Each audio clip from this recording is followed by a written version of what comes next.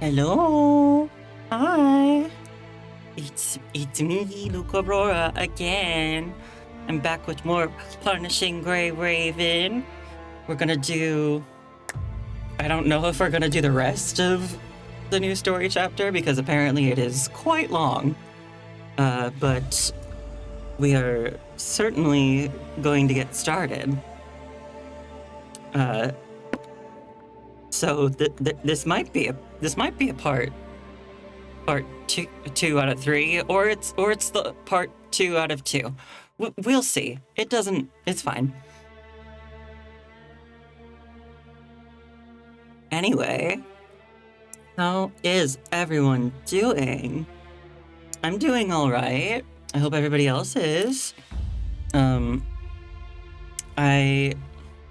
I did have a little bit of a hard time sleeping last night because I got another headache, and that just bothered me.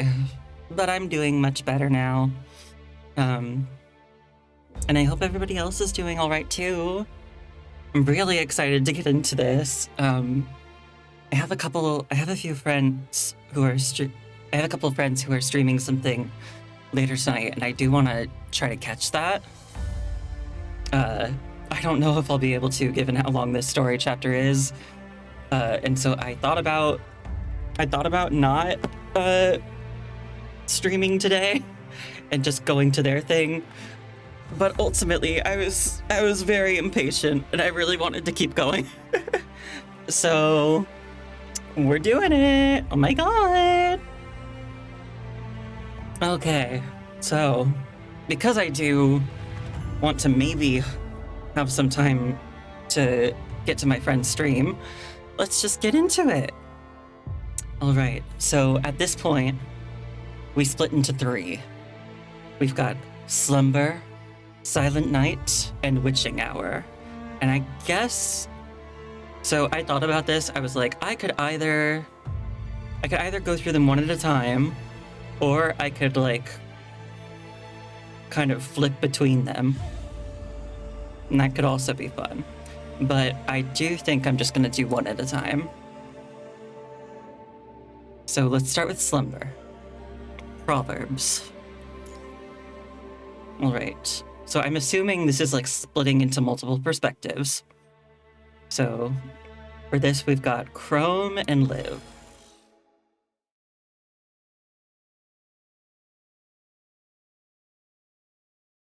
On September 26th, Zhao Chuan killed Duke Ling at Taoyuan. Upon hearing the news, Zhao Dun, who had not ventured through the mountains at the kingdom's border, returned.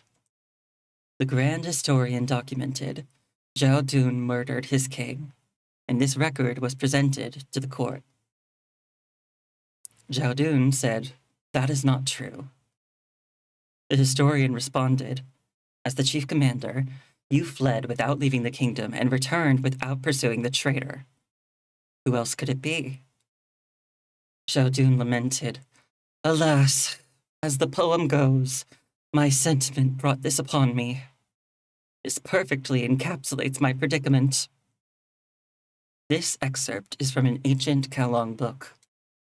With my limited writing skills, I cannot capture the full causes and repercussions of this war, nor can I adequately narrate the events in my own language. I can only rely on this passage from an ancient Kowloon book to provisionally document what has transpired. When the truth unravels in the future, it will not be too late for those who come after to rectify my narrative. There are no living beings in Tabula Akasha. While such a statement was entirely correct in the past, it may not be entirely accurate now. Once isolated and desolate, this place is now turned into the last refuge for the people of Kowloon. Hence, the precise expression of this statement should be, there are no living beings in the data space of Tabula Akasha. And Monarch of Kowloon also died here. After Du Heng publicly shot Chu, the central control room descended into a deathly silence, akin to an ice cave. The turn of events has gone beyond everyone's expectations. Without the monarch of Kowloon, what should we do? Some people think that Babylonia's lackey fired out of nowhere. Some people think she deserved it for what she had done. Some people think without Chu, what will become of Tabula Akasha and Huashu next? Others think amidst the prevailing silence, people disperse, leaving two wordless figures gazing at each other.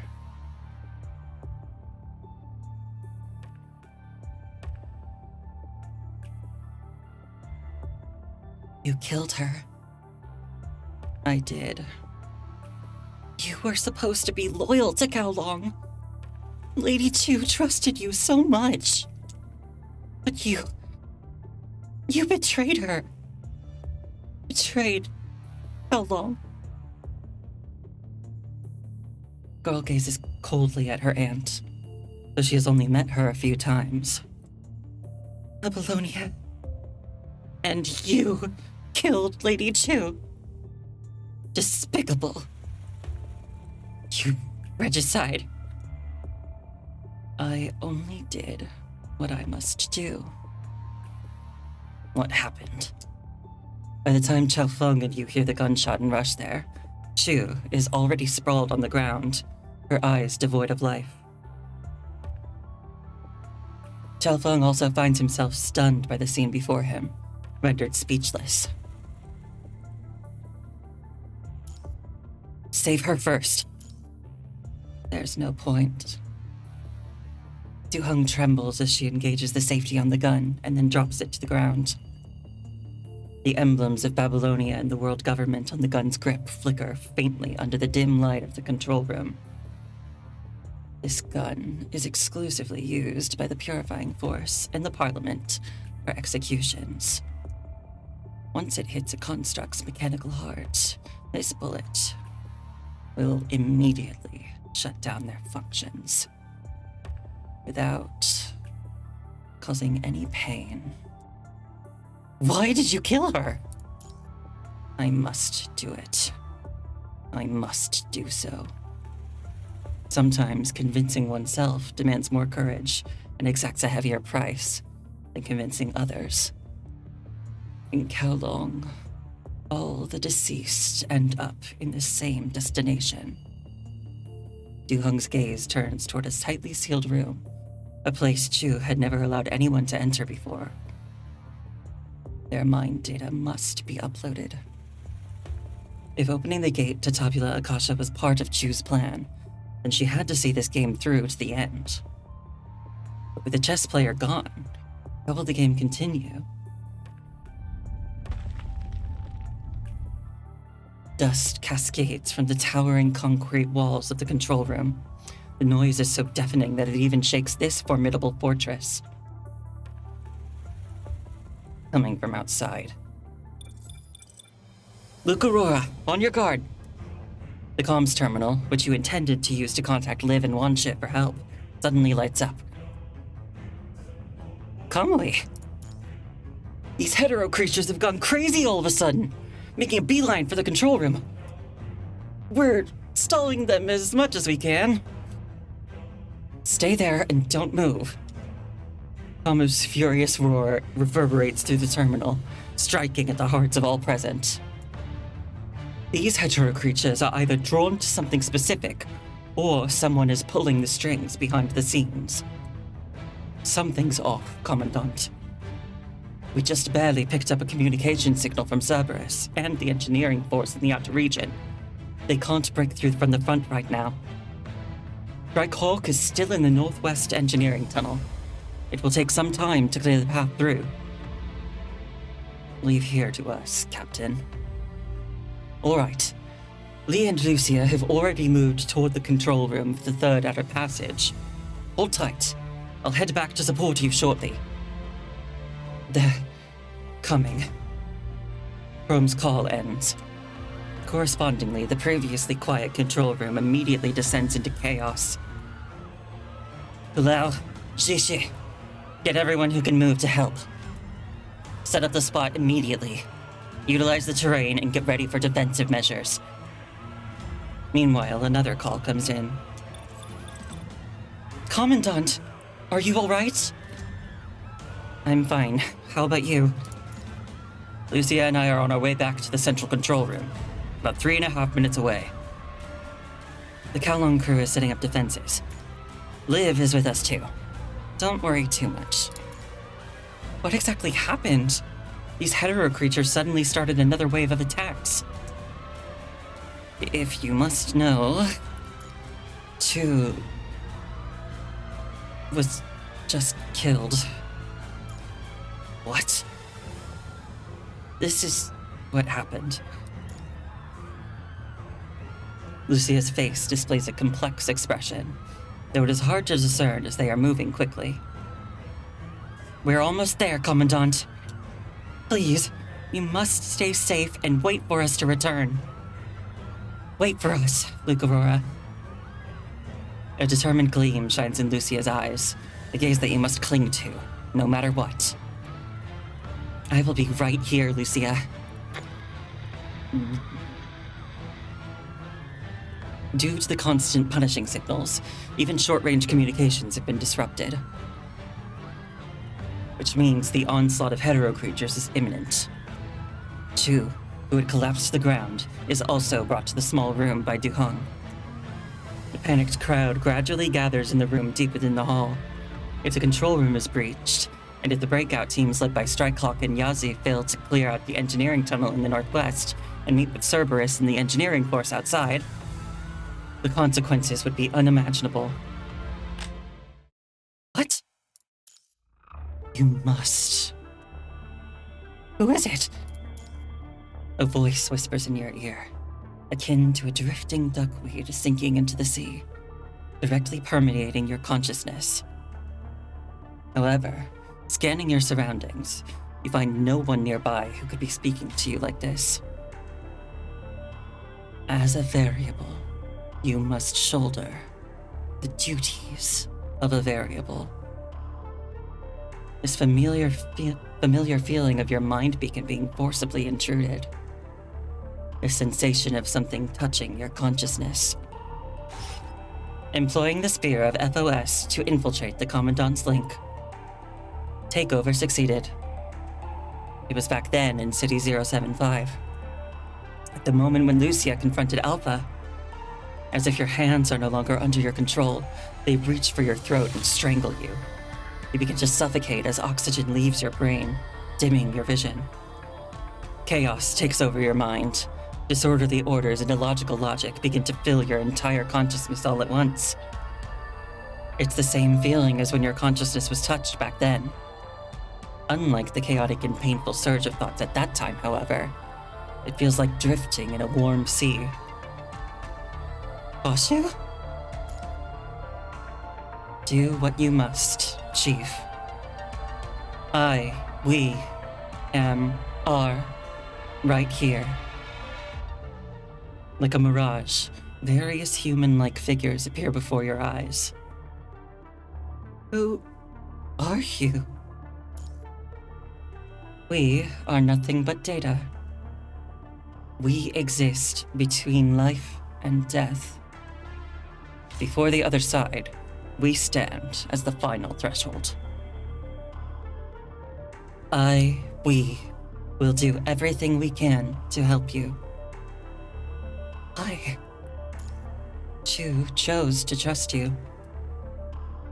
But why did Chu choose to trust me? We even had ideological conflicts a few years ago. Not sure, but Chu chose to trust you. And so will we. But isn't Chu already... In Tabula Akasha, death is not the end. You will not go to the other side, nor will you. Feels like something departs from your consciousness, and the data images that appeared in your eyes vanished along with it. Everyone, stay on your toes. Everyone stands, prepared for combat at the front door of the control room. Behind us lies everything left in Kowloon. This must not be our end. Commandant? Yeah. Those clutching guns, knives, hoes, wrenches, and each other's hands. Summon your courage. Grip your weapons tight.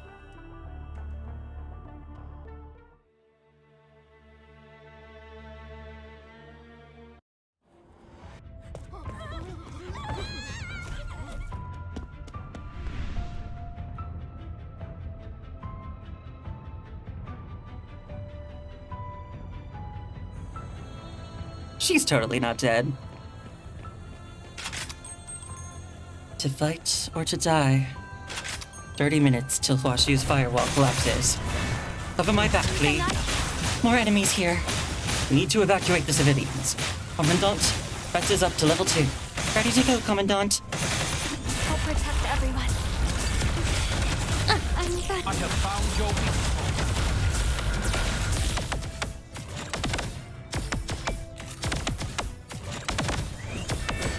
Ah!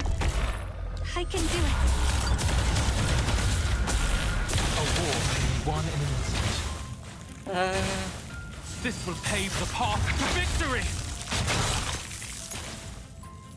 The elevator! Someone's getting off the elevator. Watch out! We're running out of time. Damn it.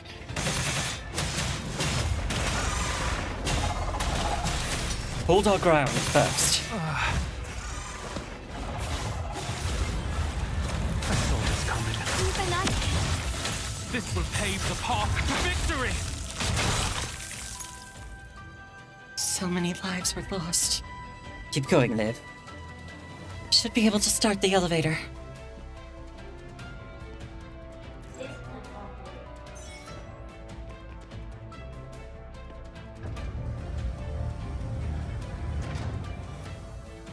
Over there, Commandant. Get ready, Commandant. I saw this coming. This will pave the path to victory!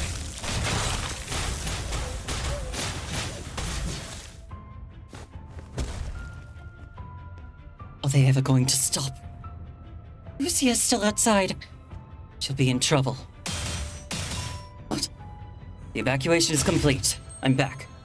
We need backup, Lee. Stay close to me, Commandant. I need some time. Even I I'll leave it to you, Commandant. Let's buy Lee some time. We have plenty of ammunition, Commandant.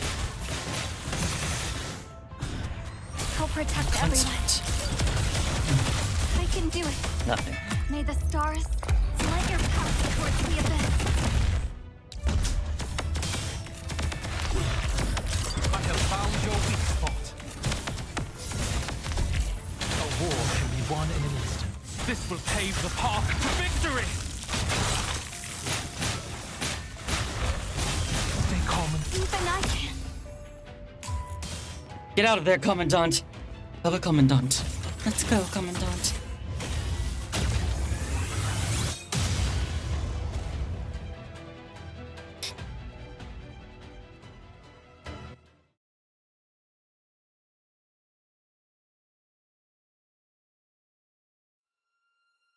Pulau!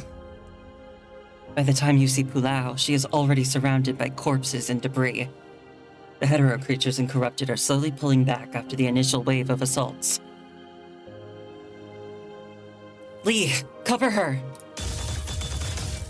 Lee, stationed high in the control room, shoots a bullet, ripping open massive wounds on the hetero creatures surrounding Pulau. They writhe for a moment before collapsing. However, Pulau, seemingly unsatisfied, falls back her dragon axe and leaps into a fresh fight. I'll go. No, just leave her be. Chelfeng holds back Chrome, who's on the verge of raising his gun to stop Pulau, and gazes toward her. She's already lost so much. Let her vent her anger. She swings the dragon axe, so large compared to her body size, repeatedly and silently. As long as there is one enemy in her sight, she will persist until everything is utterly obliterated. So, What's the reason exactly? The mechanoid who is still unconscious. She rescued and took Pulau in on the Niter. Without her, Pulau might have died on the Niter long ago. She's likely the only person Pulau can consider family in this world. Family. Are you talking about the mechanoid called Han Ying?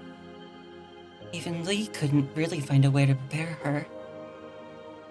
That small, fragile figure stands alone on the battlefields. Since Han Ying was stabbed by the mechanoid who calls himself Schulz, she's been in a coma, only exhibiting some routine circuit signals. From that moment on, Pulau has never uttered another word. She's simply been executing her duty in silence. Child. Before your eyes, two faint shadows appear near Pulau. Who's there? What? When you shake your head again, the two shadows disappear. You can see them too.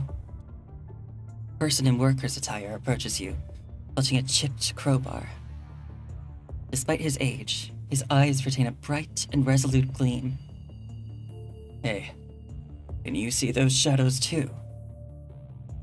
The old man points towards Pulau in the distance. I think I just saw some shadows moving. Can you see them? Can't see hers, but I can see mine. I'm not the only one. Ma's granddaughter can see hers too. Those are shadows of the dead. Sometimes, I also see such shadows appear around me. Shadows of the dead? You mean the two shadows that appeared near Pulau just now? They are related to Pulau? The old man offers a wistful smile and releases a deep sigh. Probably. So does that mean that Pulau herself can also see those shadows?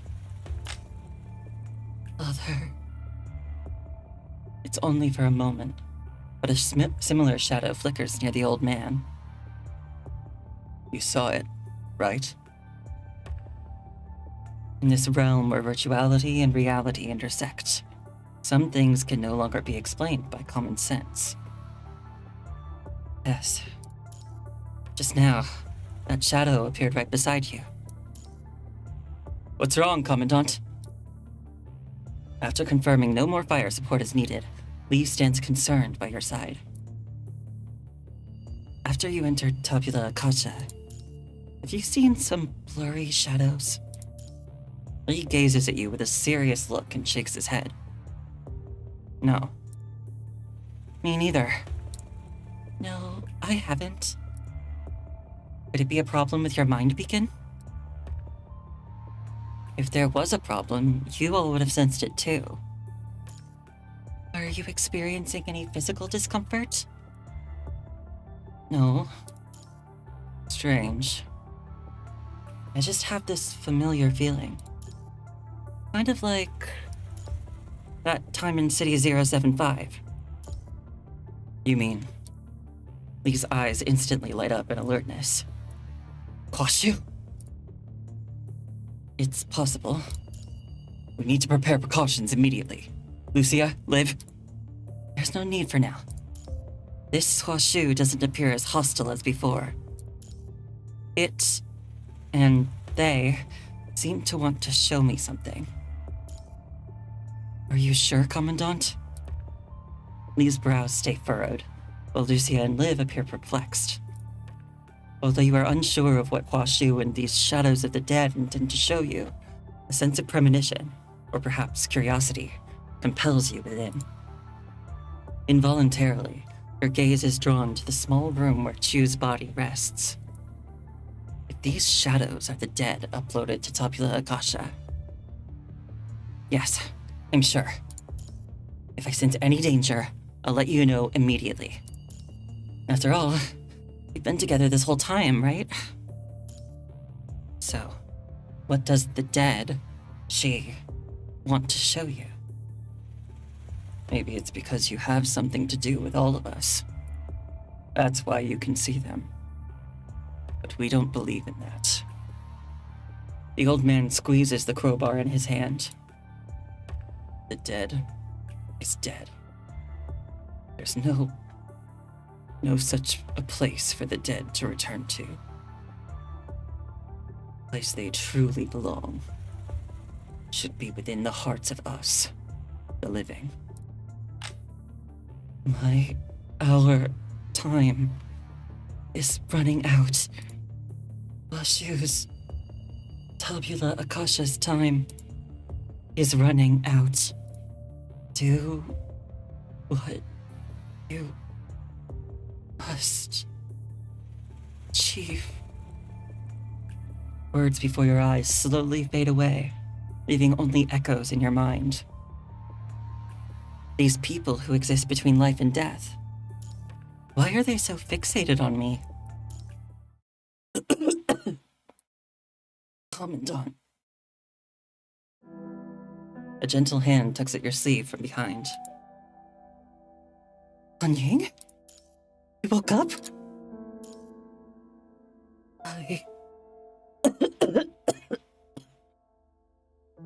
She barely holds herself up, her breath feeble, yet a faint, bitter smile lingers on her face. I saw them. Yo-Yo. They are right beside Yo-Yo. Han Ying, your injury. Han Ying trembles as she grips your hand. You're shaking. Liv, is there any way a mechanoid can... No. I shouldn't be your concern now. This contains her memories of her parents. And of Kowloon. Upload them into Tabula Akasha. Upload them into Tabula Akasha. Please. You must. With her final ounce of strength exerted, she slumps beside you, yet still wearing a peaceful smile. Her hand, scarcely distinguishable from a human's, loosens its hold on you. A small storage device is left in your palm, with a slightly faded tassel attached. Fushi, hurry! Naturally, the medics cannot treat mechanoids. However, ever since Han Ying fell unconscious, even the Fushi crew of Kowloon haven't been able to restart her. But upon noticing the two shadows beside Pulau, she regained her senses and fought to pass the storage device to you. She asked me to upload this into Tabula Akasha. Leave it to me, Luke Aurora. Du Hung, who has been guarding the room where Chu's body is kept, speaks. At this moment, she's clutching another storage device in her hand. The one she holds appears more damaged and savage. Everything I've done is for Tabula Akasha. Be it Huainan, Zufu, or Chu. Only the dead can enter Tabula Akasha, and the dead must enter Tabula Akasha.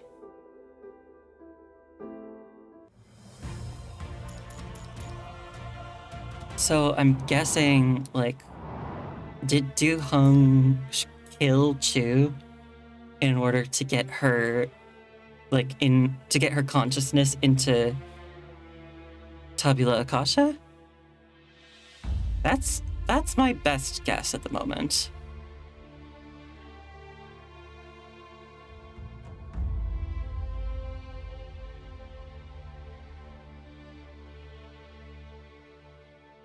Okay. Eulogy. Hey, it's a full ice team.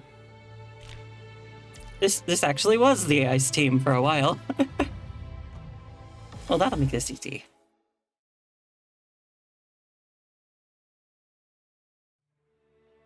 Cannot describe war to you. The cruelty of war sometimes lies not in its process, but in its outcome. I can recount how those around me fell to the red claws of the punishing virus, or how those in the medical tents trembling on the brink of death, left their final words. Or I can tell you about a piece of paper I picked up, written in childish handwriting, with a girl's last wish of leaving a cake at home for her mother, and the torn cloth on her body for her father, though her parents and home had long been engulfed by the punishing virus. Suffering and struggle have painted the backdrop of our history. Countless words have been written to document suffering over thousands of years. However, the only meaning of suffering is to awaken our resolve to fight on and continue living. Beyond that, suffering carries no meaning. Thus, I refuse to document suffering. I feel sorrow for those tormented by it. They are my people. But I also refuse to let my pen document a history steeped in the suffering of my people. This is my last shred of conscience. When only a few constructs could fight alongside us, they nearly paved the way with their own flesh and blood. None of them would willingly retreat from the front line. Each of them is a hero. We may be able to hide in this control room for a while, but we cannot hide forever. Holding the ground here is merely a stopgap solution. Though some harbor hostility towards those from Babylonia because Babylonia sent someone to murder Chu, there is no doubt that the one known as Luke Aurora has indeed turned the tide of the battle to some extent. Yes, this is Kowloon, but Kowloon must go beyond this.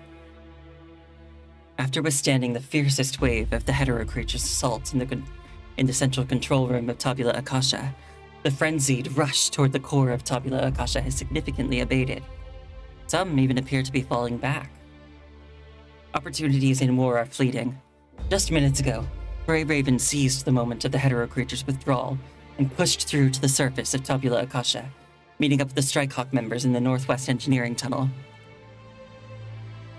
Now, apart from vital security measures, the remaining combat forces in Tabula Akasha have regressed to the front line, to the surface beneath the dome of Tabula Akasha. According to the grand engineering blueprint designed by Norman Mining Corp., the optimal evacuation route remains through the Northwest Engineering Tunnel that leads to the mountains on the other side. While the lifeline hasn't been entirely reclaimed, the interference from the punishing signal has been noticeably diminished, enabling you to establish a tenuous connection with the engineering force and support force on the opposite side of the tunnel. Hello? You are setting... Hello? Signal, right? Hello? Shit. A loud noise erupts from the other end of the call, drowning out Karenina's voice. However, the communication quality appears to improve afterward. Hello? The signal on your end is horrible. Is Kowloon's network condition really this poor? What was that just now? Captain, they're about to use up all the explosives, you know. Who cares about saving explosives at a time like this? Use them all! Luke Aurora, Babylonia's satellite can't pinpoint your exact location on the surface. What's the name of this mountain again? Something like Wutong Mountain? Maybe because it's so secluded, there are barely any hetero creatures or corrupted around here. That's good to hear. When can you dig through? About 2 hours and 17 minutes later. Bernada's answer makes you gasp in worry. 2 hours. You have to endure the onslaught of hetero creatures for another 2 hours. Every minute the people of Kowloon are paying with their blood. And you can't even imagine it after 2 hours.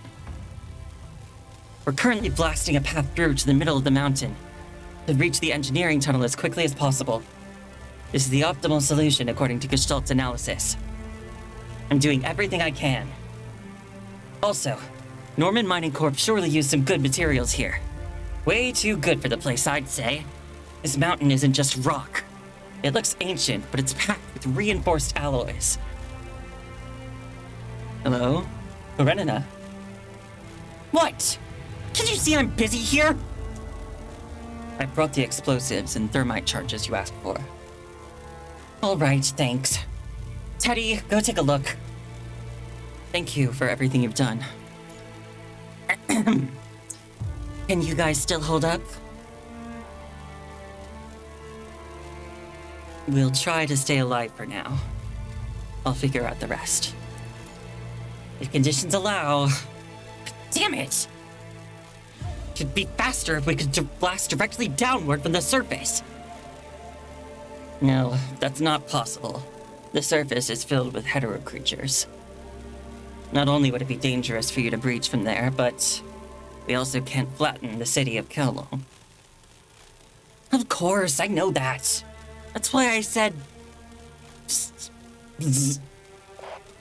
Karenina? Karenina! Can you hear me? The communication is cut off again. Commandant! I detected a punishing signal. Wait. This isn't a punishing signal. Liv keeps adjusting the device beside her. It's not just her. The Fushi crew members on the field also notice anomalies in their instruments. What is it this time? We picked up a high-coverage signal from an unknown source. This signature code. The familiar feeling in your mind resurfaces. Yet this time, it is not mild, but urgent and harsh, stirring a surge of intense pain within. Chief. Get ready to calibrate the mind beacon. It's Hwashu. I cannot hold back. He is dangerous. An intense sensation of suffocation grips your chest, in contrast to the previous experience when Hwashu nearly strangled you by manipulating hands. This time, the suffocation emanates from the depths of Hwashu. It appears not to be Hwashu's intent. Look, Aurora. No. It's not her. Quick. Run. Help. Burning.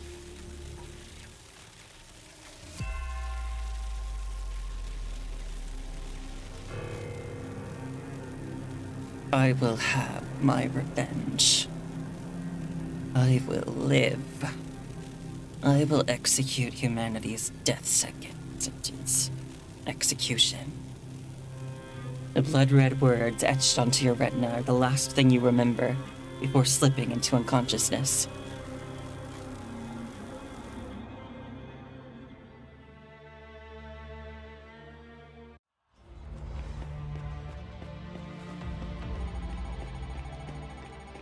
Tabula Akasha, mission target, breakthrough. Oh, according to the plan Commandant had before. Ah! It's going too fast. Leave the rest to the engineering force, Captain.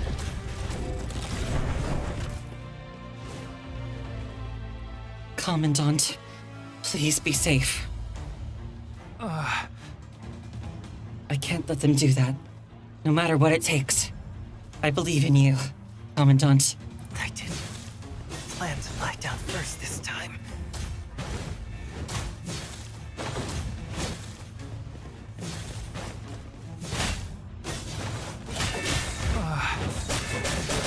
Is this all I have? Raven Flash! Thank you. These things are getting stranger. Their number has just been growing since just now. Oh. One shot, one kill. Your eyes. Oh, because they're all on the field, I can't do QTEs. Or can I? Pave the path to victory!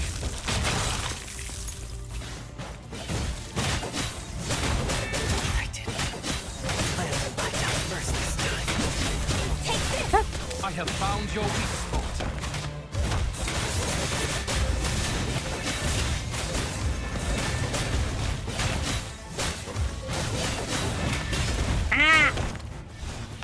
Yay!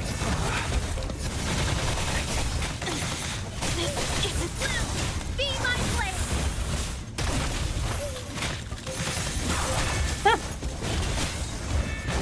Is this all I have?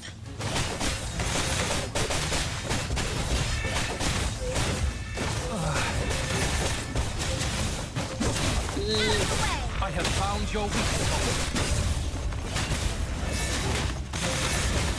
Blue, be my blade. One kill. Your eyes. This One shot. One kill. Your eyes. Blue, be my blade. I don't know what I just did. don't move out of my sight. Time for you to go. Blue, be. This will pave the path to victory. I shall pave a path. Take this. I have found your weak spot. I'm still running? This time. Silent. Let's go. Don't move out. Blue, be my blade. One kill. Ah, Your eyes. Return. this is again! Oh my god, it's got so much health. Is this all I have? Lie down first this time. Raven's flash. Take this. Blue, be my blade. This One shot. One kill. Your eyes. Eternal slumber.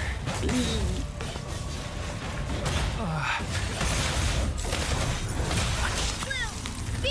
this will pave the path to victory. Do they use their ultimates alongside me when I use mine? I shall pave a path.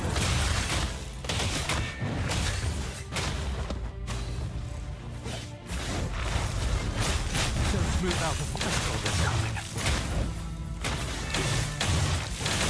Interrupted my Blue, be my blade. It looks like it. one kill. Your eyes. this One shot. One kill. Your eyes.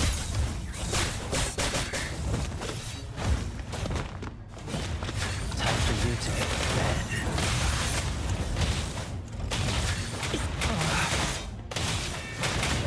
Time for you to go to bed. Blue, be. this will pave the path to victory. Yay!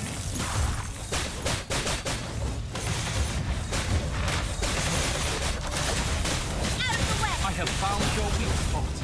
Inside these porcelain textured corrupted are all mechanical devices. They've been getting crazier since just now.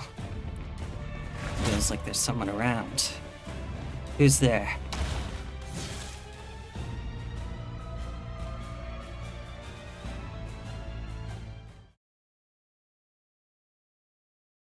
Ghost! I saw a ghost! Don't panic. Hold your ground. He passed through. Arm. Emerging from a deep unconscious state, you hear screams echoing throughout. What happened? Commandant. Liv tightly clutches your hand, yet when you turn your gaze toward her. Liv, what's that next to you? An orange-yellow shadow looms behind Liv, more distinct than the blurred shadows seen previously. Let's not talk about that. It should be no problem. Commandant, are you experiencing any discomfort? The data indicates no corruption in your mind beacon, and all readings are normal. Liv reaches out her arm to touch your forehead, her hand gentle and warm. It feels like I just took a nap, but I think I heard Huashu's call for help. And Liv, this thing beside you. Liv offers a bitter smile, sweeping her arm through the yellow shadow beside her.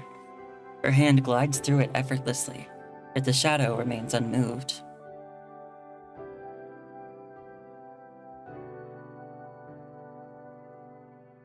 While you were unconscious, these indefinable and undetectable shadows started appearing in Tabula Akasha. I can't verify if your loss of consciousness is related to the appearance of these shadows, but it seems... Liv points to the medical tents behind her. Glancing around amidst the bustling medics and injured people, find the area teeming with these shadows. It's not just here. Many shadows like this have also shown up on the battlefield outside. There are none around you, Commandant. Huh? As you prop yourself up and survey the surroundings, you discern that apart from the shadow behind Liv, the vicinity around you appears to be a clean zone in contrast to other areas. Why? They are all the dead within Tabula Akasha. A humanoid figure, more distinct than the shadows, materializes in the distance. Dark green hair, elegant and solemn attire, and that arrogant tone. No, they're not you. We should have met before, Luke, Aurora, Villia. You're the one who disappeared with Hua Shu on the Niter. When we were in Kowloon back then, Shu mentioned it was you who secretly took Hua Shu away. Is that so? I disappeared with Hua Shu later, huh? Weren't you dead? Has anyone told you that in Tabula Akasha, death is not the end? Here, countless mind data and fragments of consciousness are stored, and I am one of them. All the humanoid figures you're seeing are projections of the mind data stored in Tabula Akasha's database, manifesting in the physical world. My Hua Shu had been attacked by an unknown source, causing these memory data leaks from Tabula Akasha. Do you still believe Hua Shu is yours to this day? Of course.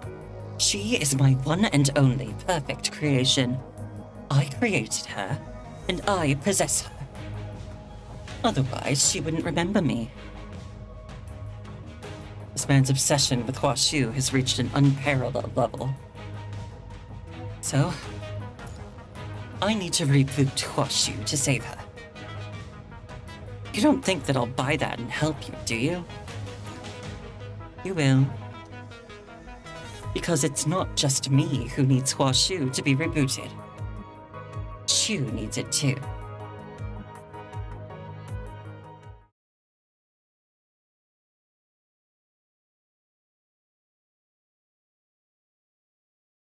Under the Parliament's stringent demands, the military has to dispatch additional teams to set up domain nodes near Kowloon Metropolis. However, this time, neither Trillard nor Hassan possess the firepower to shoot another bullet. The conclusion presented to Parliament is more realistic than the matter concerning the Forsaken. Hua Shu's existence is now confirmed, and there's a significant likelihood that the Punishing Virus will assimilate all data from Hua Shu and Tabula Akasha. Should the Punishing Virus assimilate Hua Shu, it will likely be just a matter of time before it leverages Hua Shu to overthrow Gestalt, particularly considering the presence of the computing power lock and its complete capacity sealed behind it. To the residents of Babylonia, the looming threat of Babylonia's fall orchestrated by Luna utilizing Hua Shu appears more tangible than the specter of those 7,295 ballistic missiles. Moreover, given that Tabula Akasha houses vast data on Earth's life forms, no one knows what uncontrollable evolutions the Red Tide and Hetero creatures might undergo based on it. These events transpire. Their consequences will be way more severe than the issue with the Forsaken. The Forsaken can't become a major threat overnight. The Red Tide can. Allowing Watanabe to wield the Sword of Damocles is far better choice than placing a butcher knife in the hands of humanity's enemy. Commander Nicola, has the war mobilization issue been issued? Has the war mobilization been issued? Yes. Nicola responds with a succinct acknowledgement. I can totally talk. I can say things. Ever since the Forsaken incident, the relationship between Nicola and Hassan has become subtly awkward. Their shared ideals remain unwavering, yet they are akin to two infinitely parallel lines. Perhaps they can only truly understand each other at the point at infinity, when the dream of reclaiming Earth and rebuilding a home comes true. Until then, one line must bear the weighty darkness. For the Parliament, this is indeed the only option. Even letting the Ascendants control Huashu is better than having Huashu help hetero creatures evolve. Just do what you can. I'll buy you as much time as possible. Leave the security arrangements for the domain nodes to me. Thank you, Commander Nicola. Nicola pauses for a moment before releasing a deep sigh. However, the Parliament neglects Gestalt's advice and forcibly orders Gestalt to activate the Longinus arsenal. There would be nothing the military or I could do. That much I'm aware of. Hassan stares at the blue planet outside the window. From Babylonia's vantage point, she appears much like she did decades ago, devoid of the punishing virus and devoid of war. She is so beautiful that humanity can never leave her cradle. So, we must retreat. You've read the report. Transcendent known as Chu was assassinated by someone from the world government, a council member, and she's even from Kowloon herself. I really don't understand what this Chu did or what she intended to do. Didn't you ever meet her when you were with the world government on the surface? No. It was already too late when I joined the world government. All I know is, Chillard once said that Kowloon acted as the counterweight that could measure other powers, and he had to handle it cautiously to offset other rising forces. Put Kowloon on one end of the scale, and it will gauge the weight on the opposite side. After the battle in Kowloon, and again this time, I now understand what made Trillard say that.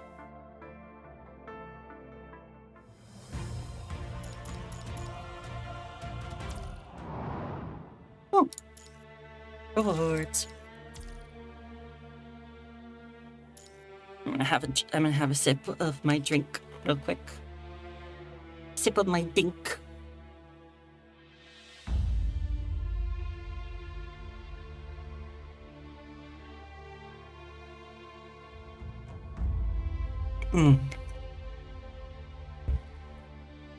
Okay. Next up, different battlefields.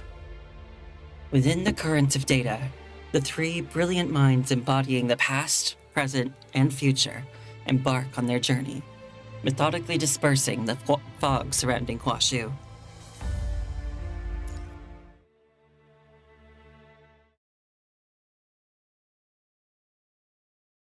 Now, it's not just the punishing virus and those of us who survived in this underground city, but many ghosts have also appeared.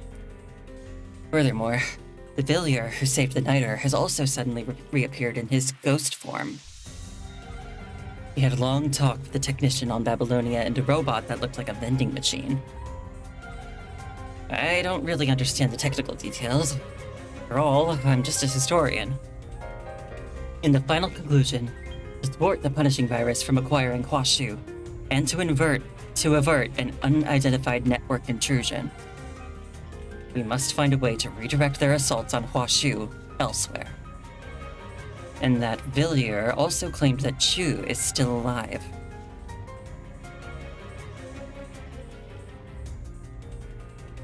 Never before in your recollection has there been such a tumultuous scene.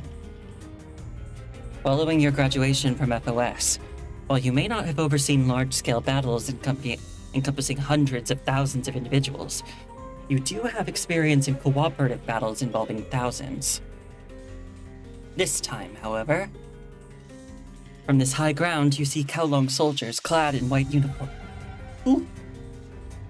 uniforms, constructs from Babylonia, peculiar hetero creatures and vibrant entities of mind data all converging on the same battlefield. It's akin to a pot of diverse spices and ingredients, cooked, crushed, and mixed together. The chaos. It will get even more chaotic. Villiers, only a shadow now, says in his usual arrogant tone. Ultimately, the problem lies with Huashu. On the other side, it's Asimov whom you managed to contact with the aid of reinforcements and the engineering forces, who are still trying to dig in. Is there any memory address that I can take a look? On the opposite end of the table is an unfamiliar signal that abruptly established a connection with you 15 minutes ago. This mechanoid named Xavier also claimed to be a friend of Han Ying's.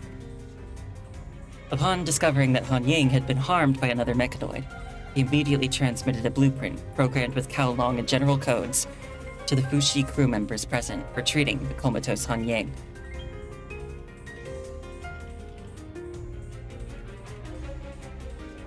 Shulls. He betrayed his own kind? The Shulls he's referring to is the mechanoid who backstabbed Han Ying and attempted a suicide attack.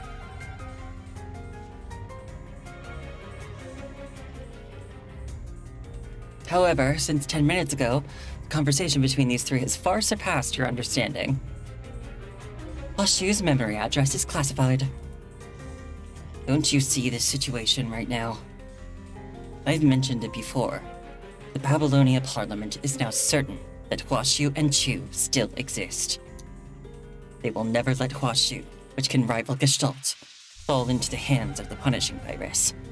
Even if Gestalt objects to deploying the Longinus arsenal, the Parliament holds the power to override Gestalt and authorize its use to physically obliterate Kowloon. You have no right to decide for Huashu. I'm not sure if you really have the guts to authorize the use of the Longinus arsenal and decimate Kowloon, but if you do so, you won't be able to withstand the wrath of those who are still living in Kowloon.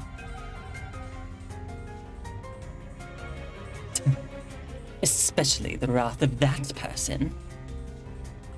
Can you only think of one thing at a time? It seems like you can't multitask in your thinking process. By the way, have you ever tried chatting with thousands of threads simultaneously? Huh? President Hassan and I can only delay them as much as we can, but truth be told, the recent teams deployed have already brought down domain nodes under the Parliament's command. Oh gosh, the allergies. This is humanity. Destroying others out of fear. Still as ugly as ever. I mean, is there a possibility that you talking about this now won't make things any better? Hey, Zero, why are you running off again? So what exactly are you trying to say, Mechanoid? The way punishing virus corrupts data is different from how external data is injected, so it requires a different approach to handle.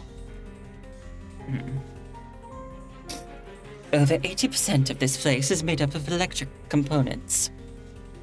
The core unit of Huashu's data is also a logic circuit, and so is the control room of Tabula Akasha. Bingo! Essentially, you are inside a gigantic mechanical brain. So the first thing you need to do is get rid of all the punishing virus inside this mechanical brain. Which means hetero creatures are like parasites invading the brain. They must be dealt with by force. What about the punishing virus that's corrupted the circuit components? We know how to handle the virus in construct circuits, but what about the one in circuits and databases? Are you really from the Science Council? Villiers' provocation instantly riles up Asimov, who usually remains composed. Of course, it could also be due to Asimov's lack of sleep the past few days. Are you? I used to be. In fact, when I worked in the Science Council, you probably weren't even born yet. You. Hey. These two humans have some kind of history. Xavier abruptly initiates a private chat window with you, asking secretly. Maybe it's a sort of professional rivalry? Handling the punishing virus in circuits and data systems shouldn't be through external forces. It must rely on the machinery and data itself. On a micro level, there are generally two ways to remove the punishing virus from pure mechanical devices and data systems. The first is what you do with constructs, using the Inver device and that mind thing to connect compatible human minds. How do you know all these details? Well, I just did my homework. Don't touch that cable. Up! A bit higher. Anyway, the second method is, what mechanoids would do. In other words, let mechanoids' consciousnesses and cleaning programs remove the punishing virus themselves. Mechanoids' consciousnesses. Machines can do all this themselves. Of course, I know that. Asimov stares vigilantly at Xavier's pixelated face across the table. Naturally, Asimov is aware that there are mechanoids capable of resisting the punishing virus to a certain degree, and based on the file given by him earlier, this Xavier is likely one of them. And the principle is? You mentioned how constructs resist the punishing virus, but what about the principle of mechanical circuits fighting off the virus? Well, it should be something similar. Clearly, this mechanoid named Xavier is hiding something. Are you sure about this? Yes. Let's do it then. What? How could you blindly place your trust in a stranger mechanoid like that? Between humans and machines, I prefer to trust the latter. Besides, I should know machines better than you, especially this one. Villiers sneers. If we want the consciousnesses within this mechanical head to remove the punishing virus, we still need Huashu. Hold on. If we simply reboot Huashu, the punishing virus and the invasive signal will immediately seize control of the entire Tabula Akasha database once Huashu's defenses are down. No, restarting Huashu is a process. A process, not an instant action. Due to the different time flow within the Tabula Akasha data space compared to your outside world, manually rebooting Huashu from the inside will take me 74 hours, which translates to 5 minutes and 7 seconds for you. That's why I asked for the memory address. We need to parse the code of the invader from Huashu's memory address. Asimov lets out a deep sigh. I'll do it. Gestalt has also been suffering from invasive attacks recently. I can handle some network environment processing and parsing. Cool! Wait a second. Everything we just discussed is based on the assumption that Tabula Akasha is a mechanical brain. But where do those consciousnesses and cleaning programs come from that will actually do the job? Can't you see them? Those things wandering between life and death outside. The souls freed from their pathetic human shells. Aren't they all consciousnesses? But aren't those all human consciousnesses? Are you really the chief technician of the Science Council? Do you still consider the dead to be human? Although it is the truth. Your way of thinking is too inhumane. It's making me feel sick. You think I don't despise my former human identity? But right now, I no longer belong to the human race. I'm just one of the dead. So, are we all good now? Shall we get started? Wait a moment. The three scientists cast puzzled glances at you. Once Huashu is rebooted, this place will be in complete chaos for a full 5 minutes. 5 minutes and 7 seconds. What about Chu? She already left the place where I am. She should be in the corrupted sectors of Tabula Akasha now. I can't reach her. Is Chu the cleaning program you mentioned? Seems you're not that stupid. What are the chances of success? If you're asking about the probability of successfully rebooting Huashu, it's 100%. That confident, huh?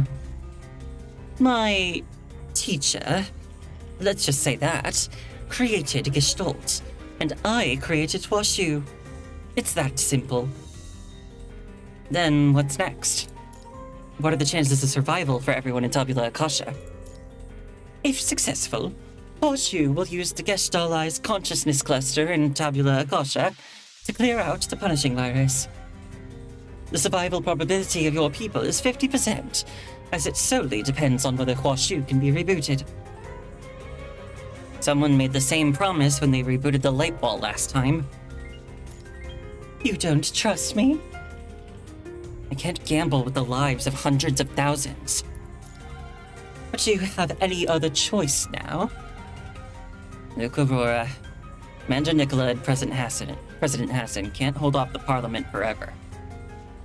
But the issue with Huashu must be resolved, by any means necessary. So you must retreat. What about Chu? What will happen to her? I don't know. Maybe even Chu herself doesn't quite know. But Huashu knows, and so does the consciousness cluster in Tabula Akasha. This is the only path they've hidden from me.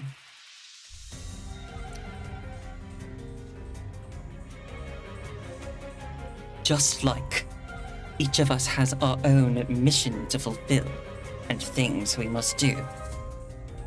I won't justify my actions, nor will I seek forgiveness for them. Do what you must.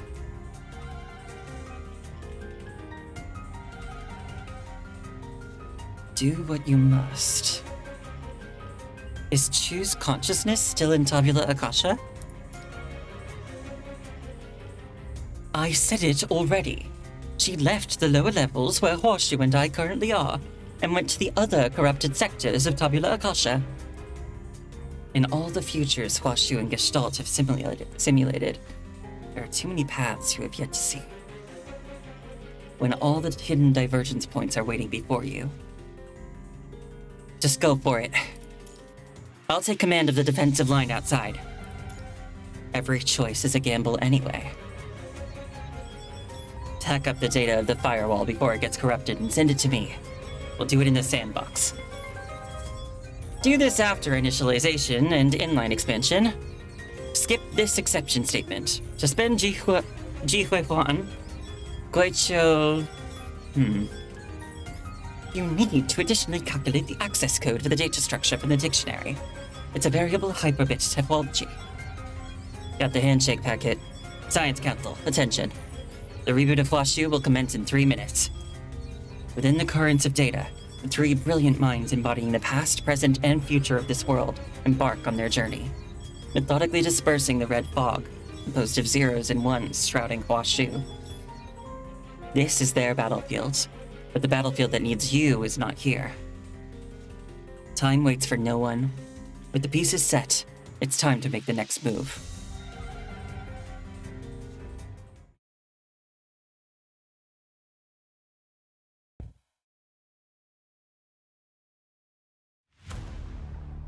With a solemn expression, Hassan studies the file before him, his gaze lowered. Proposal to restart Project Eden. Interstellar navigation and colonization. Per the Science Council's findings, the present Eden 2 interstellar colonization vessel possesses the complete capability to utilize cold nuclear fusion for propulsion and life support, eliminating the need for zero-point energy engines. Therefore, I petition a parliamentary resolution to restart Project Eden, enabling our Babylonia to voyage to the stars where it rightfully belongs. I recall that during the Golden Age, your father worked as an engineer at the World Astronomical Study Assembly. I know this holds a special place in your heart. However, Counselor List. Hassan closes the document in his hands. I can't help you present this proposal to the Parliament. Why? You've already raised a similar proposal before. The two proposals are not the same. Oh, why am I British now? I didn't do that with him before. The two proposals are not the same. But I hope you understand that our vision is to reclaim Earth. Eden 2 was indeed originally constructed for that purpose, but now is not the appropriate time for it to set sail. If the Forsaken's missiles were to be moved within striking distance of Babylonia tomorrow, would you let it set sail? That depends on the situation. If the Ascendants were to truly destroy Gestalt in Babylonia tomorrow, would you let it set sail? Such things can't be assumed. So the answer remains no, Counselor List. I still believe that now is not the right time to revisit this proposal. Please go back. We still have our soldiers currently fighting on the surface. Or... List says no more, rises with a cold sneer, and exits the room. Earth is our cradle, but humanity cannot live in the cradle forever.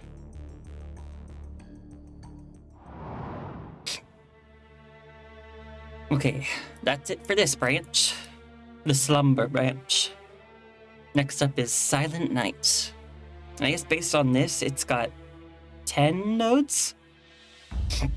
And since I looked before and there were 30 in all, so I guess this is going to be the longest branch. The Originator. 2. Identification number 578-422-1930. You have been confirmed dead, and are thus permitted to join Project Tabula Akasha. In the course of history, the past dominates the present. While in the writing of history, the present dominates the past. Chen Zhongshu.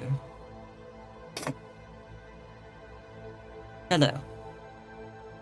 A voice hovers in midair above her head. When she wakes up again, Shu finds herself sitting in an armchair, as if she has just drifted off while reading and taken a brief nap.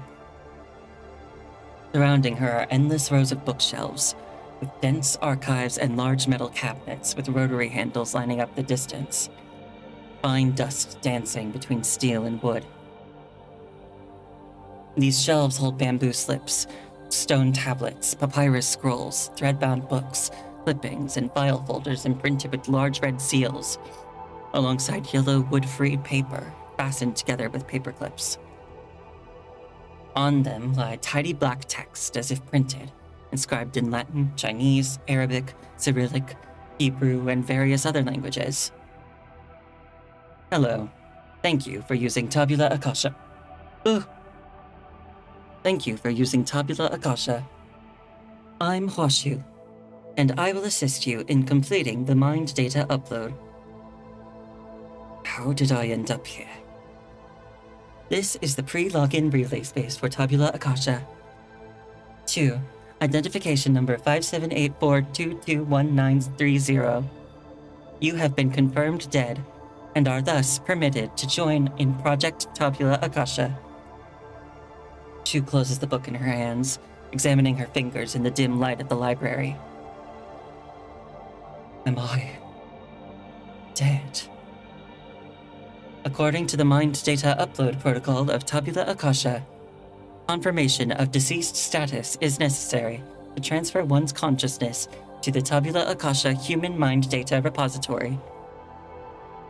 I will assist you in completing the full mind data upload. Suddenly, the rows of bookshelves around Chu interlock and fold like intricate joinery, unfolding into an endless expanse of books. In the shifting shadows of the library, she discerns another Chu not far from her, also seated in an armchair, appearing to have just been awakened by Hua Shu, a book still open in her hands. Further ahead is but another Chu, also seated in an armchair, yet to be awakened from her sleep. And further ahead, there is another one. Countless Chus stretch before her, like an unfurling scroll of a painting on a desk, expanding in every direction, lying flat, cascading downward, or flowing back upward. In these paintings, Chu is infinitely fractured and intertwined into endlessly intricate, introspective shapes. These paintings unfurl and twist incessantly, creating numerous threads that then interlace into identical artworks. Birth records, growth records, life events, work history, resume. Accompanied by Hua Shu's voice, towering high-density shelves emerge from those paintings, lining up before Chu, like majestic mountains. Are these all histories related to me? Yes, to be precise, this is your history. Based on these historical records documented in the Kowloon Data Center, Tabula Akasha can reconstruct your entire life. You can choose to be uploaded into the Tabula Akasha database and review these historical records without any time constraints. After that, these historical records will become part of your virtual consciousness, entering Tabula Akasha along with your consciousness. You will arrive in a new world and continue to live on. A new world. Chu casually retrieves a craft paper dossier from the high-density shelf before her, its silver wax seal imprinted with the red stamp of Kowloon Third People's Hospital. Kowloon Third People's Hospital. Without a tool at hand to cut open the paper bag, Chu has to tear along the wax seal to open it, taking out the only piece of paper inside. A birth certificate. Even during the highly digitized Golden Age, people still maintained the habit of storing crucial documents and records on paper. Time, place, people, cause, process, and result. This piece of paper is her origin. Her eyes scan line by line, recalling the memory of her birth that a human could not retain from a physiological standpoint. She was born in a public hospital in Kowloon, on the 13th floor of the obstetrics apartment, with the birth number 01323.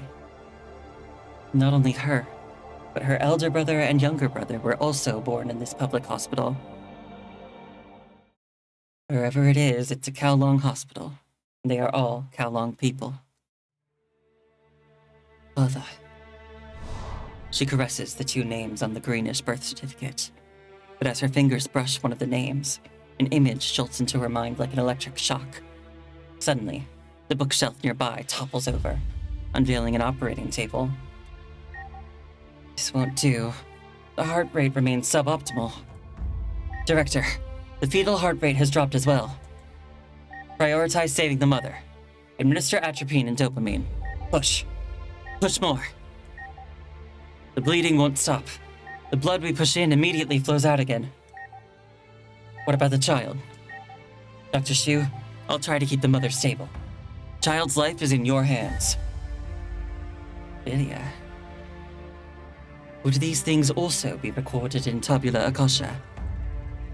Every piece of information that should be recorded in an individual's history will be included in Tabula Akasha. Blocked by the frantic medics surrounding the operating table, Chu is unable to catch a glimpse of the person lying upon it or her face. She can only witness the drops of red blood flowing from the now dark, sterile drape to the ground. She should not know what exactly happened on the operating table that day. It was only years later, when she looked through the sealed files of the medics, that she discovered how her never-seen mother had been engulfed by family conspiracies. Regardless of status, regardless of confidentiality, there is only one thing that I would like you to acknowledge. Every consciousness that can be uploaded into Tabula Akasha has been declared dead. If you are ready, the reconstruction for the data upload can commence at any time. Chu clenches her fist, returning the birth certificate to the shelf beside her. The operating table, previously revealed not far away, also fades back into the infinite bookshelves. Let's get started. Chu reaches out and pushes aside the heavy bookshelf beside her. I've been ready for a long time.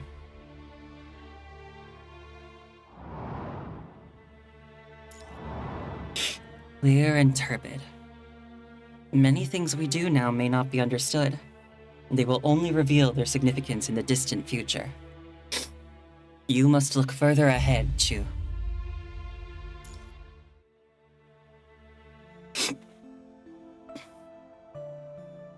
The bright sunlight struggles to permeate this somewhat chilly archive. The scent of old paper lingers amidst the rows of bookshelves, creating an ancient yet somewhat unpleasant fragrance. For some reason, she finds herself addicted to this smell. Just like that, she moves delicately and silently through the sunlight filtering between the bookshelves.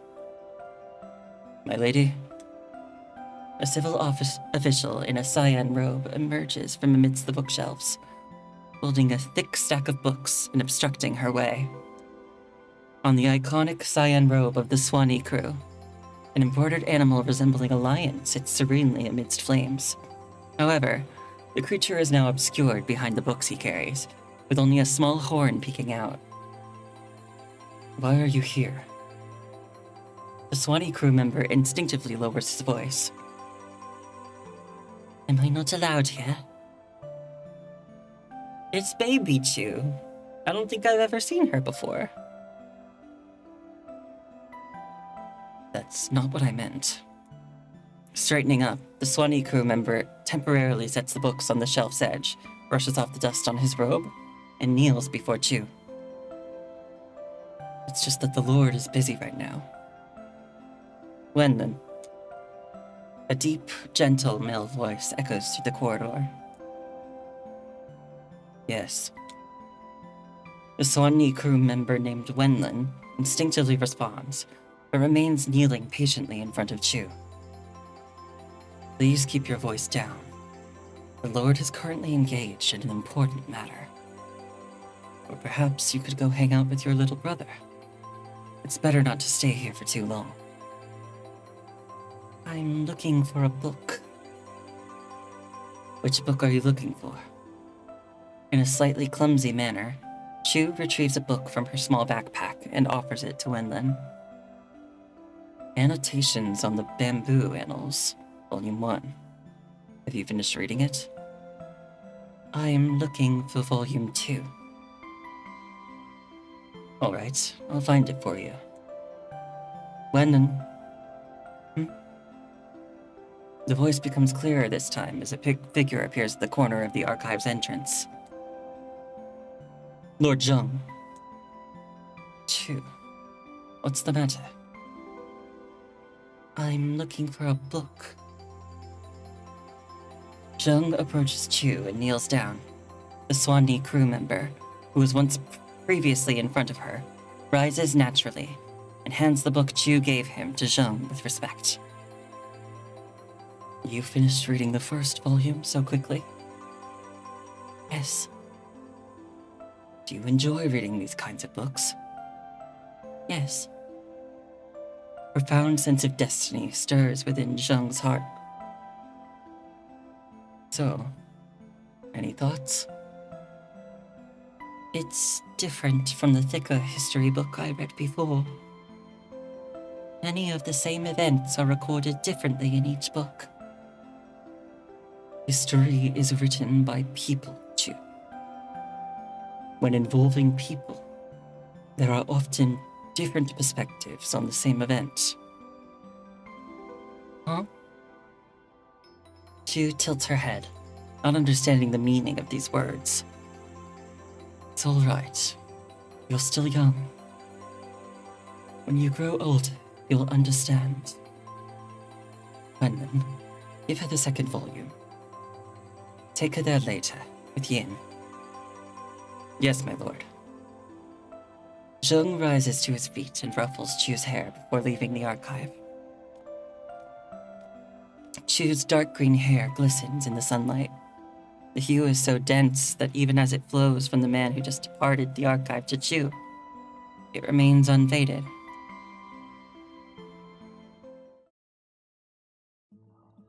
From west to east, a straight line cuts through Kowloon, indicating the direction of this great city. In the center to the east, numerous educational institutions fall under Fuxi's jurisdiction, alongside the primary residences of the Kowloon people. These structures extend far, reaching all the way to the rugged natural harbor outside Jinlong Gate on the eastern cliffs. To the west, leading up to Hexabridge Gate, lies the vibrant commercial hub of Kowloon, with Hexabridge Port situated beyond, linking the Kowloon Chamber of Commerce to the outside world. At the center of this axis sits the headquarters of the Chamber of Commerce. In this area, ancient Kowloon architecture is meticulously maintained, with old city walls coated in dark lacquer remaining intact. Even certain antique mechanisms integrated into buildings are still operational.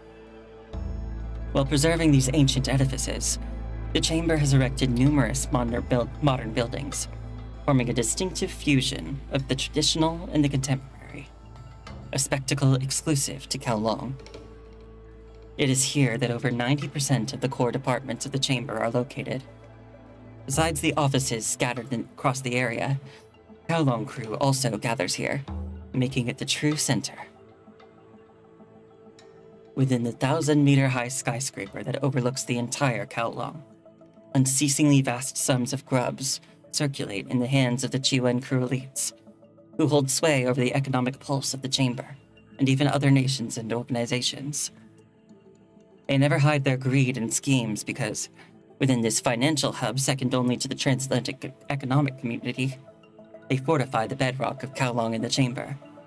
The resounding clink of grubs serves as the best reward for the Chiwen crew. Just 100 meters from this skyscraper stands a 5-story bell tower, the most heavily guarded structure in the city. Despite being overshadowed by the skyscraper, the Pulau crew members inside spend day and night safeguarding the vast land of Kowloon. From the snowy plains in the far north to the cutting-edge spaceport in the sky, their presence is ever where Kowloon requires safeguarding, particularly known as how the Pulau crew steadfastly upholds the everyday lives of their people. In this mere 8 million square meter area, the Kowloon crew diligently carries out their responsibilities day after day, year after year, without faltering. As per ancient Kowloon customs, any location housing significant books must employ water to counter fire, either by constructing a pond or integrating the concept of water into its name. At the heart of the Chamber's central hub, situated before the Kowloon Central Library, lies a small island. This island divides the Grand River streaming from the northwest of Kowloon into two, believed to be the pivotal location of ancient Kowloon a millennia ago. From afar, even though the library and administrative center were later erected by the Chamber, they embrace the same classical architecture style as the neighboring ancient structures. It showcases a meticulously crafted design, harmonizing with its surroundings. Its steel canopy, towering nearly 200 meters high, supports an artificial sky with a truss structure that mirrors the live sky outdoors. 3 immense flags of Kowloon dangle, casting shadows on the floor of the main hall, symbolizing Kowloon's past, present, and future. The intricate fusion of dark blue and pale gray bricks, along with marble arrangements, upholds Kowloon's traditional simplicity and robustness while integrating contemporary designs befitting the era. Merely standing in the solemn and majestic main hall evokes an intangible sense of reverence. Nevertheless, the designers hired by the Chamber's Bishi crew were not even locals of Kowloon, yet they adeptly captured the spirit of the structure, or more precisely, the essence of Kowloon itself. My ultimate vision is to construct a city that converses with the future. Kowloon possesses ample depth to strive into the future, much like this library, said the young and promising architect. The administrative offices of the Chamber are situated within this expansive library. All significant and minor matters are determined here, in the heart of Kowloon. The monarch of Kowloon also resides here. This is why the young Chu and her elder brother Yin can sit in the portico of the council hall, listening to the deliberations.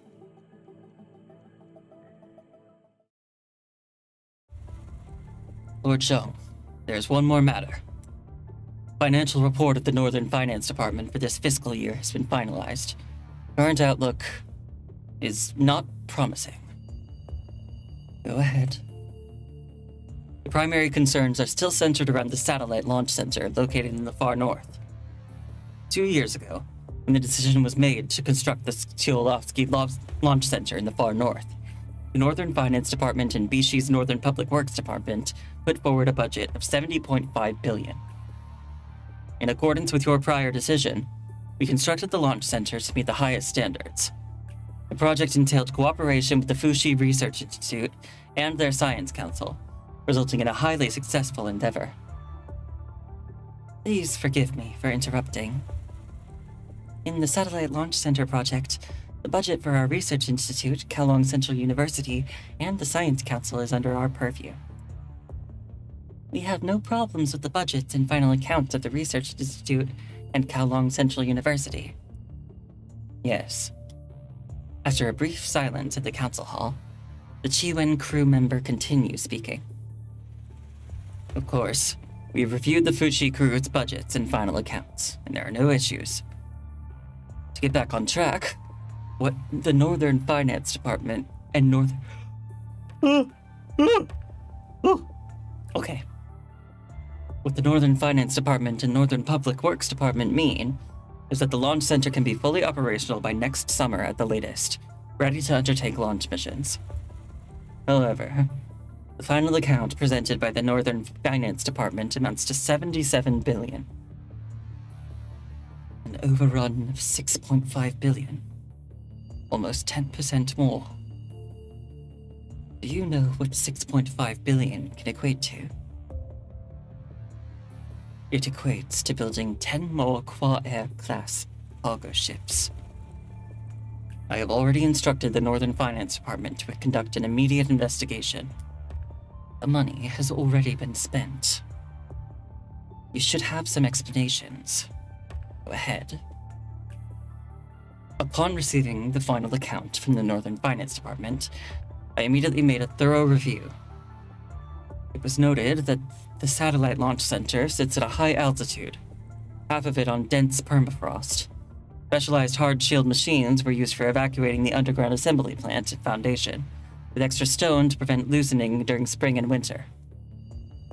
During the construction of the launch platform, the Northern Public Works Department determined that the rare earth materials acquired from the Arctic Root Union did not entirely meet our quality requirements. Consequently, superior materials sourced internally were utilized. There are also some unplanned auxiliary facilities. 2 additional cold reactors were constructed near the satellite launch center for emergency purposes, incurring additional expenses for fuel and construction.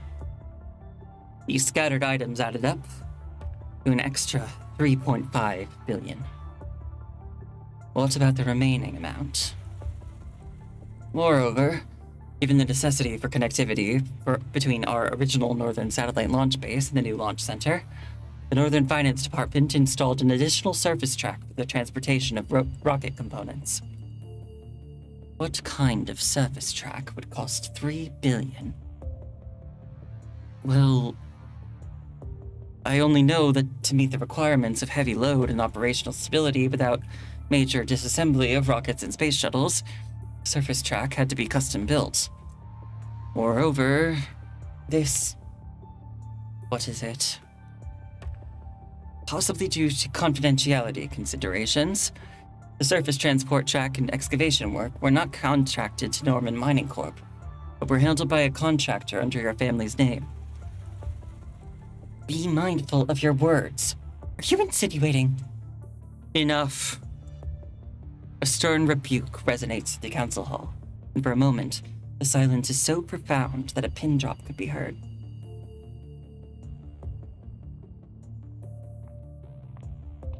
Following a prolonged silence, footsteps draw near to the portico where Chu and Yin are seated.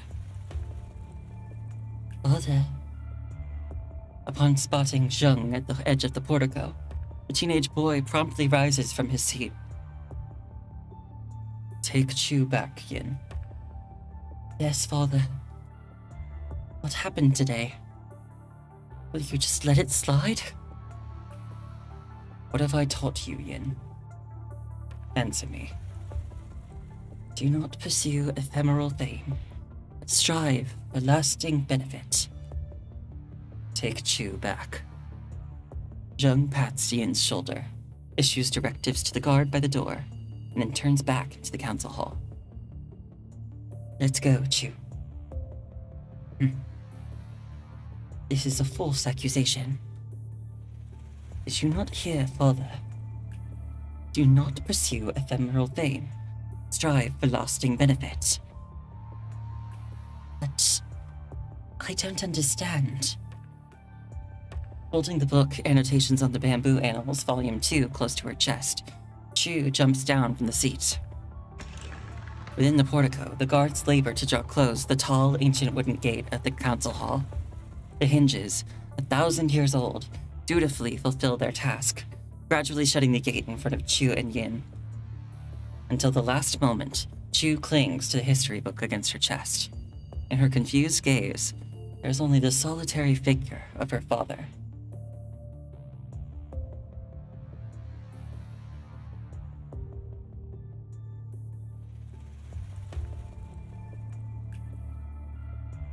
Give it back.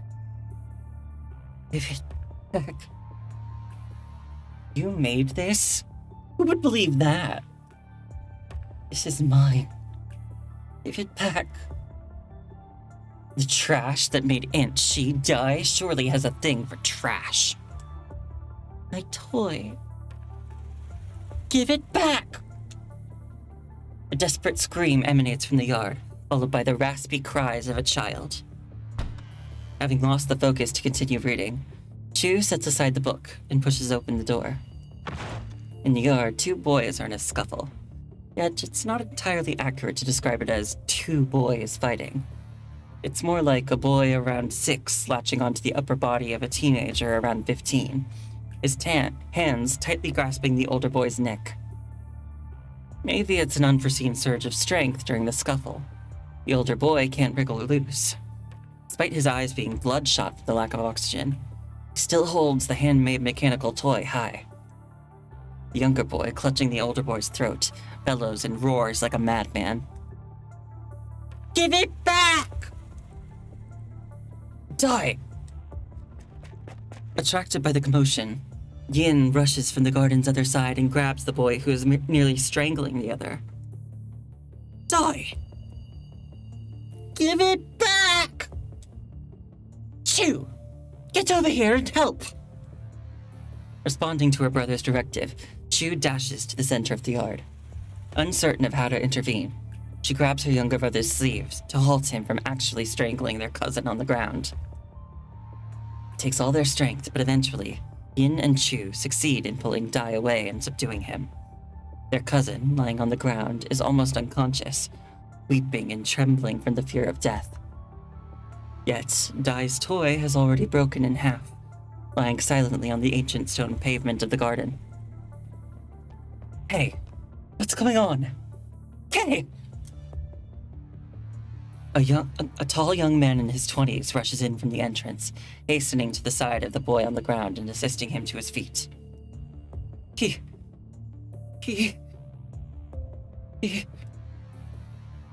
My neck. Dying. Can help. Help. Are you alright? How are you feeling? I'll call the medic.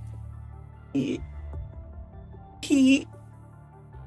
Kay, who was nearly strangled by Dai, points tremblingly in Dai's direction. Hey, you guys. After confirming that his little brother is not in mortal peril, Yen, the tall young man, stands before the trio with a somber expression. What on earth happened? He took my stuff first. And he called me a liar. Said my stuff was trash. Dai glares at Kay, who leans against the stone with a lethal expression. Can anyone prove it? I can. I heard it. Kay said it himself. He insulted Dai and our family. Chu peeks out from behind Yin, meeting Yen's fierce gaze without faltering. Yin? Without a word, Yin pulls Chu's sleeve, shielding her and Dai behind him. You should know what our family has taught us. An eye for an eye, and only the outcome matters. Protecting Chu and Dai behind him, Yin steps back, narrowly avoiding the punch aimed at Dai. You asked for this. The two young men in their 20s immediately pounce on each other in the yard, their brawl far more brutal than that of Dai and Kay.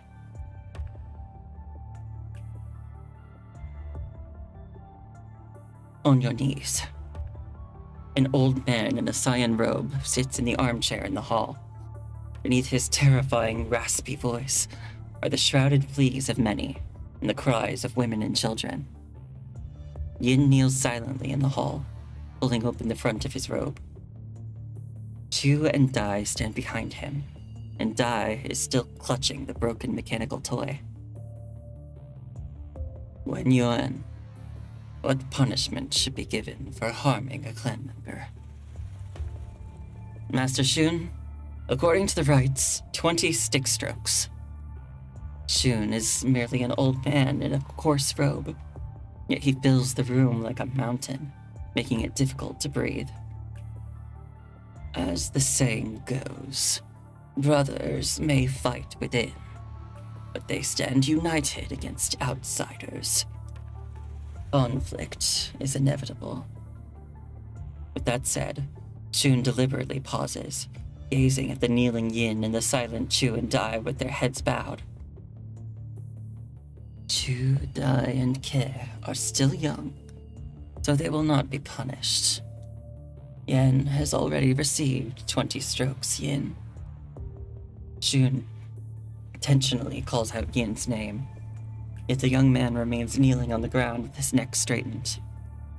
Seeing no response from the three, a barely perceptible hint of fierceness flickers in Shun's eyes, yet he continues speaking in a slow, deliberate manner. Let's get this over with, then.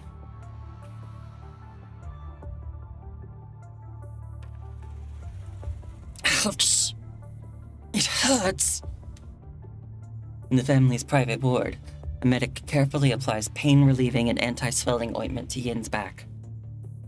Chu stands behind the medic, staring at the bruised and battered wounds on Yin's back. Meanwhile, Dai sits quietly on another bed nearby, observing the bustling medics, still clutching the broken toy.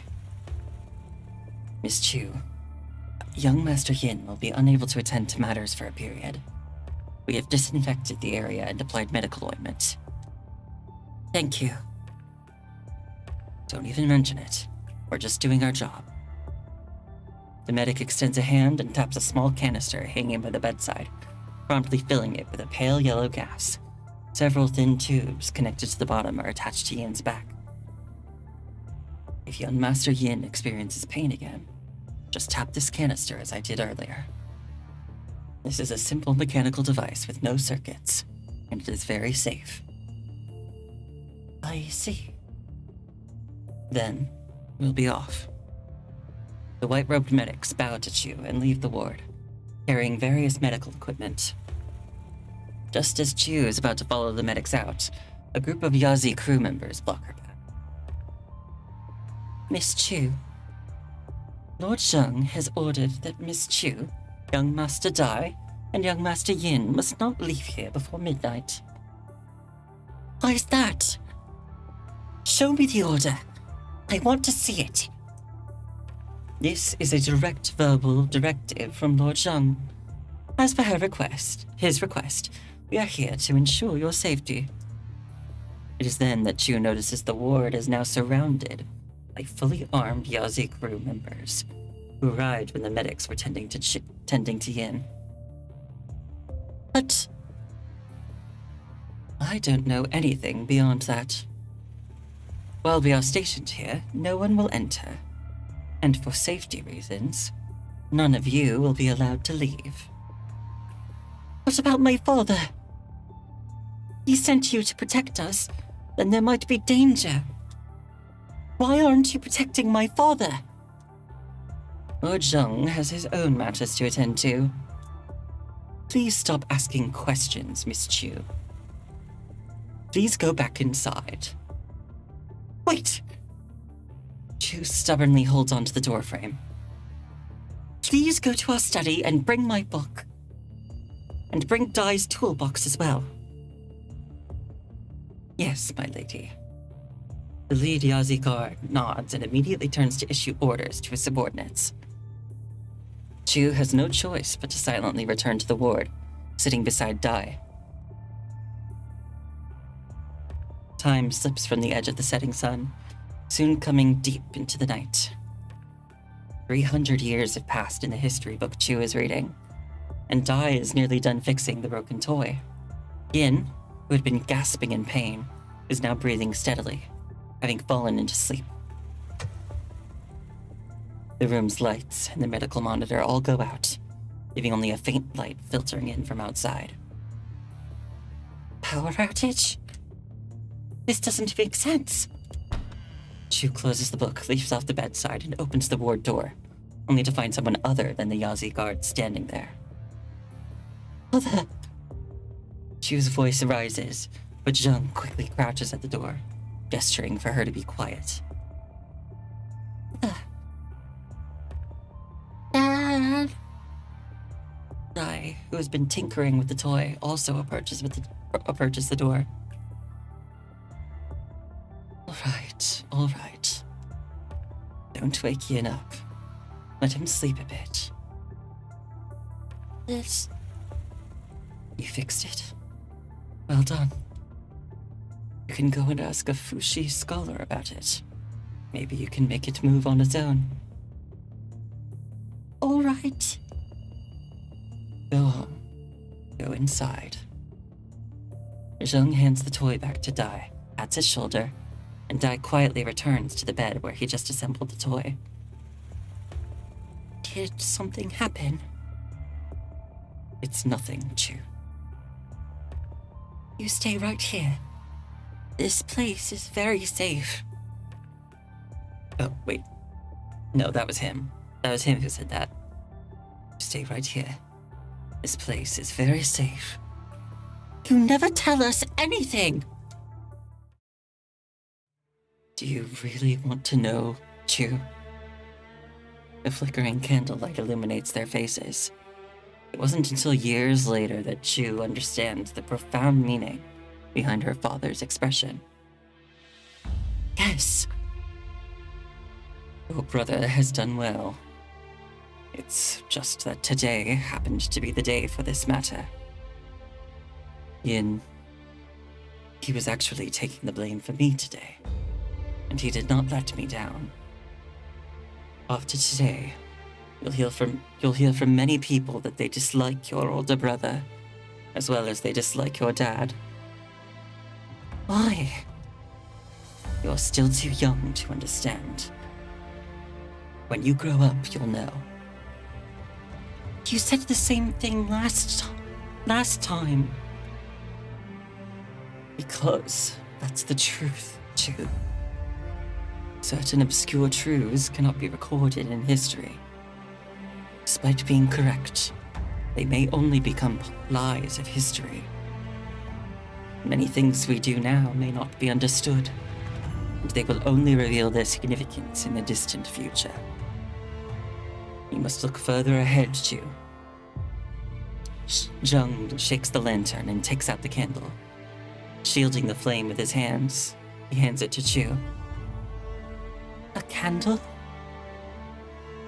The power will be out for a while longer. Use this candle for now. Does this really count as a light? Of course, it's a light. And only such a light won't be extinguished at such a time. Lord Zheng, the EMP has been confirmed effective. We're ready. I see. Fighting evil with evil is the only way to deal with them. As Zheng straightens up, the candle in Chu's hand flickers, casting his tall and lean shadow outside the door. Do not leave here, Chu. Stay and protect Dai and Yin. No matter what happens outside, you must not leave. Understand? See. Let's get started. Zheng gestures to the Yazi crew behind him and exits the doorway without looking back, leaving Chu and the candlelight in her hand behind.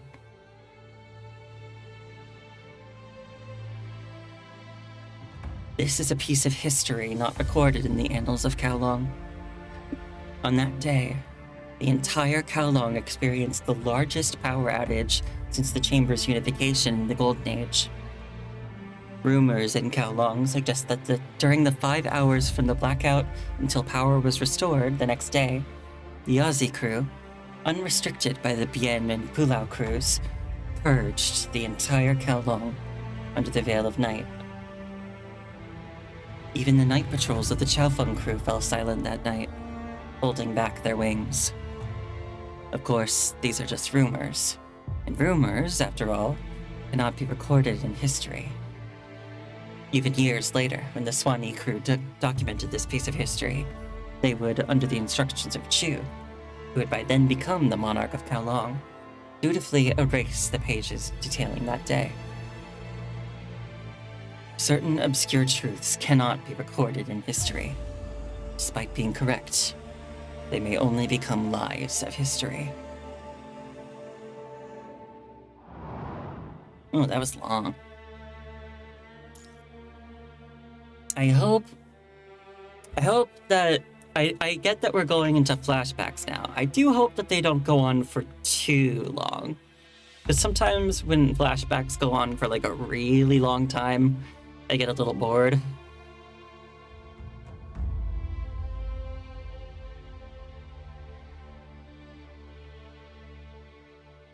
Ugh. There was a BL webcomic I was reading. I mean, I'm still reading it, but it's between seasons right now. And the second season, which just ended recently, was basically a whole extended flashback.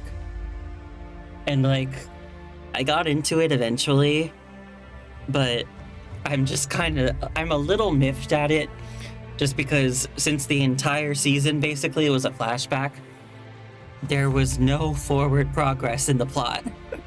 And that's what I wanted. But anyway, at the very least, we know that there will be forward progress here. It's just because this flashback sequence can't last for the rest of the chapter. Bright and dark, as the last rays of sunset deepen, they catch the resolve in his eyes, bathing Kowloon in a gentle twilight. At times, even Chu herself can't distinctly recall that night. But she knows one thing. Her chances of seeing her father are becoming fewer and fewer. Everything her father said to her on that day is coming true, one by one. Yin, he was actually taking the blame for me today, and he did not let me down. After today, you'll hear from many people that they dislike your older brother, as well as they dislike your dad. Since that night, her father has almost never appeared in the clan, and within the clan it seems he's increasingly shunned. Even Shun, the clan leader, never mentions his name again. Her older brother, who had always been highly regarded, seldom appears in the chamber's inner courtyard, except for necessary clan education. However, she and Dai appear unaffected, despite the clan's growing demand for the two siblings to take turns studying in the inner courtyard. Apart from all that, an indescribable sense of emptiness always lingers in Chu's heart, as if there's something she can never understand, but tirelessly yearns for. Chu. The Swanee crew member in the cyan robe extends his teaching stick and gently pokes Chu, who is spacing out. I'm sorry. Chu, lost in thought, responds and picks up the access terminal in her hand again. Are you tired? You've been spacing out a lot lately. Let's take a 10-minute break. We're making decent progress on the Book of Lord Shang. When the distinction between public and private is clear, the petty will not envy the virtuous, and the unworthy will not be jealous of merit. That's where we left off. All right, let's stop here. We'll resume the class in 10 minutes. Wenlin, nearly in his 50s, gives a nod to Chu. He then turns off his own terminal and leans back in the armchair on the other side of the study. Master? What's the matter? It says here, thus, do not break word when promising generous rewards, and make sure to carry out penalties, though severe. Without neglecting the distant or favoring the close, subjects will not deceive the monarch, and subordinates will not mislead their superiors. Yes, that's the opening of this section. Do you have any questions? Offer generous rewards, establish trust, and implement necessary severe punishments. Include those with distant relations in rewards, and not exempt those with close relations from the penalties. Is that how Father does it too? Wenlin, who was reclining in his chair for a brief break, immediately straightens up in alertness. Lord Zheng has always been fair in his rewards and punishments. Does he also not neglect the distant nor favor the close? What exactly happened 2 years ago?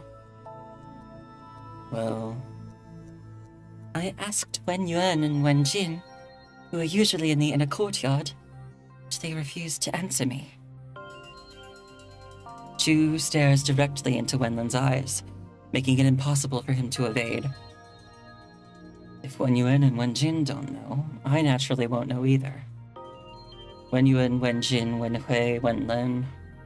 Our names align in order. I'm merely the last among the 4 scholars, undoubtedly not as good as the others. They're always around Shun, and you're always with my father. How do you not know anything? Well, it's not really my place to discuss. You must know something. Don't hide it from me. Chu's relentless questioning visibly strains Wenlin. He sighs deeply, as if making a decision, and stands and glances out the window cautiously. Miss Chu, would you be interested in visiting the library? The library? But you haven't answered my question yet. Say that's enough for today's lesson. If you have further questions, I'll be in the library council room assisting Lord Zheng. You're welcome to join me there anytime. Wenlin quickly gathers the ancient books and terminal into his bag, gives Chu a respectful bow, and leaves the study in a hurry. What is he hiding? You can come find me anytime. Anytime. Does he want to tell me something after all? She follows Wenlin to the entrance of the inner courtyard garden. Wenlin seems almost to be fleeing, quickly guarding quickly boarding the chamber's exclusive transit line. Chu doesn't hesitate to board the next car. Within minutes, she reaches the exclusive underground passage of the Central Library's inner courtyard, taking an elevator directly to the Council Chamber's library front hall. She walks again through rows of bookshelves to the smaller council room where her father usually works. The council room, though smaller than the main council hall, is still grander and more ornate than a regular study, filled with shelves and data panels, and a desk at the forefront cluttered with documents. Contrary to common belief among Kowlong's residents, this is where the monarch of Kowlong spends his quieter days. Zheng looks up from his documents as he hears the door open. Why are you here? I'm here to see Master. And then? I believe Scholar Swanee mentioned he has a meeting. You may come in. Zheng sets down his pen and gestures for Chu, who lingers hesitantly at the door to come closer. Is it just you here, Father? Yes, it is. Do you need something? There's something I need to ask you. I have some time now. Ask away. I may not have Wenlin's breadth of knowledge, but I'll do my best. What exactly happened 2 years ago? Why are the other family members, including Shun, avoiding you? Zheng's expression changes subtly, a mix of surprise and concern. Is that what you want to know, my daughter? I came across a passage that said, rewards and punishments must be credible. Severe punishments must be guaranteed. Do not neglect those who are distant, and do not favor those who are close. What does it mean for us?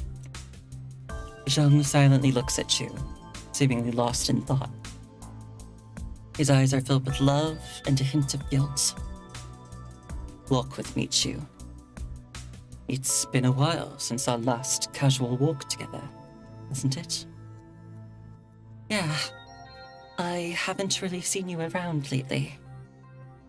Zheng stands up from the worn-out chair that seems barely fit for the monarch of Kowlong, takes Chu's hand, and offers a gentle smile.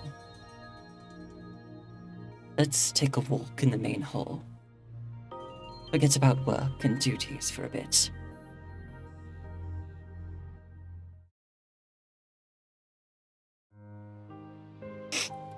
It only takes a few minutes to walk from the administrative side hall to the main hall of the collection. Although both are in the same building, they present completely different scenes. Oh, hi, Colverdant. Thank you for coming. How are you today? I hope you're doing well. In contrast to the sparsely populated side hall, the main hall is bustling with tourists and Kowloon citizens engaged in reading and observing, serving both as a library and a museum. Zheng and Chu, followed by 2 Yazi guards a few meters behind, are walking in the archival corridor to the top of the main hall. This area is not open to the public, as it leads directly to the chamber's administrative zone. From this corridor, they can overlook the library. The father and daughter stop in front of the railing. Another Yazi guard approaches from the corridor behind them and whispers a few words to the 2 guards following Zheng, and they step aside, standing by with their hands down. Zheng noticed this, but says nothing, instead pointing out the crowd below to Chu. Look at all those people down there. They're not just Kowloon residents. We've got visitors from all over, not just locals. Because this is the biggest library in the world, right? Exactly. And that's something to be proud of. You're doing good? Oh, that's great. I'm doing good too. And I'm happy to hear that you're doing good. I hope you had well, I guess if you're doing good, then you probably had a nice day. I hope it was relaxing, or like if you had work, then it wasn't too bad. You know. I hope everything's going well. And yeah, I'm doing well too. I had a decently relaxing day. I had a bit of a headache last night that disrupted my sleep a bit, but after I got some more rest, I felt a lot better. So I'm good now. Thanks for asking, and thanks again for coming by. It really means a lot to me. I know I've seen you in last TL's chat, and something he says a lot that I kind of have taken to heart is the idea that, like, you know, you can be anywhere on the internet, and right now you're choosing to be here. I just think that, yeah, it's very nice. So I'm really grateful. And I hope you have fun watching along with the current story in PGR with me. Right now, we're going through some flashbacks because Chu, the girl on the right, well, she's a woman, but in these flashbacks, she's a girl. Chu was just shot dead, and her mind is being uploaded to Tabula Akasha. But it appears that maybe this was part of her plan. Like, she was intending to be uploaded to Tabula Akasha for some reason. And so she had someone kill her on purpose. But right now, we're going through a bunch of flashbacks of her past as her mind is being uploaded. But you should also know, I wasn't the one who built this library. Eh? But aren't you the one who decided to build it, Father? Before the chamber became what it is today, our family, our ancestors, every monarch of Kowloon before me, they all collected these books, these artifacts. They gathered this knowledge. Dynasties change, but great eras can be documented. Also, Cole, those emotes you've got are very cute. I like them. I don't know who they're from, but they're cute. Although I recognize the last TL one. The weight of knowledge and history binds every generation of Kowloon's leaders, along with our people. All I did was create a vessel for it. The monarch of Kowloon is a bit like a vessel too. A vessel? Yes. Just like this library, which is a vessel containing all kinds of knowledge from the vast world. The monarch of Kowloon must bear the will of Kowloon and its people, serving as their vessel. Have you ever seen this library empty? No. Doesn't it close at night? No, it doesn't. I've ordered it to be open 24/7. Because books and knowledge are meaningless without people to engage with them. I understand. You're saying it's the people that matter. Exactly, my daughter. Zheng smiles and gently pats Chu's head. But, Father, does that incident relate to this library? Sure. I'll put it this way. Imagine a bottle filled with stones. If you pour water into it, how much can it hold? It depends on the gaps between the stones. But generally, not much. Undoubtedly, it can only hold less water than a bottle without stones. That night, I cleared the stones. A bottle full of water should only hold water, right? Father, I don't get what you mean. Zheng notices the Yazi guards who have been standing not far away, now gone. Checks the time and crouches down beside his daughter. Never mind, Chu. I will take care of everything. I'm glad you are here with me today. Zheng kneels beside Chu, embracing her. Father, I have to go now. There's an important meeting I must attend. And someone might come looking for you here. Just wait right here for that person. Feel free to speak your mind. It's okay. Just remember one thing, Chu. Your mother and I, we've always loved you. And I'm sorry I've let you down. love. I understand, Father. He releases the hug, gives Chu's shoulders a reassuring squeeze, and walks back the way they came, his figure gradually fading into the dim corridor. At the same time, a wheelchair slowly emerges from the shadows. Chu. Lord Shun. In fact, Shun holds no official position in the chamber, and doesn't participate in actual decision-making.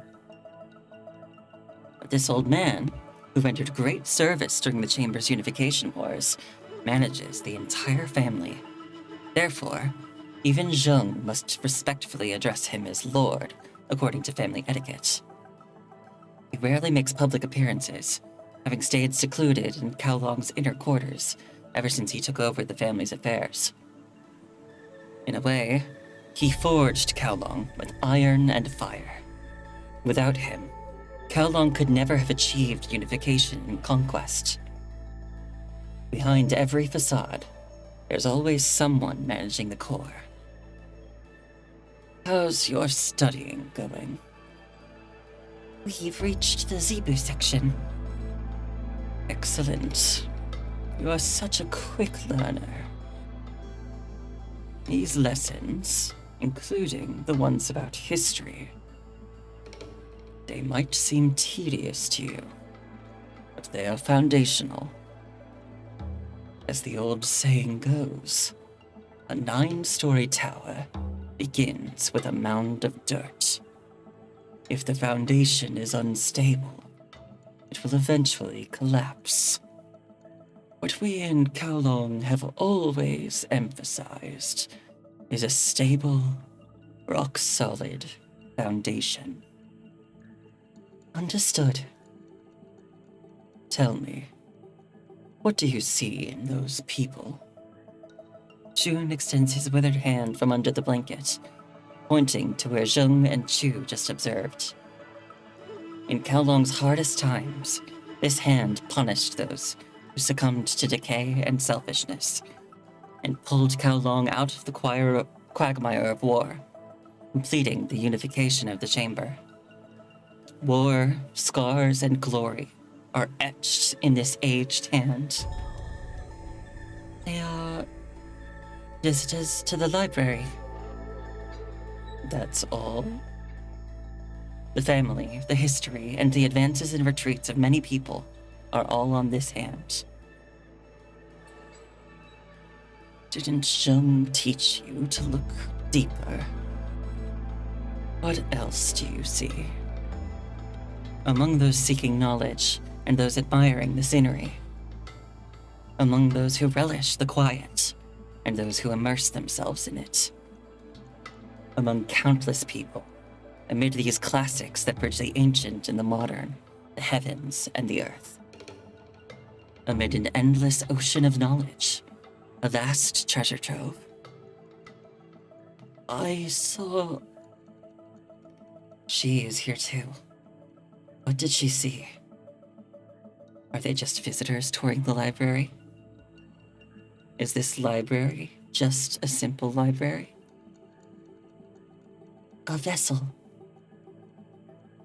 Water needs a bottle. Books need a library. Knowledge needs a mind to record it. Money needs a bank to flow. And people They need someone to guide them. Good. Is it really a vessel? A voice seems to echo in Chu's heart, questioning her, causing her heart to skip a beat. But it is the only answer she could come up with. Remember, Chu. The essence of any structure lies in its foundation. The choice of stone sets the stage for the edifice that rises from it. Kowloon is what it is because of its foundation. And only on that foundation can Kowloon's towers stand.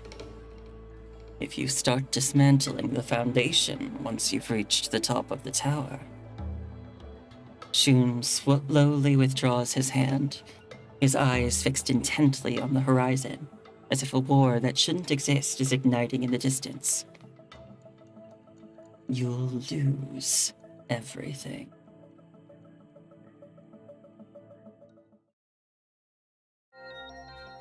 Meanwhile, in the vast council hall, big enough to house an airplane, an antique conference table stands at the center. Originally, this was where the Kowloon crew and the monarch of Kowloon would sit for discussions. This long table is equipped with numerous data components and terminal systems for their use at any time. You're comfy. That's a comfy looking emote. I like it. Today, however, it simply reverts to its foundational role. For now, in this hall, there is no monarch of Kowloon, no Kowloon crew, only two people conversing in the name of humanity.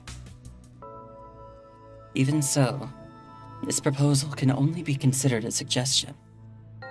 The final decision on this initiative rests with Kowloon and your judgment. A solitary figure sits in the hall's shadowy embrace, an unsigned, unmarked document before him on the barren table, its cover starkly dated. At its core, this plan is merely an extension of the Human Genome Project, conceived before our descent into the Great Depression. This time, we aim to extend our reach to the entire planet, beyond the mere confines of human civilization. Our goal is to employ artificial intelligence to map the genetics and physical characteristics of over 9 million species on Earth, recording and safeguarding this biological data. This task requires as much time and effort as interstellar travel. So this remains merely a suggestion. Given that Project Gestalt is still in its nascent stages, we simply lack the resources to propel this initiative forward at this time. So, you're talking about a lack of funds. Exactly. And the Project Orient, currently underway, primarily focuses on interstellar exploration. This is but a small step for mankind. Should interstellar exploration validate our propulsion and navigational methodologies, interstellar colonization will be our next frontier. Only it's that simple. What do you mean? Order isn't established by incentives alone. Sometimes, deterrents are necessary. It's like using both carrots and sticks, right? To achieve world unity and successfully colonize other planets, relying solely on science and technology isn't enough. Behind every facade, there's always someone managing the core. It's time to choose someone for this role. Whoever is chosen will need to build from scratch a superstructure capable of uniting humanity. A task not for the faint-hearted. This person needs to handle intense scrutiny and operate effectively behind the scenes. They must also be ready to make significant sacrifices, whether they are moral or physical, when required. Do you have anyone in mind? There is someone from the transatlantic economic community who might fit the bill. It will depend on his willingness. I'll discuss it with the leaders of the Arctic Route Union and the transatlantic economic community. This task cannot be accomplished by our generation alone. The ambitions of the Science Council have always spanned beyond just one generation. Zheng, looking out over the sprawling expanse of Kowloon, lets out a deep sigh. The task spans beyond a single generation. How many generations do we truly have left? Even in Kowloon, mobilizing the full might of the Chamber to propel a project that can lead us to tomorrow is fraught with challenges. But you are the capable one. Because the monarch of Kowloon is the one who makes the final judgment. I lead because people trust me to do so. I could easily issue orders without thought for the consequences, but in the end, it's my people who have to carry them out. So when I act, I consider not just whether I can, but whether I should. Of course, my political acumen surely pales beside that of Kowloon. Perhaps to you scientists, everything seems as calculable as an equation, solvable by balancing both sides of an equal sign. But humanity defies such simple measurement. True unity among humans is an illusion. It's in Kowloon, the Arctic Route Union, Transatlantic Economic Community, or anywhere else. As long as there is inequality, as long as privileges exist, as long as people cannot earn what they rightfully deserve through their labor and effort, humanity will never achieve true unity. Cold fusion technology has lifted us from the depths of the Great Depression, filled global productivity to new heights. The peace we now enjoy owes much to the Science Council, which has illuminated the tangible benefits of these advancements for all to see. However, we must be clear. Introducing cold fusion also means potentially escalating military capabilities. Even if we manage to unite the world one day, internal conflicts will persist. As you've pointed out, resolving these issues is a task for more than one generation. But I believe that if our descendants keep at it, they might finally achieve what we've been hoping for. Yes, they will. Zheng presses his hand against the towering glass of the council hall, his voice filled with unwavering determination. There's another matter I've been hesitant to bring up. Go ahead. It appears Kowloon has replaced all its representatives at the council and other global bodies recently. Enough. Zheng's calm tone filled the room with gravity. That's not a concern for the Science Council. Understood. But I wanted to mention that if Kowloon ever needs anything, the Science Council is always ready to help. Help, you say? The young man's face flashed through Zheng's mind. It's not that you are helping us. Perhaps one day, he and you will help each other. Then we'll address that when necessary. The next decision is yours. Anything else we can discuss later. Just leave the document there. I'll have an answer for you by tomorrow. Tomorrow? As the last rays of sunset deepen, they catch the resolve in his eyes, bathing Kowloon in a gentle twilight. Yes, tomorrow. Must be prepared by nightfall. The sun will rise again tomorrow.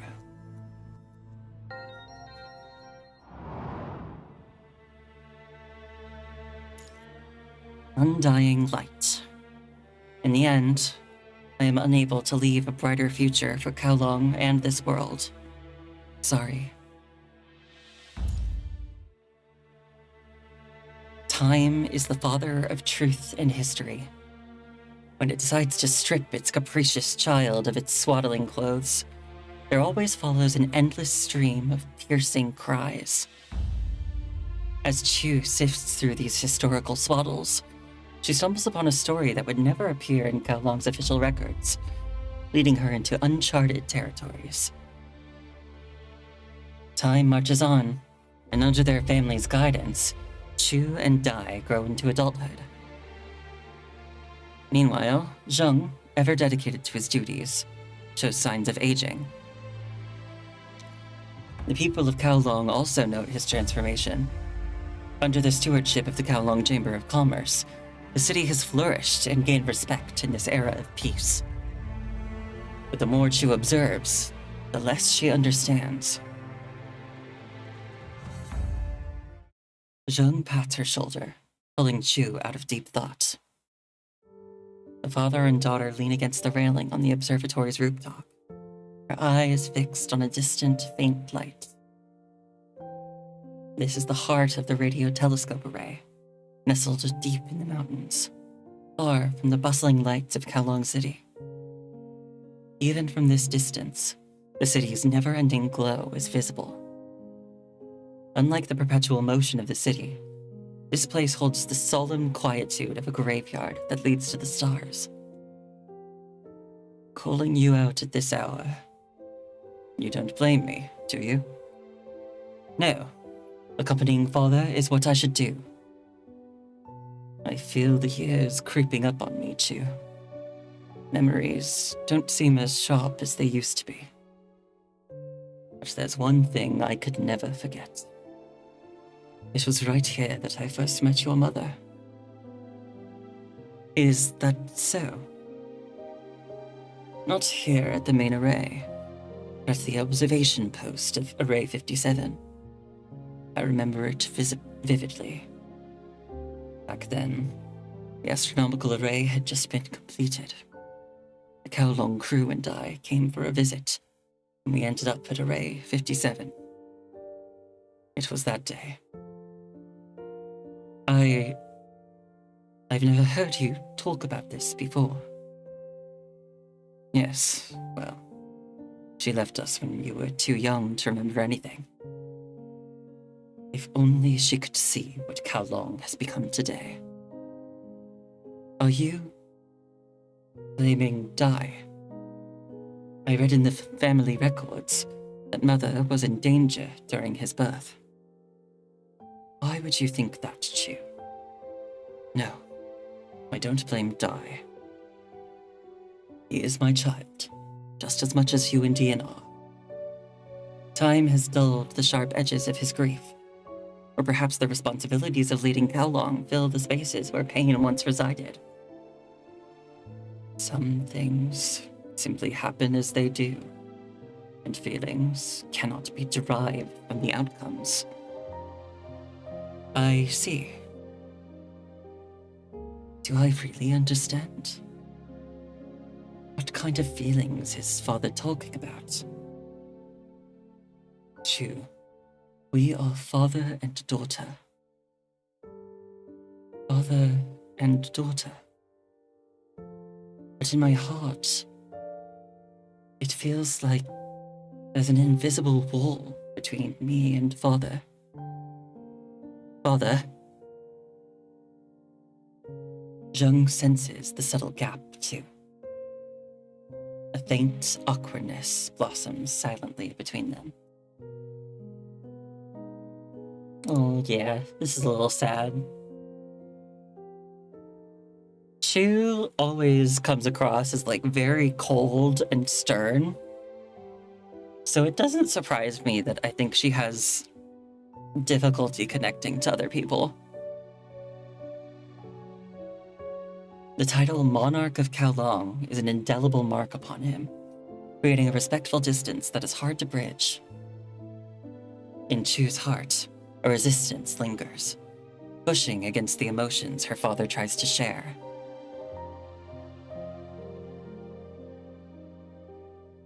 Chu, do you see that white star? He points toward the sky, where the light of distant stars traces paths through his fingers, silent rivers flowing in the cosmic sea. Are you referring to the North Star? Yes, the North Star. Or rather, what is now the North Star. The Polaris, a trinary star system.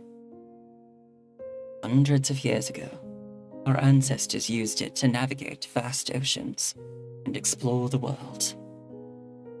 Chu once read that over 700 years ago, when humanity sought to conquer the seas, the ancestors of Kowloon organized massive ocean voyages, their ships vast and sails stretching toward the horizon.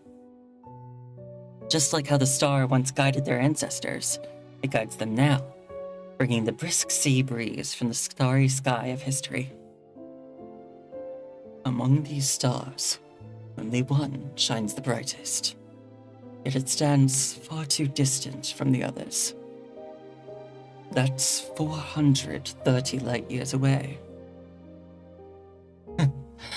Such a vast distance, isn't it? It burns alone out there, a solitary beacon, so that we on Earth see it. Shining radiantly from afar, leads the way for us here on Earth. He withdraws his hand, resting it on the railing, the gravity of Earth still a tangible pull against the weight of his thoughts. Lead the way. Father, you mean...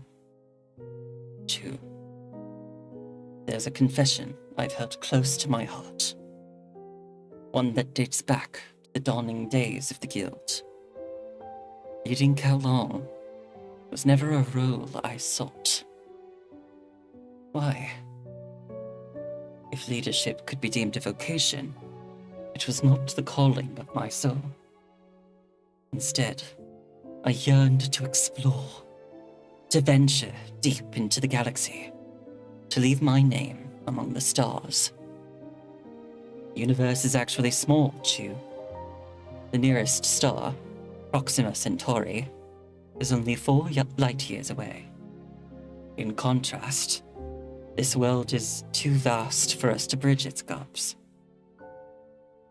So, that's why you've been pushing for Aerospace City in the far north, and this astronomical array? Far more than that. Zheng continues to gaze at the starry sky, forever beyond his reach, and speaks calmly. In this era, there's no competition, no fear.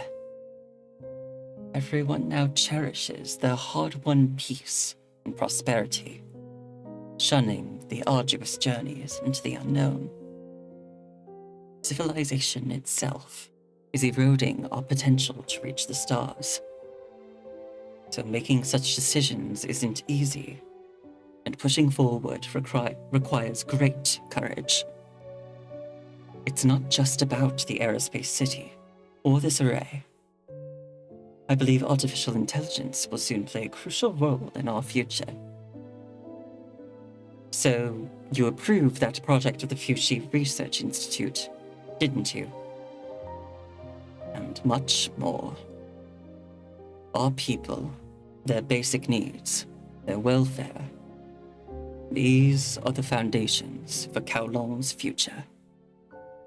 As the ruler of Kowloon, I must lay a solid foundation and provide the signposts for our path forward. Because my people chose me to lead. Why? In turbulent times, our family took decisive actions to guide Kowloon through unification and conquest, ensuring that all assets of the Chamber were secured for the benefit of every citizen. The Kowloon crew supports us in implementing our decisions. We are accountable to all of Kowloon. While this support is vital, too much dependence, like too many vines on a large tree, can hinder its growth. Ultimately, the essence of Kowloon is not shaped by a single individual or a small group, by every one of its citizens. Since they've chosen me to represent the spirit of Kowloon, I must fulfill their expectations. Fulfill their wishes. Zheng instinctively reaches out to pat Chu's head, but stops, a bitter smile crossing his face.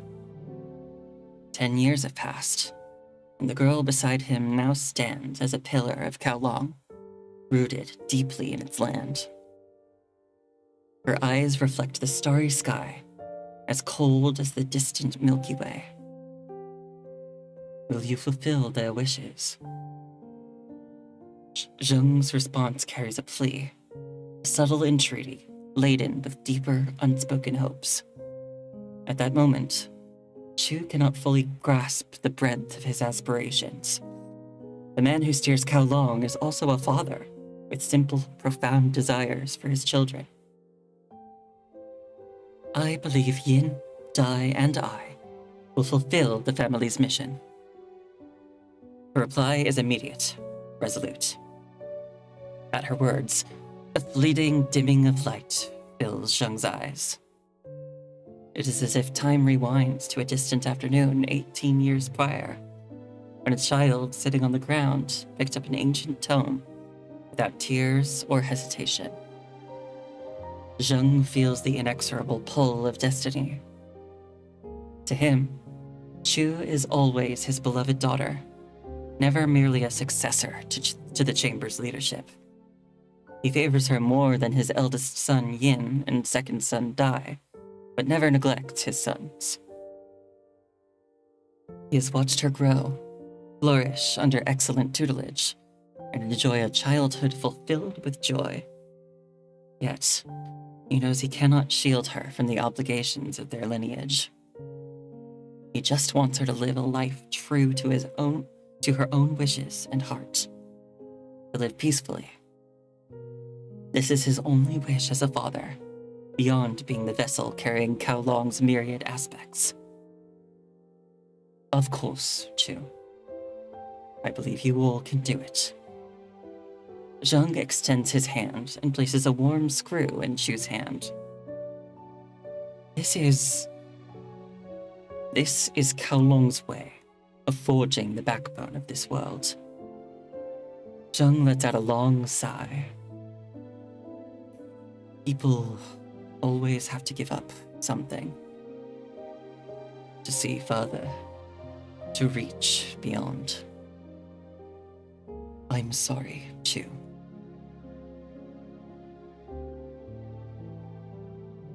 That wish I have for you, Chu, can never come true.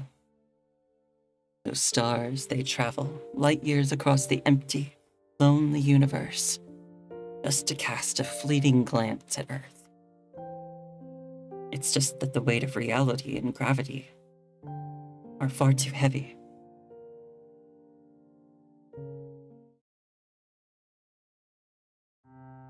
Three days later,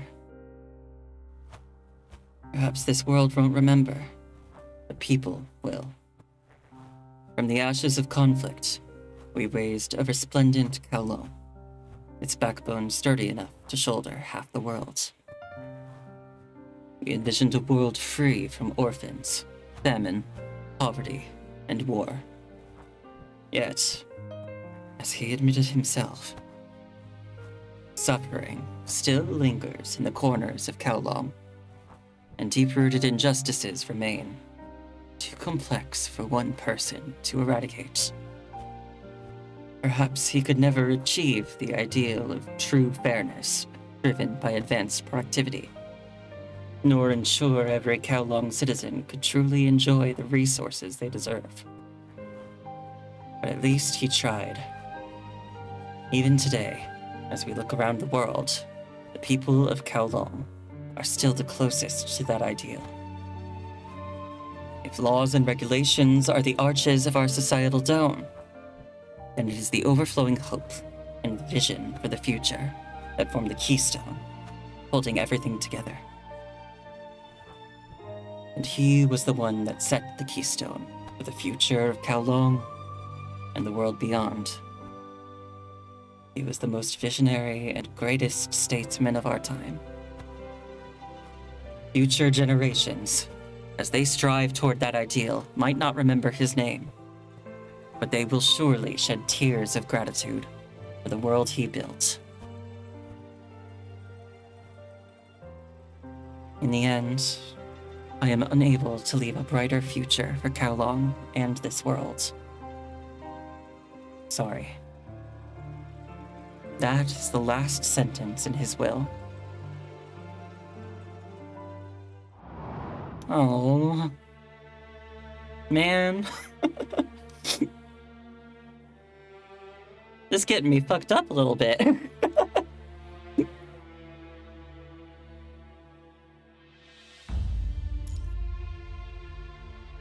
The mask. For Kowloon, she could sever these threads without hesitation, bearing the consequences of her decisions. Thank you for the head pats, Cole. It's okay. I'm fine. I like when stories get very emotional. So I don't mind getting a little weepy. She found herself at the center of a vast network, emerging as a solitary leader. She banished her brother who had plotted a rebellion, and watched her other brother, indifferent to politics, depart for the Science Council.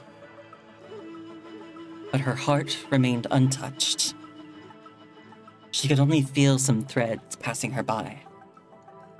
Threads woven with fear, anger, loneliness, and disgust, intermingled with strands of hope, nostalgia, love, and joy. These threads, tangled with power, conspiracy, obscurity, and truth, stretched out around her. She stood at the center of this net, feeling every subtle vibration in her palms. With a slight pull, she could expose a politician's scandal online, halt operations in distant drilling sites, or disrupt the resource supply to space stations. Life and death, all within her grasp. For Kowloon, she could sever these threads without hesitation, bearing the consequences of her decisions. But she only knew these emotions existed. She never truly understood them.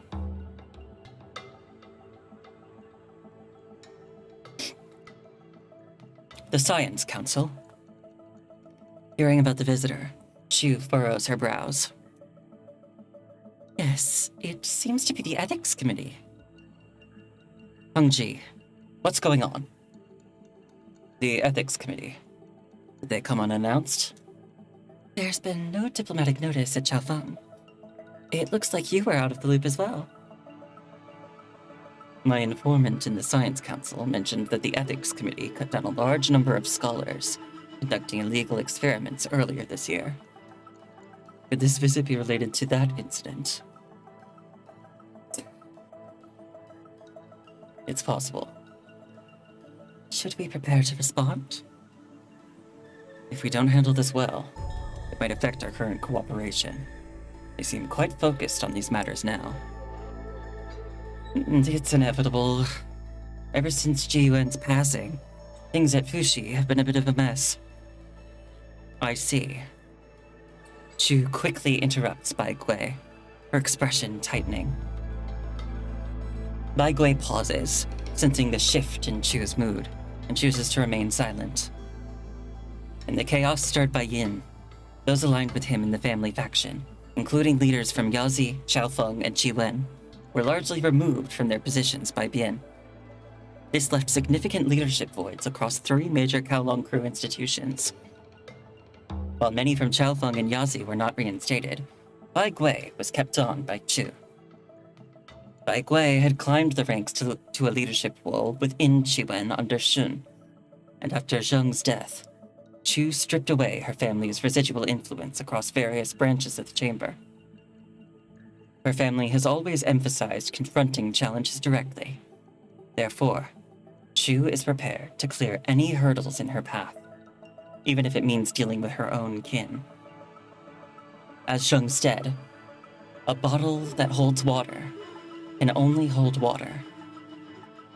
Chu took this philosophy to heart, albeit in her own way. She recognized that some individuals were too vital to let go, so they kept their roles. Kowloon and the Chamber of Commerce still need Bai Gui's adeptness at managing its complex financial systems. Not only in Chiwen, but also across the board, Chu held on to many of Shun's picks for the Kowloon crew, Their specialized knowledge was essential for border security and managing construction projects. Even though Chu had shifted the family dynamics, it didn't completely wipe out all remnants of her family's former influence. Sorting out the clear from the murky is never merely about drawing lines. Chu looks over at Bai Gui, who is waiting patiently by the table, and speaks with definitive clarity. They wouldn't have delved into that scandal with Dominic's green light, and Dominic isn't naive enough to think we wouldn't catch on. So the conclusion is obvious. We don't need to intervene. Let them dig as much as they want. They won't cross the line. They might be bloodhounds, but Dominic still holds the leash. Understood. Also, Bai Gui, postpone the Universal Toys Company matter. This issue takes precedence over that deal. Hung Ji, go to Dun Hao and bring out that researcher, and take Dun Hao along as well. Prepare the itinerary. We're going to the Science Council.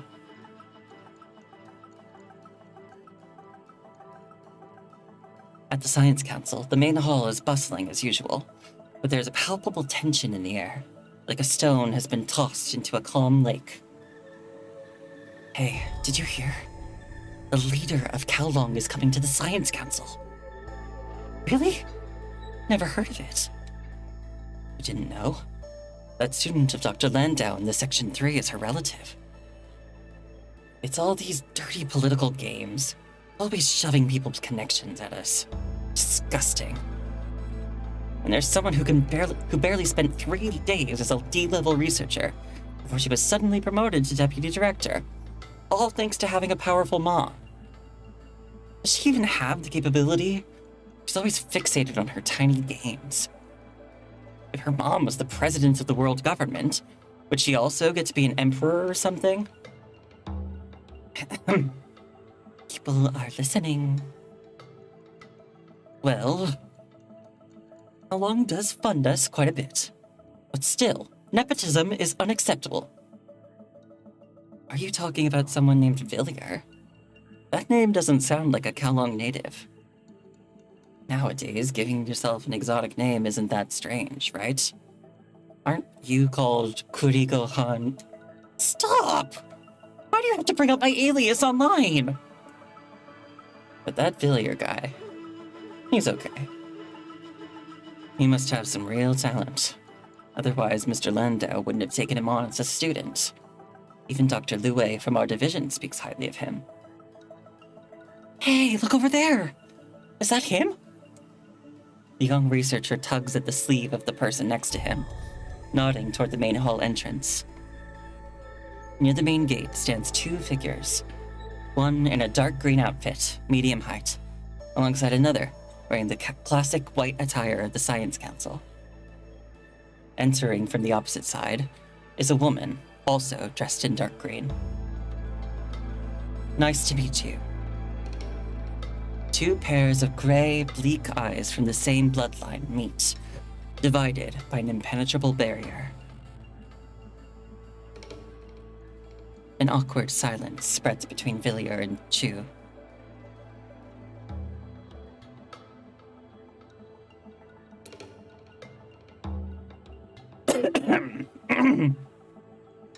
Excuse me, may I confirm if you are the leader of the Kowloon Chamber of Commerce? Chu's cold gaze shifts from Villier to the frail and tired scholar before her. Her expression softens slightly, tempered by years of command, yet her presence remains undeniably authoritative. Yes, I am. A pleasure to meet you. I am Lue. Lue extends his hand to Chu, and she reciprocates the gesture. Given your unexpected arrival, the chief has sent Villier and myself to receive you. I have already notified the chief about the matter. The council is preparing, I presume? Sure. The chief is waiting in the ethics committee office. Villier will escort you there. And your role? I apologize for not being able to stay, but our work demands urgency and waits for no one. Understood. Then I'll take my leave. Lue shakes Chu's hand once more, pats Villiers on the shoulder, and heads for the elevator. Lead the way. Chu suggests, her gaze returning to meet Villiers. You're a glaring misfit here. I expected you to act more appropriately here. Are you expecting me to call you Monarch of Kowloon? You are free to choose. This is the Science Council. Science doesn't bow to politics. Indeed, but it might be easier if you didn't rely on Kowloon's funding. Dominic has requested your presence at this joint interrogation. Me? That was the chief technician of the Science Council's decision. Yeah, Villiers is Dai, Chu's younger brother.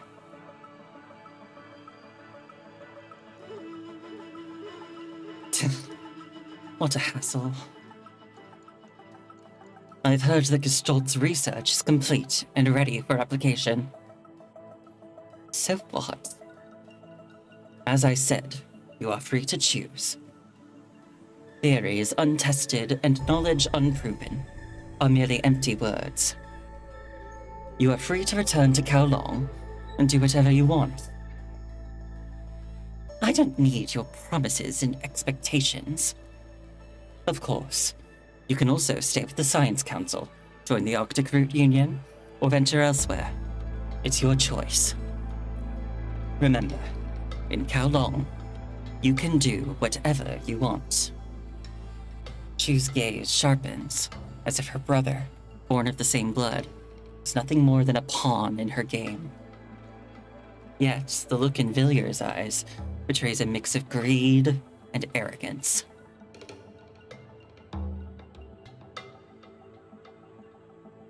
The two remain silent until Villiers pushes open the door to the Ethics Committee office, barely muttering 2 words through clenched teeth. We're here. In the nearly vacant conference room, investigators clad in standard suits and world government officials gather around a vast table, their attention riveted on Chu as she enters. Her presence seems to usher in facts and a suffocating silence. Miss Chu, welcome. At the far end of the room, a figure sits shrouded in shadow, the room's lighting seemingly avoiding them deliberately. Members of the Parliament and the Ethics Committee, please head to the inquiry room first. I'd like to have a word alone with the leader of the Kowloon Chamber of Commerce. This command, firm and irrefutable, sets everyone in motion. They pick up their briefcases stuffed with documents or clutch stacks of thick terminals, filing past Chu in an orderly procession. Nice to meet you, Miss Chu. A neatly dressed man nods respectfully to Chu as he passes by. But Chu seems not to notice him, letting him walk by without acknowledgement. Soon, only Chu, Villiers, and the enigmatic figure who chose to remain unseen are left in the room. Just for context, Cole, that guy who walked by used to be the president of the world government. Well, at this point in the flashback, I guess he is the president of the world government. But in the present day, he's dead. Villiers, you should leave too. Villiers says nothing, only casting a meaningful glance toward the shadowed end of the conference room before turning to leave, quietly closing the door behind him. Villiers has always despised history. Even during his assessments with the Swanee, history was a subject he endured only grudgingly. I hear that, brother. I did not like history class in school. You might not recall that centuries ago, it was common for groups to be sealed in a room, the door locked until they could deliver a result that could change the world. Because those people often shared a common belief.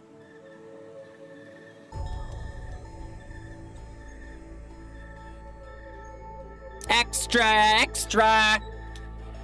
Oh wait, it's a vending machine, it's not even a person. Latest news, latest news. Kowlong embroiled in a major inhumane scientific experiment scandal. Is this a distortion of human nature, or a collapse of morality? Why were Kowlong officials completely unaware?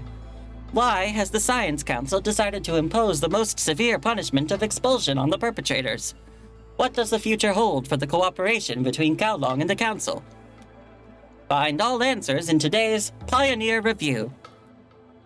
As the electronic tones of a virtual newsboy echo through the streets, crowds gather around newspaper vending machines. Even those previously unaware of the scandal are now drawn to these hubs of information. Displayed on the screens of these machines, styled like vintage newspapers, is a bold headline that captures the gravity of the situation. Scandal rocks Kowlong. Inhumane experiments uncovered. Project Orient remains unaffected. On the morning of October 26th, the Ethics Committee of the Science Council and Chu, a leading figure from the Kowlong Chamber of Commerce, convened a press conference. They announced the findings of the investigation into illegal human experiments conducted within Kowlong over the past few days. The report revealed that the Intelligence Research Institute, affiliated with the Fuxi Research Institute in Kowlong, was suspected of using live humans for dissection and memory experiments. Ugh. Over the last 5 years, the case involved 57 unregistered human experiments, affecting more than 70 individuals. The Science Council stated that the Council has always been committed to standardizing and regulating scientific experiments worldwide. They particularly emphasized the importance of viewing science as an integral part of human civilization, a fundamental principle for the future of humanity. Sir Arnold Ziegler, chairman of the Science Council's Ethics Committee, had also shared some information. He stated that the investigation in Kowlong was conducted smoothly, with significant support from local officials. When mentioning the investigation, Sir Arnold said, "We have thoroughly investigated all the materials provided by the Fuxi Research Institute headquarters. We believe this case violates our recognized societal moral consensus and scientific ethical standards. The main perpetrator conducted numerous unlicensed human live experiments, driven solely by a desire to explore the origins of human consciousness. Moreover, the experiment even involved some non-consenting participants, which is clearly a criminal offense." After interrogating the involved personnel, the Science Council decided to expel a total of 18 individuals involved as a form of punishment. It is believed that expulsion is the most severe punishment the Science Council can expose on researchers. Those expelled will not be recognized by the Council, will be unable to secure any legal research funding globally, and will not be able to apply for any research permits. Fortunately, despite the prolonged duration of this case, it did not cause widespread damage. However, it remains a profoundly egregious breach of legal and ethical standards, serving as a wake-up call for us, said Sir Arnold. Chu, the current leader of the Kowlong Chamber of Commerce, bowed in apology, saying, "This tragedy indeed stems from inadequate supervision by Kowlong. I take full responsibility for this failure, and will personally oversee the follow-up arrangements. We will only reopen the Institute after thorough inspections. In the future, Kowlong will enhance the scrutiny of scientific ethics and take proactive responsibility. We'll also strengthen our ties with the Science Council, create a win-win situation for the world's top scientific forces," she added. At the end of the press conference, Dr. Wesley Casimir, Deputy Director of the Science Council's Development Division Section 1, announced on behalf of Chief Technician Dominic, who was absent. He announced that the Science Council will maintain a long-term, close cooperation with Kowlong. This partnership will not be affected by recent events. The Science Council and the world government are also considering entrusting Kowlong with the feasibility verification of Project Eden. Our chief believes that despite some flaws, Kowlong's research and development capabilities remain among the best in the world. Deepening our cooperation with Kowloon aligns with the next phase of the Science Council's goals, said Dr. Wesley. Project Orient, aimed at deep space exploration, is expected to be finalized by the end of the year after review by the World United Government. The launch missions for this plan will be carried out in the Tsiolkovsky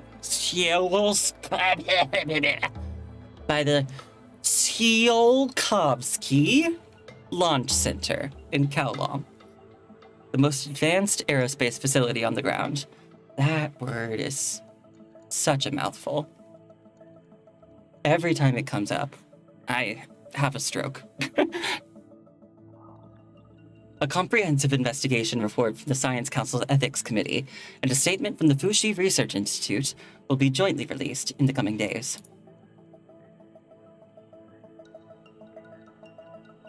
Four hours before the press conference.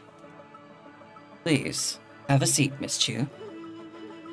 You should be aware that neither Kowloon nor I appreciate being led by the nose. It seems I don't need to explain the situation any further. The Science Council is responsible for the actions of every certified researcher under its jurisdiction. Every crime they commit while holding our certification is a grave insult to us.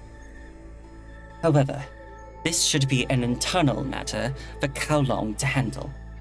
You have no right to interfere. Miss Chu, the principles of the Science Council are not confined by simple territorial jurisdiction. Our goal is to eliminate this divide, not to follow it and create more. Even so, conducting investigations in Kowloon without our consent is too much. As a knowledgeable expert, you must be familiar with our saying, you can't let others sleep soundly on your own couch. Chu's tone was razor sharp, as if she could tear apart the shadows and those hiding within them at any moment. I offer my apologies for that.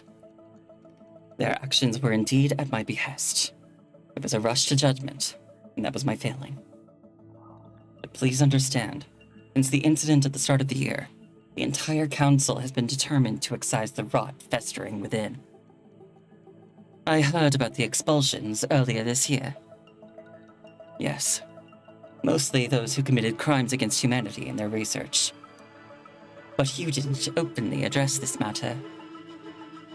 It was for the Council's reputation. I had no choice.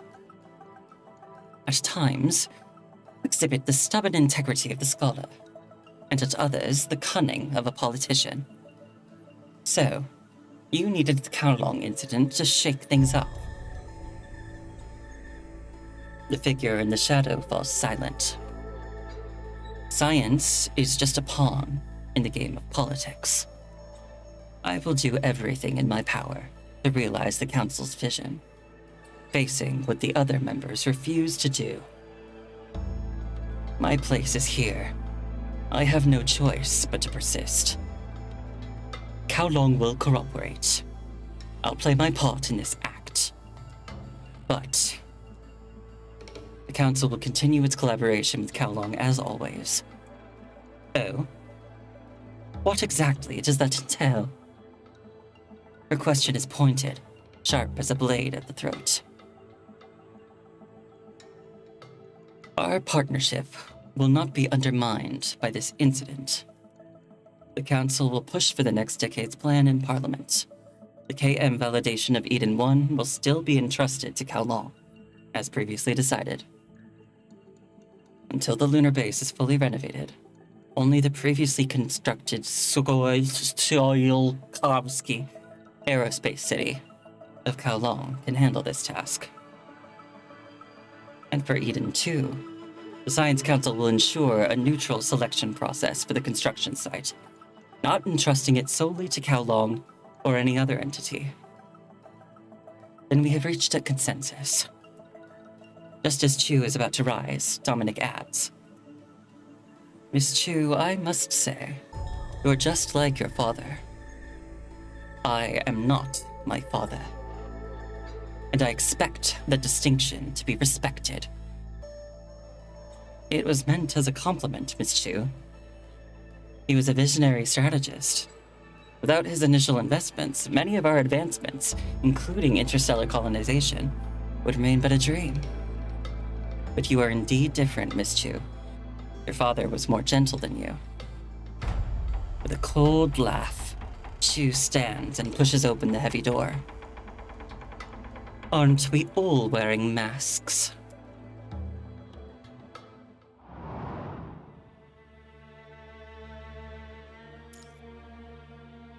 Looking into the future. Your judgment is spot on as usual, Miss Chu. Since there's a cost, then surely compensation is due.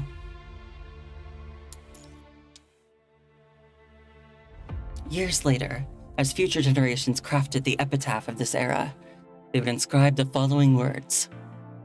In an age where boundless energy unleashed unprecedented productivity, clean electricity suffused every aspect of life. The skies were free of industrial smoke. Food was synthesized with precision by machines. Advances in biomedical prosthetic technologies extended human lifespans. Yet the pursuit of immortality was abandoned. But the future of a civilization lies in its ability to evolve and iterate. A true legacy is found in the lives of its progeny. The old shackles were broken, freeing up countless hours for people to pursue their true potential. No longer burdened by concerns over housing or making a living, children dreamed of becoming scientists in laboratories and astronauts aboard space stations. Meanwhile, the humanities and arts flourished once again, reclaiming their rightful splendor. Holy shit, that sounds so good. I want that for now.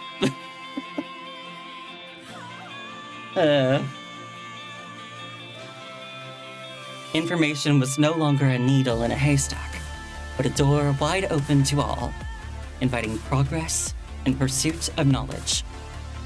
Orphanages emptied, famines ceased, poverty was eradicated, and wars faded into history.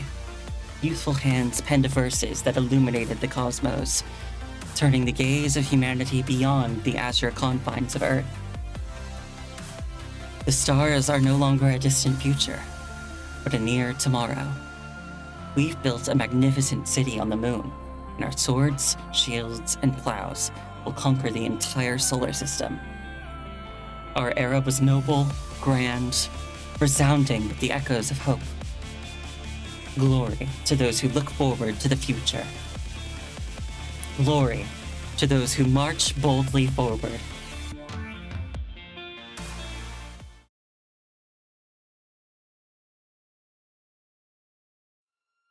Just as the present was once envisioned from the past, humans on Earth will not only resonate with nearby satellites, but also with the vast, boundless universe.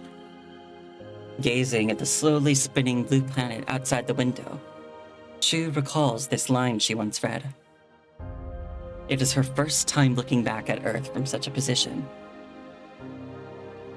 The next moment, her reverie is interrupted by a hand reaching out in front of her. The white sleeve of the uniform marks it belonged to the man as a member of the space station's crew. Sometimes I can just sit here and watch this scene all day without getting bored. Nice to meet you, Lady Chu. I am Hui Han. He introduces himself, his familiar accent and features requiring no translator to reveal his identity. And you are? I was dispatched from Kowloon to the Science Council's Aerospace Center back when Lord Zheng was in charge. Decades have flown by, and now with the world government established, it feels like just a blink of an eye. I served as commander for over 10 years, and now I have stepped down to be a regular operator. Impressive. Chu nods, shaking his hand in a gesture of mutual respect, though she struggled to recall any specific memory of his name. Have you always lived on the International Space Station? I occasionally go down with the transport pods, but I prefer it here. Oh, that's not good. The International Space Station gets fucking wrecked later. Ugh. I hope he was not there when that happened. Huihan gestures toward the blue planet outside the window. Compared to Kowloon in the ground, this feels more like home. Down there, I often feel squeezed, overwhelmed by the crowds. Here, I float through the spaceport, or wander the lunar construction sites. It's strange, but space is where I find my peace. Perhaps it's the freedom. We've been tethered to the ground for far too long. Possibly. I wonder if children born in these stars will share this feeling. Your children might feel the same. But I never got married. Thanks to your administration, my parents are well taken care of, so I have no worries. The middle-aged man grins, his expression warm and unguarded. It feels as though there is no hierarchy between him and Chu, almost as if they're old friends. That's why I'm so free. Oh, by the way, I heard Kowloon is now into robotics and androids. Seems like you still care about your hometown. I keep up with the news. I see products from the Universal Toy here on the station too. That's...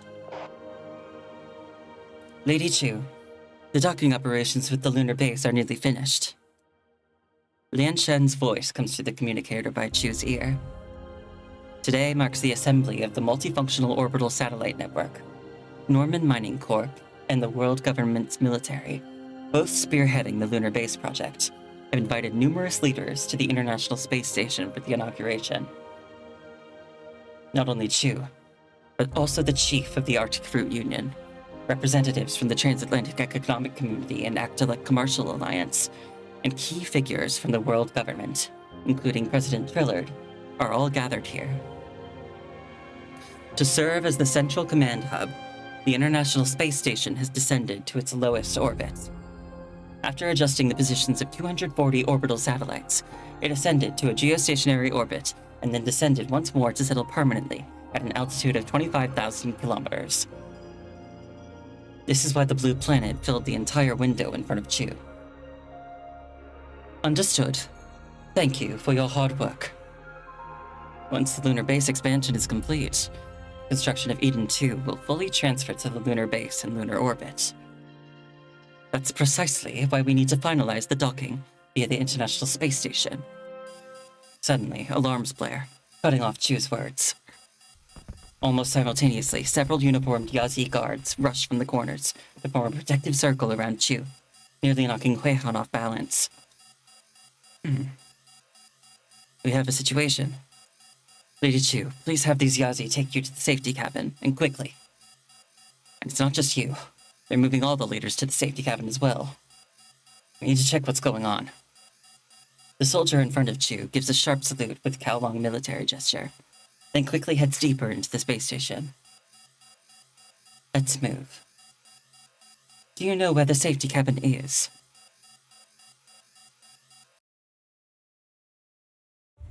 Don't worry, Cole. This isn't the part where they get fucking wrecked. The part where they get wrecked is later. But whatever this is doesn't seem good. The small cabin is crowded, with each leader accompanied by their guards, except for Trillard, who is seated at the front. It's really too crowded in here, everyone. Let's have all your guards step outside. They can wait at the door. Don't worry. In a place like this, it's never just a matter of one or two people getting hurt. But if we face something we can't handle, these few guards won't be enough to save us. Trillard said this half-jokingly, and upon the leader's nod, tall and imposing guards start leaving the safety cabin one by one. How could something go wrong at a time like this? I heard there was an issue with the rocket and satellite launch just now. Perhaps you could explain, Mr. President. Calm down, everyone. I'll connect the signal now. Trillard twists the knob on the table, and a live feed is projected on the screen behind him. Call sign Alpha. This is the World Government Space Force Command. As per your request, we've destroyed the illegally orbiting space transport rocket. And there are no life signs detected from the remnants of the opposition. Good. Now we are preparing for recovery docking. Wait, what? We are now preparing to recover and dock with Eden satellites A012, A055, and C006. That's impossible. Their status. They're currently in an erratic rolling motion. Let's wait 2 days to assemble new ones on the ground and launch them. We can do temporary bridging for now. The Space Force has orders to complete the launch of Eden today. Colonel Shin, Major Garrison, and Colonel Chernick. You will be responsible for the docking and maintenance of satellites A012, A055, and C006 in sequence. Roger that. But that's impossible. Nothing is impossible, Commander. What was achieved in the past can certainly be realized now. Never underestimate humanity's power in space. Trillard nods, twists the knob again, and turns off the audio, leaving only the visuals. So, the next step for the Space Force Command is docking and recovery. Exactly. It's a highly challenging mission. Damn. How did things get to this point? Just do our best. Let's leave the space operations to the Space Force. The real question is for us is how we can ensure that we're all moving in the same direction. Shouldn't you have anticipated such an incident? As long as there's a centralized authority like the world government, there will be opposition. It's already too late to bring this topic to the table. Choose sharp words intensify the tension in the room. You're right. We should always plan for the unexpected. Earlier this year, I spoke with Chief Dominic. The Science Council agreed that we need to focus not just on starship weapons, but also on ground defense systems. Professor Victor should be the one leading this initiative, so we're in good hands. Always choosing the straightforward and forceful approach. Could this lead to more conflicts with the opposition? That's why we need a solid strategy. Again, all comes down to interests. In Kowloon, the citizens never resisted the Chamber of Commerce. Similarly, outside of Kowloon, there are no Kowloon citizens among those opposing the world government. Punish those who disrupt peace, and reward those who seek unity. Repay enmity with justice, and reward with virtue. That's the guiding principle. But these opposition forces are scattered everywhere. Are we really going to initiate another round of strikes and wars? Are you afraid of war? Chu's forceful inquiry resonates in the silent room. Kowloon has always displayed decisiveness in warfare to outsiders. If it weren't for this moment, the declaration could easily be interpreted as a declaration of war. There's more than one way to achieve a goal. We need both carrots and sticks. I agree with Miss Chu. Trillard smiles and looks in Chu's direction. The Parliament is currently considering a proposal for global-scale conscription. Conscription? That sounds like a significant expense. You could think of it that way. What do you mean? The proposal is still a draft. Nothing is finalized yet, and it's likely to take a few years to implement. We plan to fund the recruitment of retired military personnel and other armed forces globally, gradually weaken the active opposition. After all, not everyone has unwavering beliefs. Initially, we will train them to military standards, but they won't be directly integrated into the regular forces.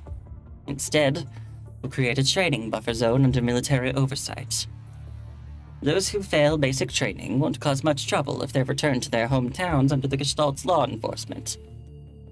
Those who pass and meet the military standards will be integrated into the regular army or other branches. For those who don't, With the support of the world government, they'll be offered as mercenaries to those in need, and the government will collect a significant fee. The world government will largely stay out of it, except for one rule. Private employers must purchase weapons through improved channels when hiring these mercenaries. With the world government's support, what if these merchants are hired by the opposition? Wouldn't that be aiding our enemies? Whether they're opposition forces or private employers, how they utilize the mercenaries is up to them. But if they cross the line, they will face the Science Council's sticks instead of the world government's carrots. At this point, Chu, who'd been deliberately ignoring Trillard, briefly glanced in his direction, her eyes catching a glimmer of light. The first time Chu heard the name Trillard, her father was still alive. Back then, he was just a young man. Today, he's the president of the world government's parliament. Chu had always harbored skepticism toward this man, who called himself a humble tool for human unity. In her eyes, his grand vision of ultimate unity was nothing more than a pipe dream. But she never imagined this man would have such a decisive side. By breaking down the opposition's active forces, we can also make better use of reserve armies around the world. Our initial calculations show that the actual cost is surprisingly low, less than 30% of the potential gains. To carry out this plan, we need more than the Parliament's incentives. The Science Council's arsenal will serve as a necessary deterrent. I've heard they're even developing giant robots. How long supports this proposal? Because only those who understand human nature and reality would propose such a bill. Recruiting under the guise of the world government is just a front. Like you said, it all comes down to interests. Maintaining the operations of the world government and its parliament, funding the growing space military expenses, necessary peacekeeping, providing public services, and handling countless other details. All of these require lots of money. Relying only on voluntary financial contributions from countries just isn't enough. The recruitment and mercenary strategy can neutralize active opponents of the world government, organize and educate unstable elements within society, and help dispose of or sell off military surplus left from the Great Depression. The most clever and realistic aspect of this plan is that the world government doesn't need to concern itself with the whereabouts of the mercenaries who aren't incorporated into the military. Trillard can demand higher fees from the wealthy and turn a blind eye to the opposition. These mercenaries will be the fertilizer spread by the world government, enriching both the legitimate and illegitimate sides of society. Those who can afford to hire these mercenaries clearly control substantial resources. As long as resource inequality exists, conflicts persist. So they will hire private soldiers to protect their possessions. It's in human nature to plunder what they see and claim what they find. When their conflicts begin, the world government can simply sit back and watch. But when they start reaching into the world government's territory, it's time for the government to step in and harvest the gains from the chaos they've nurtured. At the end of the day, all money eventually ends up in the world government's coffers. Thank you, Miss Chu. Chu has seen too many times how the bystander reaps the benefits, while the fighters lose out. Setting up and executing such schemes might not cost the planners much in tangible terms. Their main challenges are moral and ethical backlash. But with one condition: do not sell the world's government's mercenaries to Kowloon. This is still a draft, of course. It's ambitious and will undoubtedly require further scrutiny from the Parliament. But let's not forget, all this is in the pursuit of a united humanity under the auspices of the world government. With Kowloon now on board, what are your thoughts, everyone?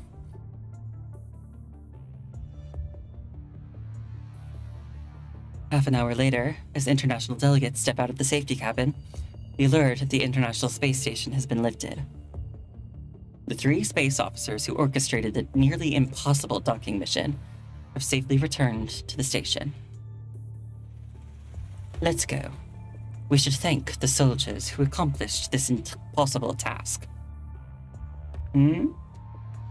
Shouldn't we? They saved Project Eden. Punish those who disrupt peace, and reward those who seek unity. Repay enmity with justice, and reward with virtue. That's the guiding principle. And they've also helped preserve the world government. Wouldn't you agree, President Trillard? Chu looks out at the slowly spinning Earth, her comment tossed casually into the void. Trillard maintains his composed smile, a mask of inscrutability all too familiar to any seasoned politician, leaving even Chu in contemplated silence. They both understand precisely the nature of the other.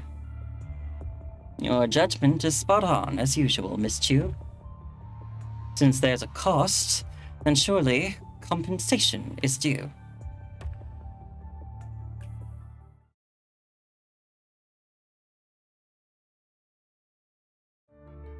Chu floats in this digital expanse where streams of time flow past her. Everything around her, including herself, seems to be in a rapid freefall. Each moment splits infinitely, leaving shadows above and below her. Time manifests as visible strands surrounding her. Some strands are already colored, marking the events of human history, while others remain blank, untouched by the past. Each emits a faint glow, stretching from the earliest life forms in the ocean to humanity's marks upon the skies. Chu tries to manipulate the delicate, seemingly infinite strands of time. They are pliable enough to be shifted significantly, yet there always appears to be an invisible boundary they cannot surpass, beyond which lay the realm of fate. Kowloon? She struggles to swim toward the strand that signifies Kowloon. That strand is thicker and more robust than the others, with a deeper color as well. From Kowloon, another strand emerges, stretching parallel into the endless distance. Tabula Akasha. These strands stretch infinitely upward, turning an unnatural crimson at a point, only to return to their original color, albeit dimmer. Further up, another segment of crimson appears, this time interspersed with pure white. Luna. Chu continues to drift further, for a long, long time. Until a certain moment, the colors of Kowloon and Tabula Akasha suddenly dim, followed by endless blankness. The colors of history end there. History and civilization have no eternity. A trembling data shadow appears beside Chu, its voice a blend of many. There are too many variables here. Even Huashu and Tabula Akasha cannot predict the future accurately. According to Huashu's calculations, it is only through my death that Kowloon's civilization endures. And I am already dead. Tabula Akasha, isn't here the place for the dead? No, Chu. Tabula Akasha harbors no living souls, yet it is not a sanctuary for the deceased. Death is simply death, a stark reality that brings true liberation. There is no designated realm for the dead. When death claims us, it strips away all vestiges of life. As life leaves us, death fills us. Information is the same, Chu. Death cannot be deceived. We can only respect it. This isn't the afterlife, Chu, or no such place exists. No way. Huashu and Tabula Akasha showed me that the future should be like this. Time is not to be tampered with. And the future remains a mystery. The future. Mystery. Trembling memory entities suddenly vanish. The trembling memory entity suddenly vanishes, along with the complex strands. Wait! Hoshu! Tabula Akasha! Chu's voice echoes into the endless, solitary darkness. History and civilization, they hold no eternity. Nor does sovereignty. What happened to my people? They are merely necessary sacrifices for greatness. Who are you? I am death. I am your executioner. I am the emperor of all mechanoids.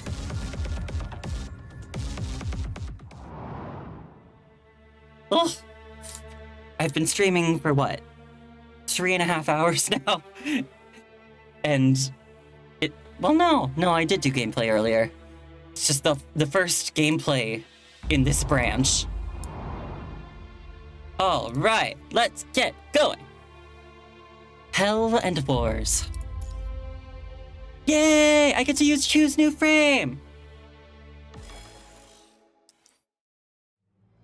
The fabric of time and space intertwined, rendering the future, past, meaningless. Gaming indeed, Cole. When their whispers reach your ears, the entire world, hell, will unfold before you, me.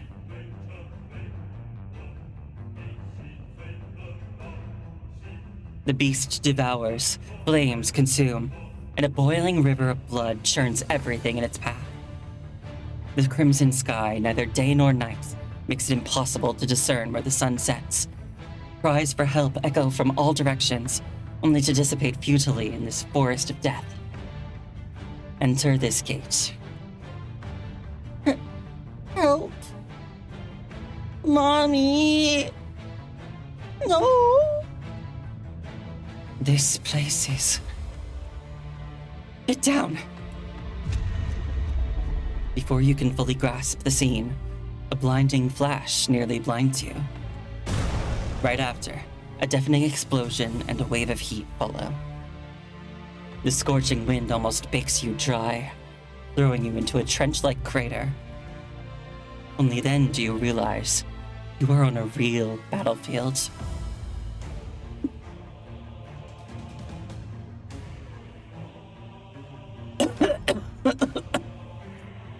What are we fighting? My body. What's happening to me? Spitting out the dirt, tainted with the stench of decay and rust, you suddenly realize that your appearance drastically changed from what you remember.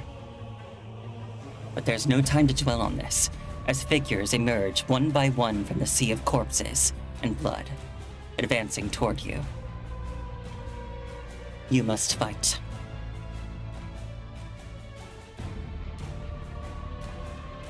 I need a weapon. You're holding a sword. How convenient. Just when you need to kill, you have the perfect tool to cut and slice them apart. I need a weapon. Who is that? Maybe just a ghost of the battlefield. Don't mind her. She's already dead. Let's forget she ever existed.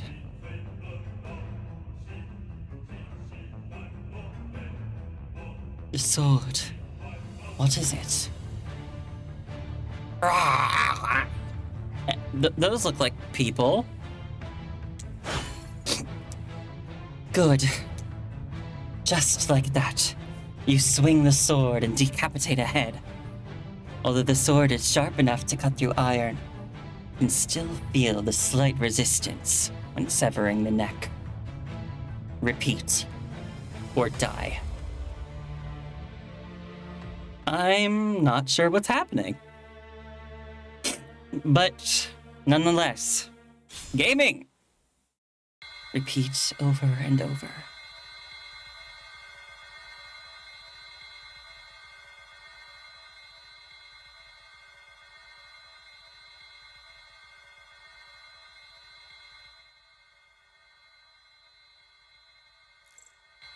This is still the same battlefield.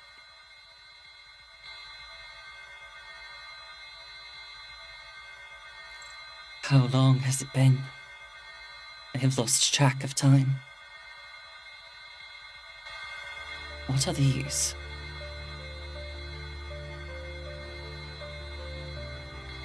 Check the surroundings first.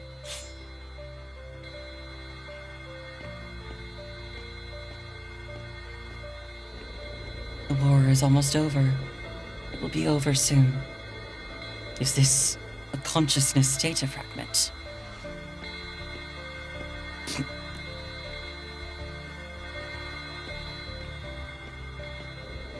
My backside hurts. But it doesn't look like any data saved in the Tabula Akasha. Air raid! Air raid! Huh? There's a red one.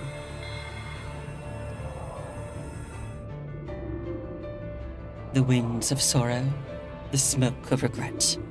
The names on gravestones can hardly be recognized, implying something, like dust under the mountain.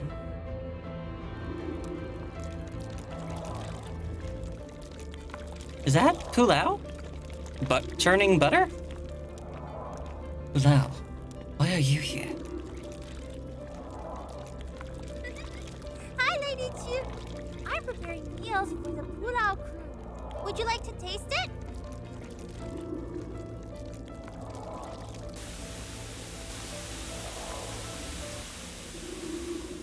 Why not enjoy it?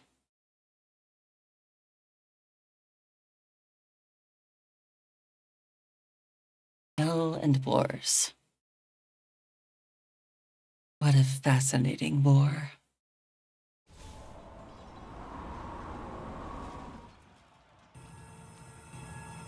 Who are you?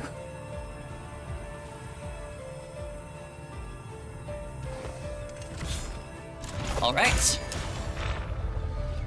Follow me into the frozen depths of eternity.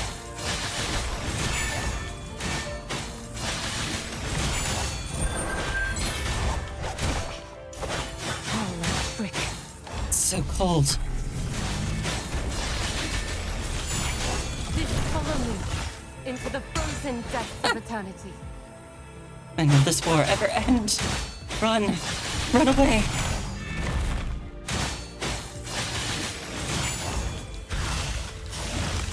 You'll follow me into the frozen depths of it. This is your last chance. Reinforcements are on the way. Oh, a trick. These people, did they all die in war?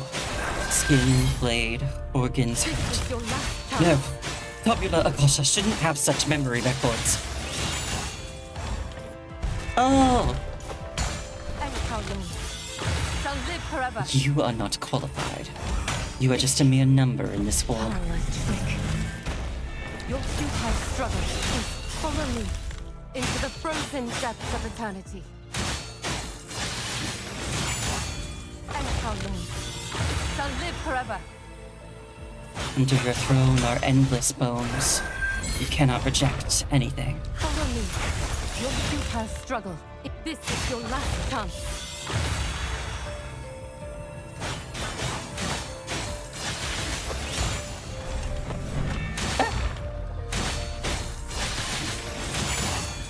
This is your last chance. Follow me into the frozen depths of eternity.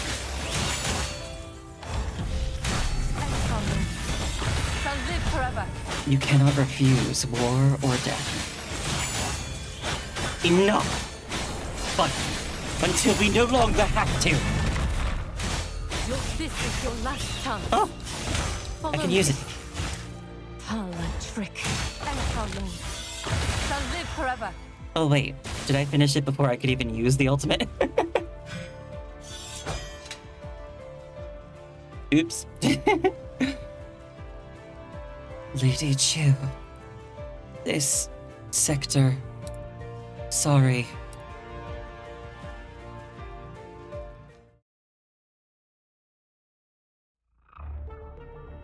Here, time seems a divine grace stripped away. This place is dominated by guns, bacteria, steel, blood, fire, and death. 245 combo. Would you believe it, Cole, if I told you that in this game, that does not actually feel that high to me? There's a lot of characters that do a lot of hits very quickly.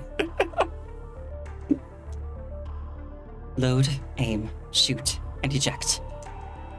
The Lee Enfield rifle in her hands, capable of firing 10 rounds in half a minute, becomes a rhythm of survival. Good aim. I'm still not at my best. If my master were here, he could fire 30 rounds in a minute. Aim for their heads. Stop wasting bullets. If you're so good, why don't you do it? All right, let's enjoy the peace while it lasts. Stop arguing. You are resting against a collapsed triangular wall. Around you, an eclectic arsenal sprawls out, from muzzle-loading rifles and bolt-action rifles to submachine guns and sniper rifles. There are also magnetic pulse rifles, cannons powered by unknown energies, and an array of flashy, sophisticated firearms. The array extends beyond guns to include hammers, katanas, scalpels, and heavy greatswords. There are wizard staves, chainsaws, and daggers, alongside those wielding bare fists or even conducting a military band. It's a bizarre sight. What? Have painters and bards now joined the fray as well? In this madness, anything seems possible. Just like the sword in your hand. Despite your exhaustion, the sound of human voices nearby draws your attention. Ignoring the pain, you limp toward what appears to be a group of relatively normal-looking people, hoping to find some semblance of order, or perhaps an ally. Hey.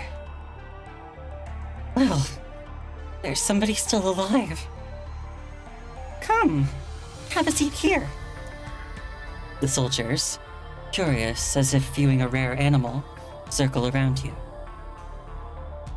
Why are you so clean? Dressed in all white. Did you just come from a funeral? Show some respect. We even got farmers with scythes out here, too. You're good at breaking up fights. Hey, where did you come from? You shake your head, because you really don't know how you ended up here. What is this battle? Or this war? Where did those monsters come from? And how long have you been here? No idea. Not a clue. All we know is that in 2 days, when reinforcements arrive, we break through. That's nonsense. Didn't you hear that from Kaka? And Kaka's been dead for 3 days. How do you know it's been 3 days? I've been keeping track. In this endless darkness, how can you tell one day from another? So, you're waiting for reinforcements? Yes. Where are they? Not here yet. So, you've just been here all this time? What else can we do? There's nowhere to go. I've been here about 5 days now. See, I told you so. Time here is messed up. Some bastard must be messing with time around here. If you ask me. All right. Hey, want some food? I just made it. She places a bowl of deep red soup in front of you. The thick, bubbling soup contains chunks of unidentifiable meat and organs. It looks disgusting, but smells surprisingly delicious. No, thinks. Refusal is a virtue, something you're quite adept at, isn't it? The soldier returns to the group, silently enjoying the meal. The delightful aroma only makes you more exhausted. The endless battles have every part of your body screaming. The trench is full of mud, and you slowly slump down to the ground. Is there something beneath you?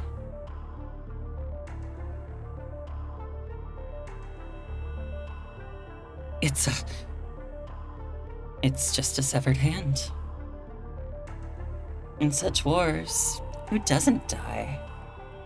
Who doesn't lose a few parts of themselves? Legs, eyes, ears, ribs, arms. And of course, losing life. These tragedies happen thousands of times in war, repeating over and over again. It never stops. As long as humanity exists, they will continue endlessly, dying in battle, but still holding this gun. Keep fighting until death, right?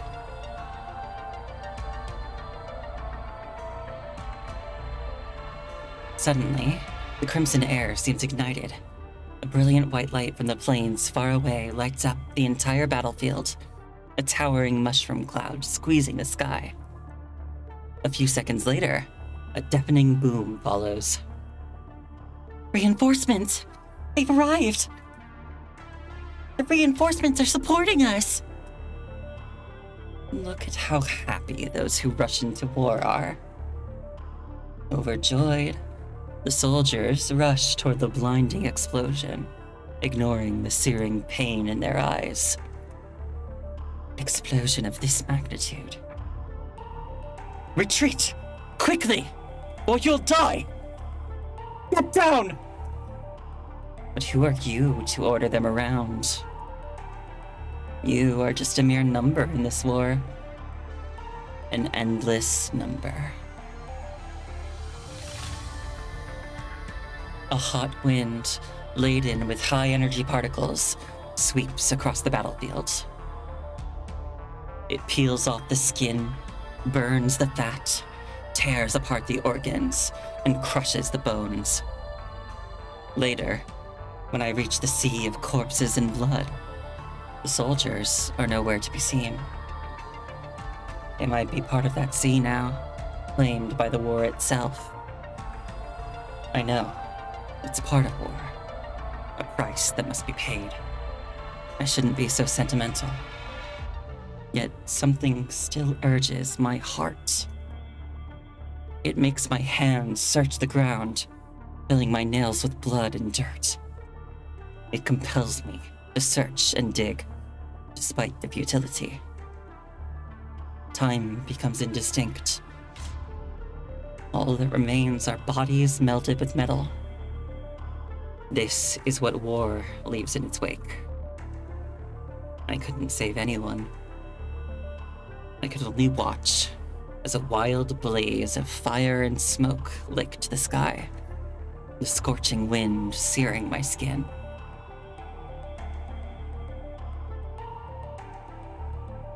I stagger to my feet. The only other living thing is a vulture. Across the expanse, far in the distance, I see another figure struggling to rise amidst the flames. He's frail, his body bent over like an oversized newborn. He isn't a survivor. He's just like me. We both defied death.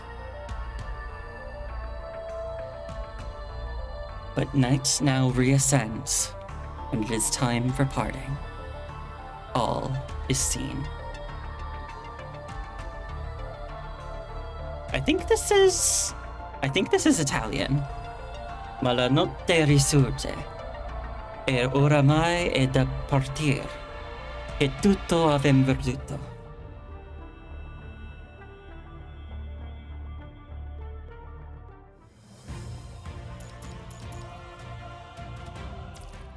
Well, I don't fully know what's happening. I think she's still in Tabula Akasha, but like maybe like the battle happening inside it is the battle of like the data within Tabula Akasha to not be corrupted by the virus. And I feel like the whoever's speaking in the brackets, I think that's the Emperor, maybe. Trying to be evil and bad. Inferno and revenge. When their whispers reach your ears, the entire world, hell, will unfold before you, me. The fabric of time and space entwined, rendering the future, present, meaningless. That was quite the story, you say. I also don't know what happened entirely. I have guesses, though.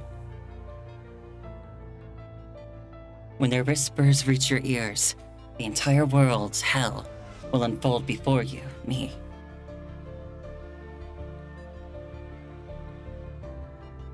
What a magnificent city. The world is cast as a reflection in a mirror, showing only this city within its glassy confines. The Golden City, where humans, mechanoids, and constructs coexist peacefully, dons its most enchanting regalia at night. When Chu regains her senses, she finds herself on the bustling streets of Kowloon. It is as though nothing has changed, with history eternally capturing the city in its most radiant moment. A strange figure darts through an alley across the street, and Chu sharply notices the anomaly. You sighed. The street is too crowded. By the time Chu navigates through the throng to the mouth of the alley, the figure with the pulsing green glow has vanished. In its place stands a woman in her 20s. Greetings, Lady Chu. Hua Shu sent me to guide you. You can call me Jiaxi. Hua Shu sent you. That means I'm still in the Tabula Akasha, right? This isn't the right place to talk about it. Please follow me to a safer location. The woman cautiously peeks out of the alley before signaling Chu to follow. Jiaxi leads Chu through the intricate alleyways. After making sure there is no one suspicious around, she opens an old door. Inside, a tall and kind man immediately stands up to greet Chu. Lady Chu, what is going on? Lady Chu, you are in the Tabula Akasha.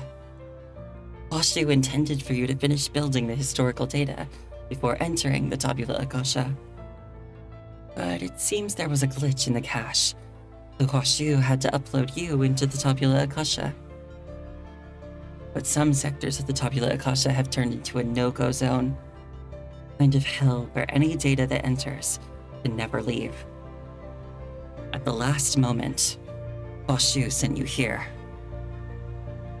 So, this area is part of the Tabula Akasha's data space. To put it simply, from the moment you were uploaded, you've been inside the Tabula Akasha. This sector is still safe. Hua Shu moved us here temporarily. However, we don't know when we might have to move again. So that's how it was, huh? Settle in here, and don't leave without permission. Hua Shu will relocate you again when necessary. As Chu grabs her sword and turns to leave, Jiaxi blocks the door with her body. No, Lady Chu. You can't leave here. Her voice trembles as she blocks the path of the Monarch of Kowloon. Step aside. No. Unable to confront her people, Chu couldn't raise her sword. Well, Jiaxi, you need to explain things properly. Lady Chu doesn't fully understand the situation yet.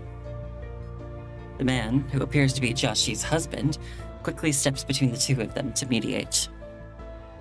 Continue.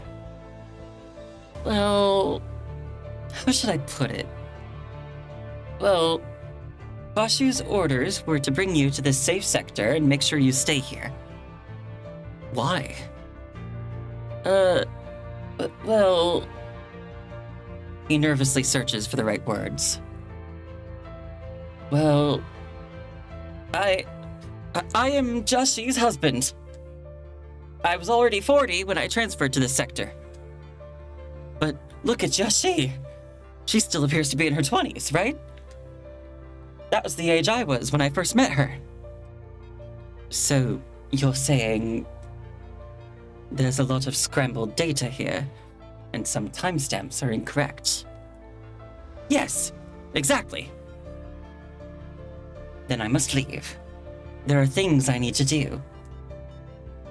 Magical girl, shining warrior!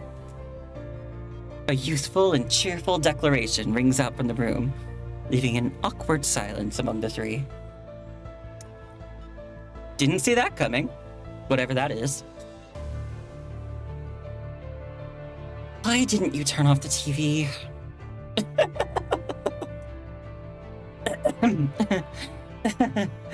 It's nothing.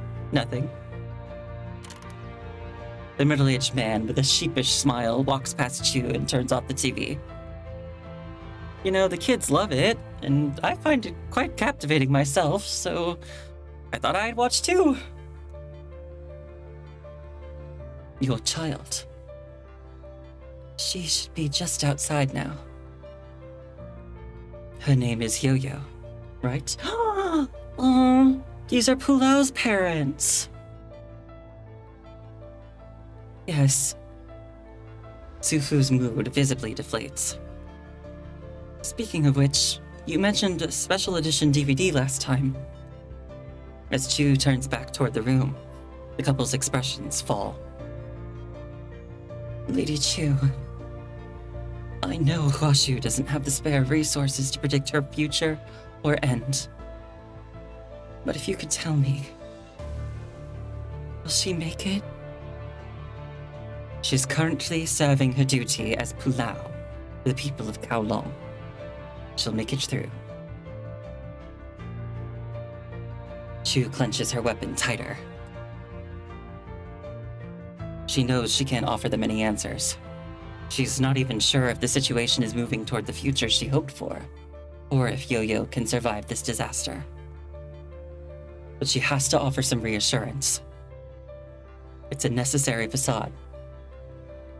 That's good. That's good. The man mutters softly and quickly, as if realizing something, pulls his wife, standing at the door, back to his side. Lady Chu, will we all survive? Sure. Things will get better. Who's that?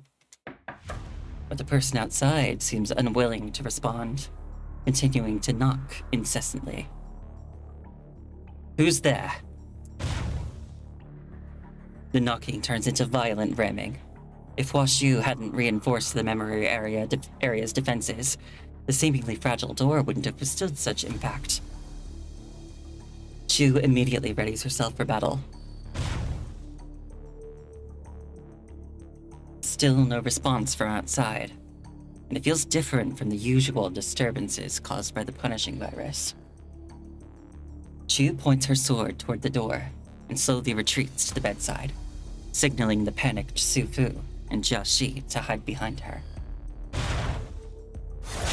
The fragile door finally cracks open, not from the ramming, but from a pitch-black longsword slicing through. Behind the crack, a somewhat familiar eye is revealed. Hey.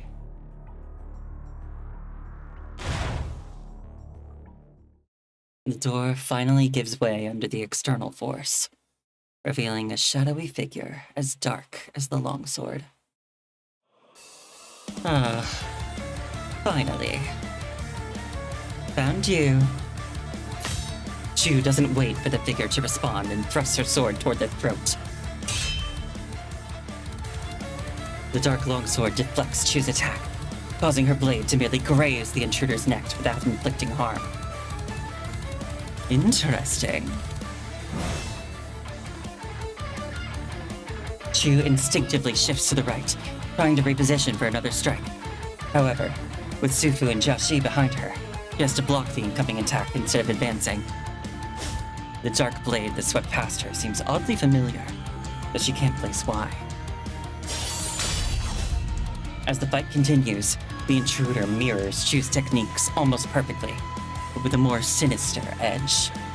Their attacks seem calculated to exploit Chu's instinct to protect the couple behind her, subtly aiming to strike at them with each move. It is as if the fight isn't about winning or killing, but rather for pure slaughter and joy. Run! Terrified, Sufu grabs Jiaxi, and they both dash to an opposite door, fleeing the scene. Keep your eyes on me, Chu. Chu counters another strike from the intruder, swinging her sword at a cluttered nearby table and TV, creating a distraction with dust and sparks. She seizes the moment to dive through the same door Sufu and Jiaxi escaped through. The room, memory, they just left, instantly turns into a sea of flames. The dark figure stands illuminated by the fire, her sinister smile reflecting the flickering flames. Why not forget the past and embrace a new life? Escape. Behind every door lies the same scene. Identical room layouts, the same furniture, and the same Kowlong's Magical Girl DVD. Escape seems futile. Behind every door were the same intruders, the same fights, and the same flames. Where else can you go? You sinner. The dark figure appears behind Chu, cold blade pressed to her throat. So familiar. Her cold gaze lingers menacingly as she teases Chu's stoic face. It's been too long since I tasted such defiant memories. Get away from me! Chu tries to push the figure back with her sword. The blade at her neck presses closer, the pain searing through her thoughts. Though the pain drains her strength to resist, she still holds on to her weapon. I won't leave, Chu. I will never leave you. Because I am you. The blade sinks deeper into her skin, yet no vital fluid flows out. Instead, a strong hatred seeps through the wound into Chu's mind. I will fulfill the unfinished vision of my father. Those who drove my father to his death will bleed for their deeds. No. You can't.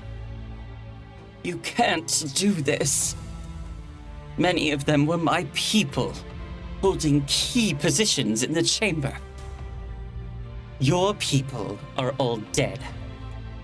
Now only you remain, despicable, shameless, and cunning.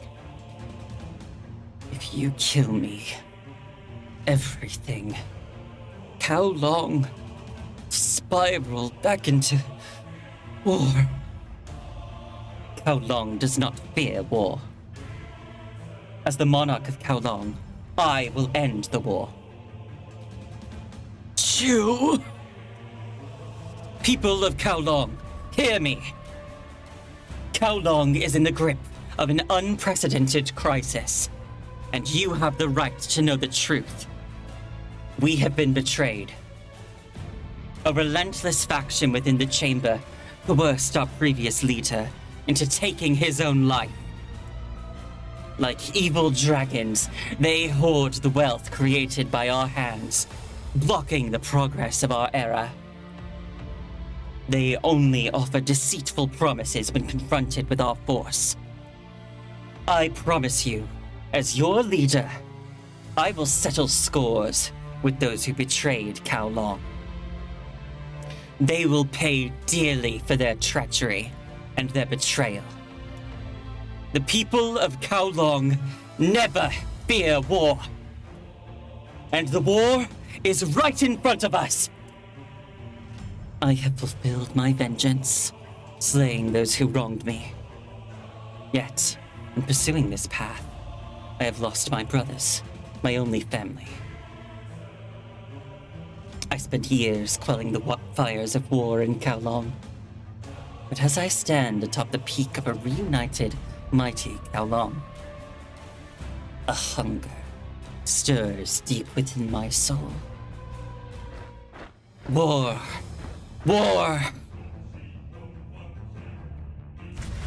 With steel and flames, we sweep aside all who dare stand in our way.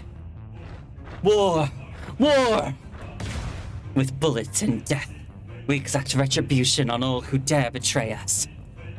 War! War! We will build an eternal Kowloon, a timeless citadel where our legacy resounds forever. War! War! We will craft icy frontiers with the Arctic winds, forging realms of frost that endure beyond the ages. War! War! We will cleanse the coastal defiance with storms born of the Atlantic, carving paths of power through the tempest. Wars! Wars! Endless wars! All emotions are woven into the very fabric of my being. I perceive them. I sculpt them to my will. As I obliterate the foes of Kowloon with the fury of war. As I purchase the allegiance of nations with the weight of gold. As I shed this mortal coil for an immortal form. As I transcend the confines of flesh and bone. As I fold the world into the grand dominion of Kowloon. As my city ascends from the soils of every celestial body within our solar grasp. As I wield the power of life and death across the cosmos with a Dyson sphere. As the might of Kowloon's flagship eradicates all who dare oppose us. Bow before me, or face your demise. This insatiable hunger gnaws at me still, leaving my essence hollow, a mere husk.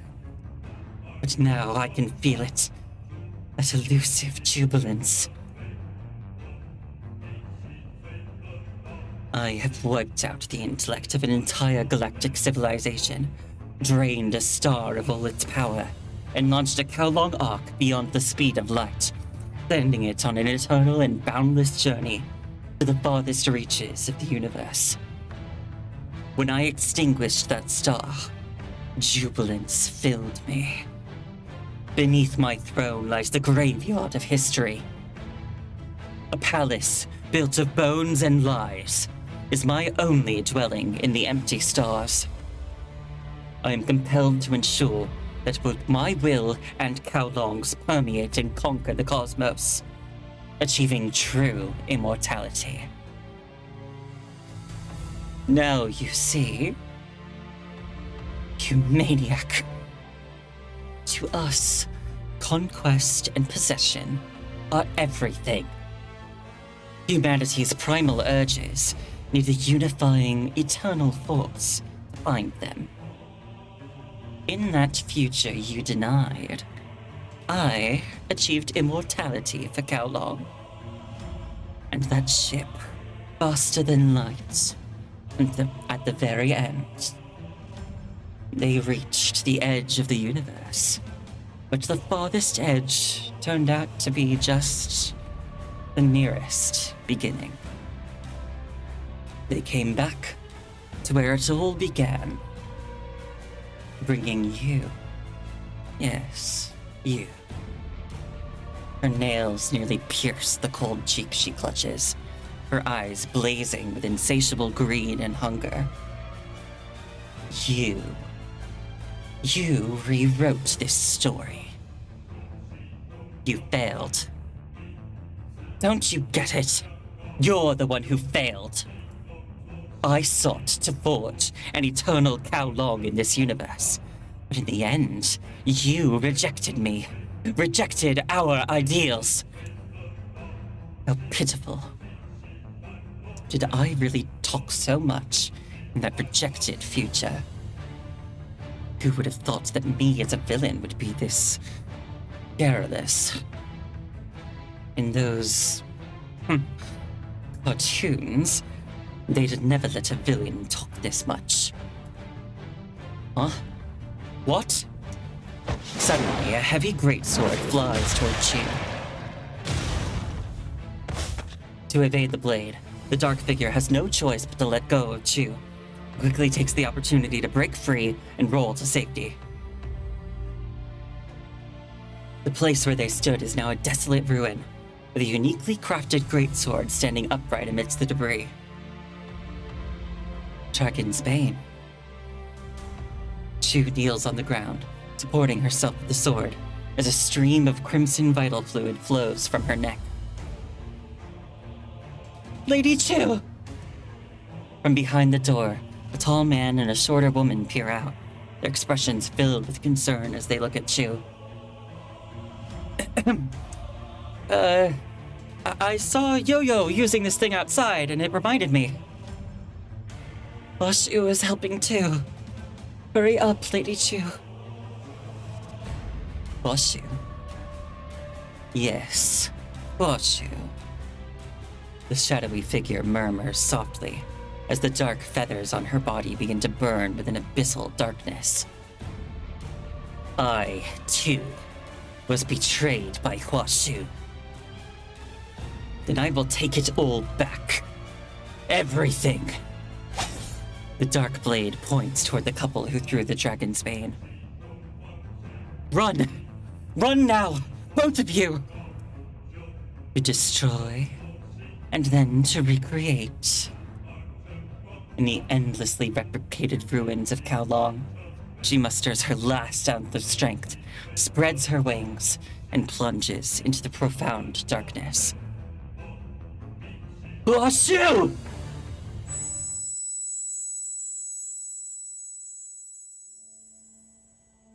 She lies beneath the library's dome, the brilliant stars above her. Chu. Chu. Familiar voice whispers in her ear. Shu? But she is weighed down by the stars, unable to move. This unit is expending all power at any cost to protect the tabula akasha. Was the version of me just now one of the futures you calculated? Yes, it was one of them. But you dismissed her, and you never showed me that future. Great job. This is the duty and obligation of this unit. Did that couple survive?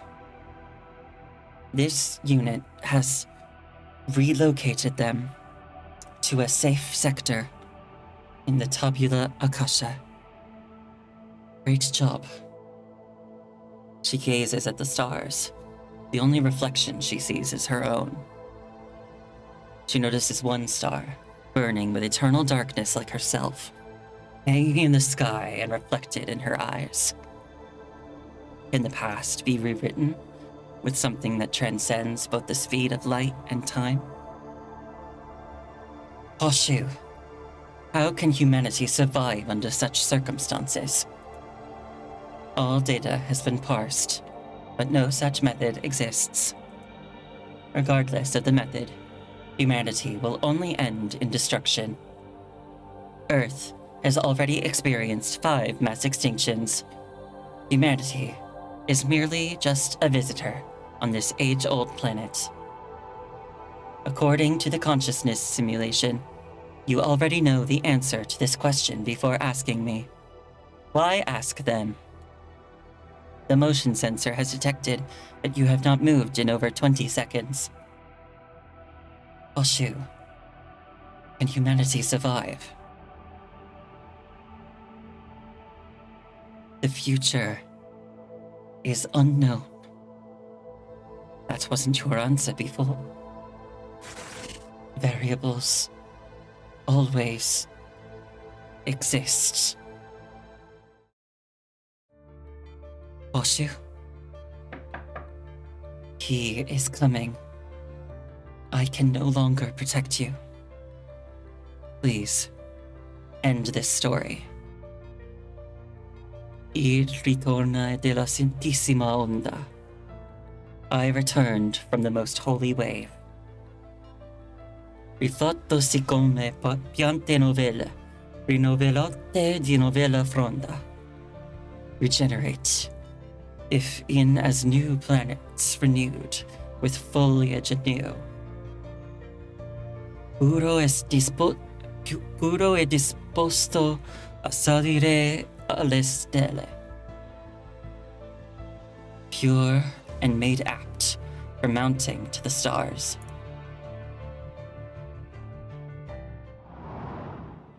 Well, damn. Evident sparks. This is so weird, but I love it.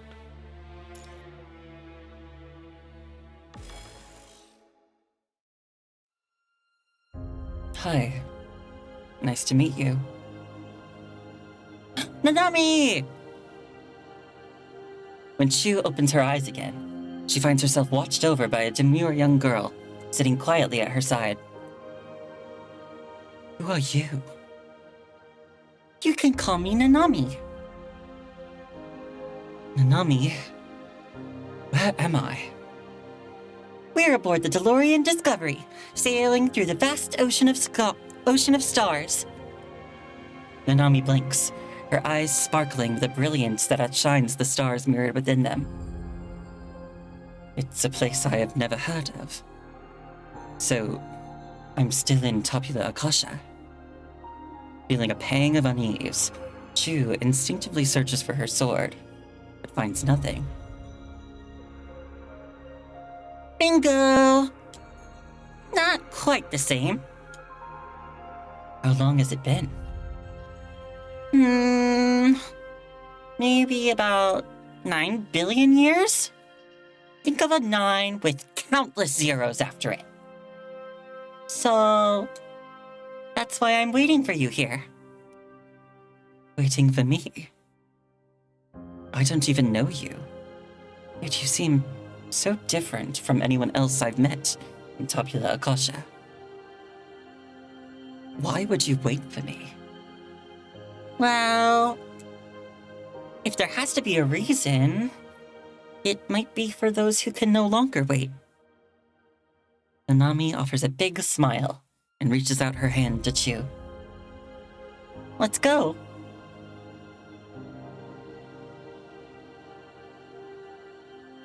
Chu follows the girl who calls herself Nanami, wandering through the empty spaceship. Okay, so if I'm right, this place appeared in an earlier chapter called Her Last Bow that focused on Nanami. And Nanami was going through a bunch of simulated futures in Gestalt. And eventually, as she went through like countless simulations, she ended up in a place where a future version of herself, which had been launched into space on a spaceship, was like reaching back to her through time. And that's where this is. And weirdly enough, that apparently, that version of Nanami seems to actually exist and sent back something from the future. Like some data. I don't know how it works, but it's cool. And so I guess somehow Chu is here now? Maybe she found a way to like send information to the Tabula Akasha? 9 billion years. Has this spaceship been drifting in space all that time? Yep. Since it departed, it has been 9 billion years. But as for what came before, even I don't know. Over these 9 billion years, humans and the punishing virus survived. I don't know either. Wasn't this ship built by humans? Nope. Nanami stands at the library's control console, her gaze fixed on the supermassive black hole with its deep blue accretion disk, looming not far from them. In Chu's memory, even during the Golden Age, human research on black holes barely advanced. Within those God-abhorred naked singularities, the known laws of physics simply broke down. Even if humans had solved the enigma of gravity and unified the electromagnetic and fundamental interactions, the very first moment of Planck time remained elusive, leaving what lay beyond a black hole a mystery. How about one last look at Earth as a parting gift? Sure.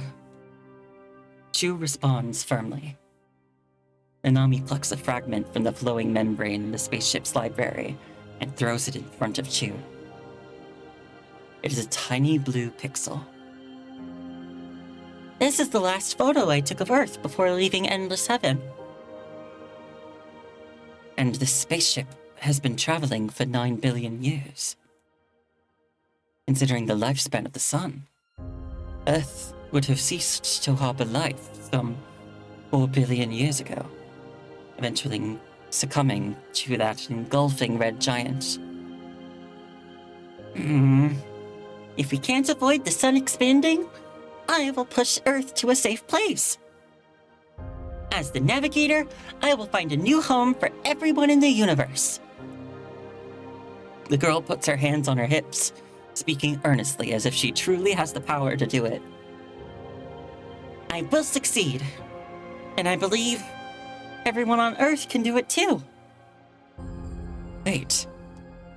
Before Chu can react, Nanami's hands have already plunged into the ever-flowing sea of membranes within the library, vanishing from sight.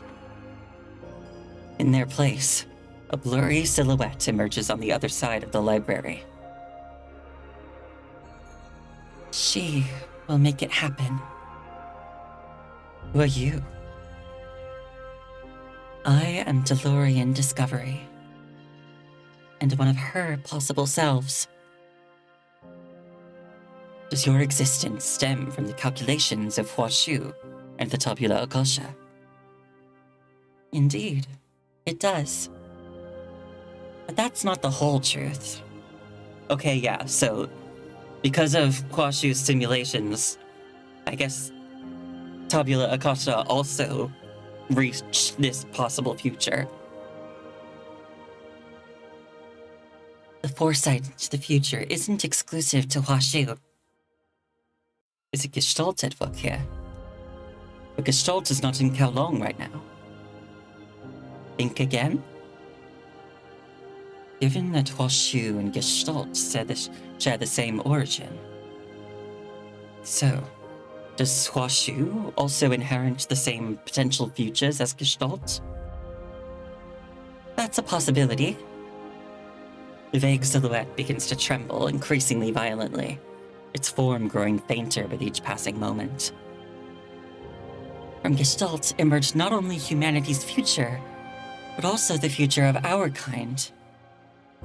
Likewise, It is not just hatred that was born, but also hope. All things have their reasons. Gestalt, Quashu, Tabula Eclatia, constructs, mechanoids, and humans. All these entities are woven together by the same thread. Every disaster that unfolds is not mere coincidence. Indeed, he, too, is a product of the intricate intertwining of a Gestalt, humans, and mechanoids. And he seeks to erase humanity from existence, to completely wipe out all traces of human culture and heritage, the very evidence of humanity the memetics left for future generations. His aim is to purge the world of human information, leaving behind only what he desires, the realm of machines. Born of human hands, yet striving to erase his human imprint, just like Isaac's defiance against Abraham. But he lacks one thing, something incredibly important to humans. Love. Only love can transcend time, space, gravity, and even the light cone. In our 9 billion calculations, each computation led us to a different destination, name. Only this axiom has never been overturned by Gestalt. The 9 billion year journey that DeLorean Discovery has traversed applies solely to itself, or we have surpassed the speed of light. We have crossed the borders of the galaxy, ventured through countless heavens, and navigated the myriad stars. Only upon looking back did we discover it. This key is also an invitation. Please entrust it to the one you deem worthy of its keep. We place our trust in you. And finally, remember this. She won't leave everyone behind. Those loved by humanity and the stars will lead both humanity and the stars with love.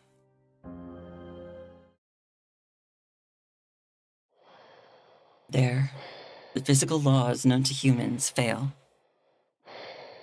I drift through this empty universe, gazing at the cold, menacing black hole. But the spaceship is no longer here. Only I remain. Facing me is one of the universe's most extraordinary creations, a black hole with the mass of 66 billion suns returning my stare. If love can transcend time, space, gravity, and even the light cone, if anything can truly escape a black hole, could love also find its way out? I struggle to define the emotion known as love. But my presence here is the ultimate proof. It's incredibly far. Almost unimaginably so. Only through this journey can we illuminate the path for those on Earth.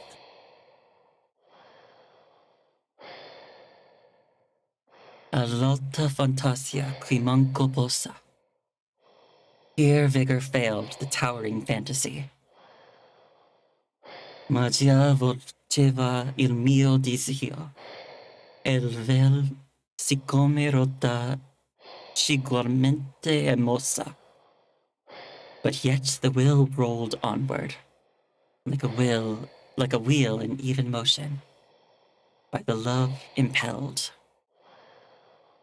L'amor ci muove il sole e l'altre stelle.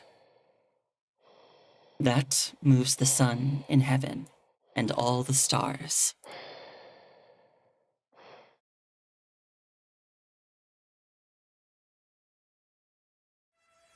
You think this is the end? The greatness inherent in machinery will be established through a unique evolutionary success. We have been betrayed by humanity. No one can stop us. Not humans, not constructs, not the punishing virus.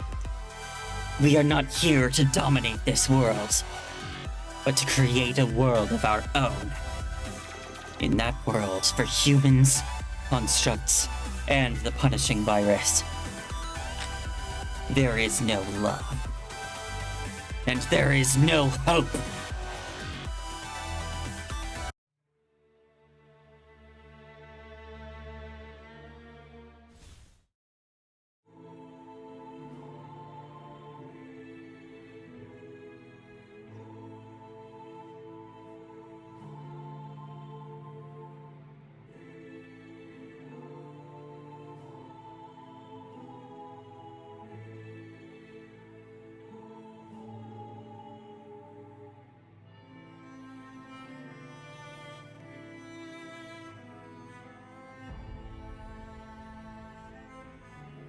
That's Hwashu.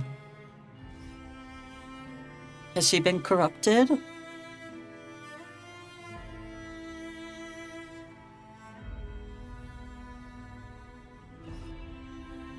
Heaven and sparks.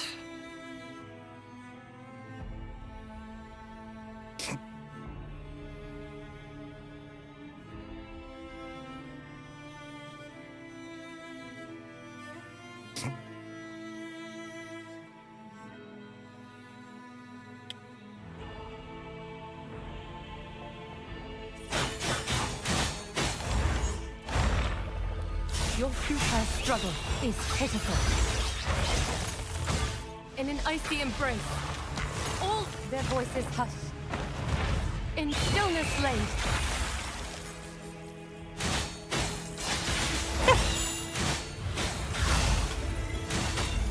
Your futile follow me. Power trick.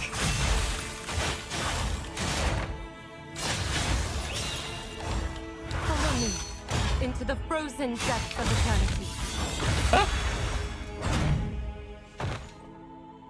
She In an froze icy me in embrace, time? all lives shall fade, their voices hush. In stillness laid.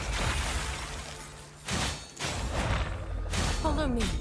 This is your last Pala trick.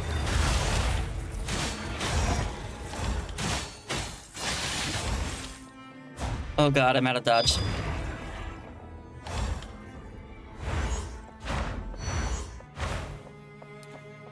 Oh god. What are you doing?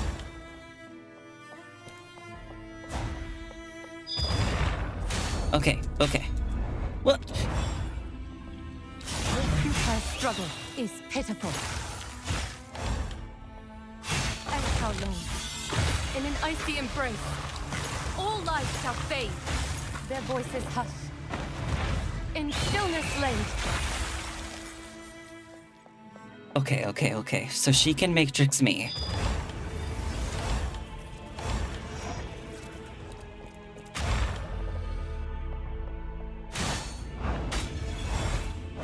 Ah!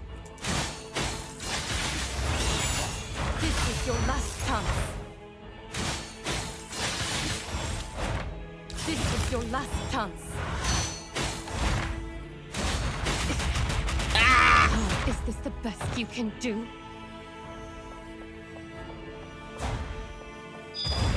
The sun will shine.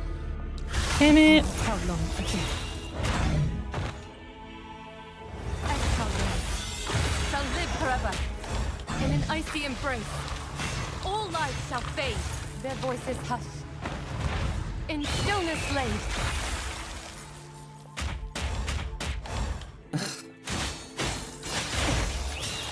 Pala trick. Ah!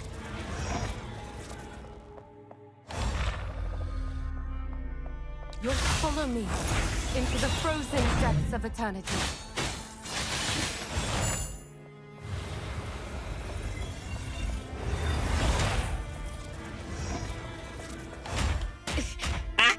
Pala trick. Your futile struggle is pitiful.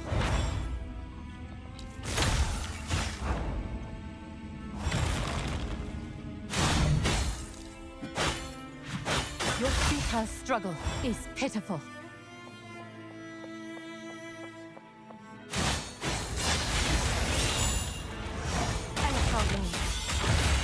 in an icy embrace. All life shall fade, their voices hush. In stillness laid.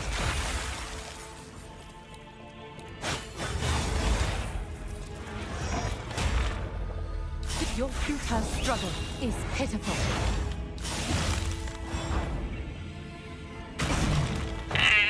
A trick.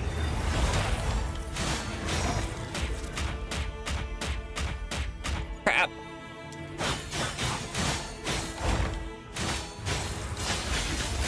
This is your last chance. Ah! Follow me into the frozen depths of eternity.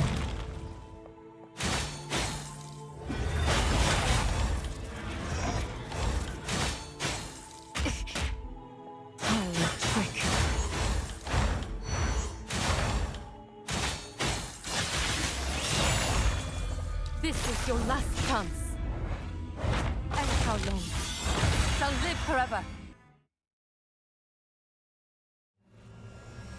The crimson Huashu swirls within a digital storm, rampaging across the confines of this fabricated room. Its behavior is imbued with a madness that the true Huashu should never exhibit. Now I am become death. I will have my revenge.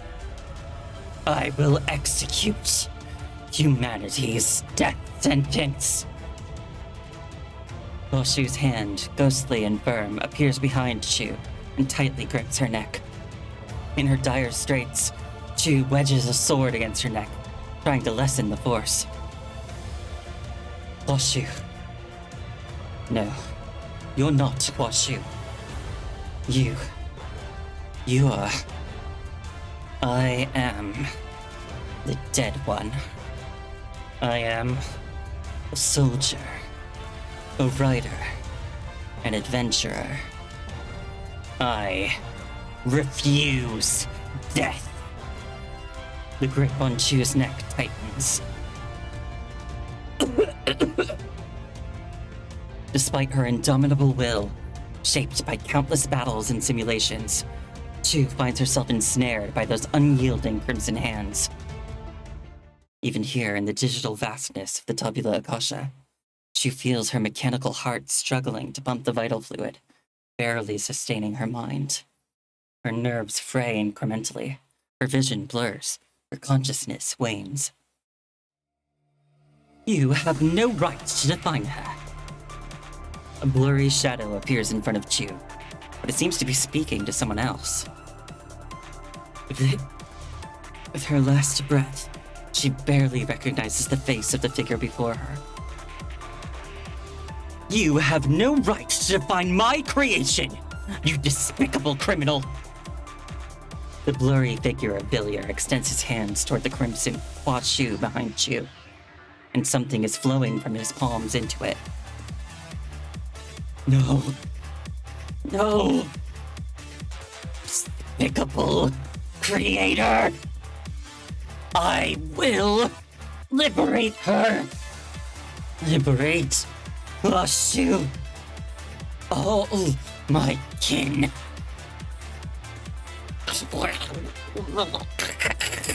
Burning. The Huashu that appeared from the void gradually stiffens. Chu seizes the moment, prying free from the grip holding her, and lands on the ground.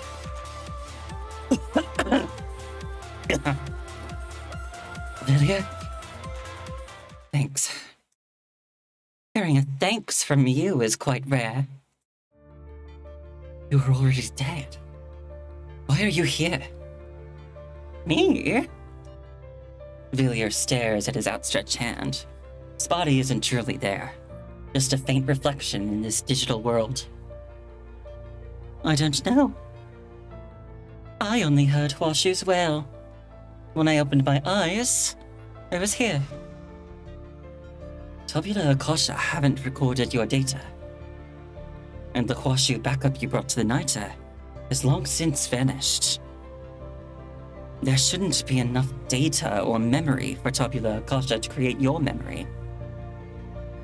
Because Huashu is mine. She is my child, my creation, the only perfection. She retained memories of me after years of testing. Tabula Akasha read Huashu's memories while under her management. So, I am here. So Huashu kept you. Because it stored your consciousness data, Huashu could simulate its own form. But AI shouldn't develop emotions. Don't use such a crude term as emotion to describe her. You don't understand. Huashu. Villiers looks up at the suspended Huashu, much like Landau gazed at the silent Gestalt in the center of the Section 3 decades earlier. Will you continue your plan? Me? I saw it in her memories. War, death, betrayals, and the girl among the stars. That vile criminal and the punishing virus are devouring the data of Tabula Akasha and Huashu. I temporarily halted Huashu's functions through the source code. After a reboot, it might briefly return to normal. But the moment you decided to open the gate of Tabula Akasha, this was all destined. You caused the destruction of Tabula Akasha's data and Huashu's demise. Chu, your mercy destroyed the seeds of this world. Do you know how many people were alive outside Tabula Akasha at that time? 643,729. Villiers continues to touch the stiffened Huashu, sharing its heart and memories. At this moment, it seems he no longer speaks solely as Villiers.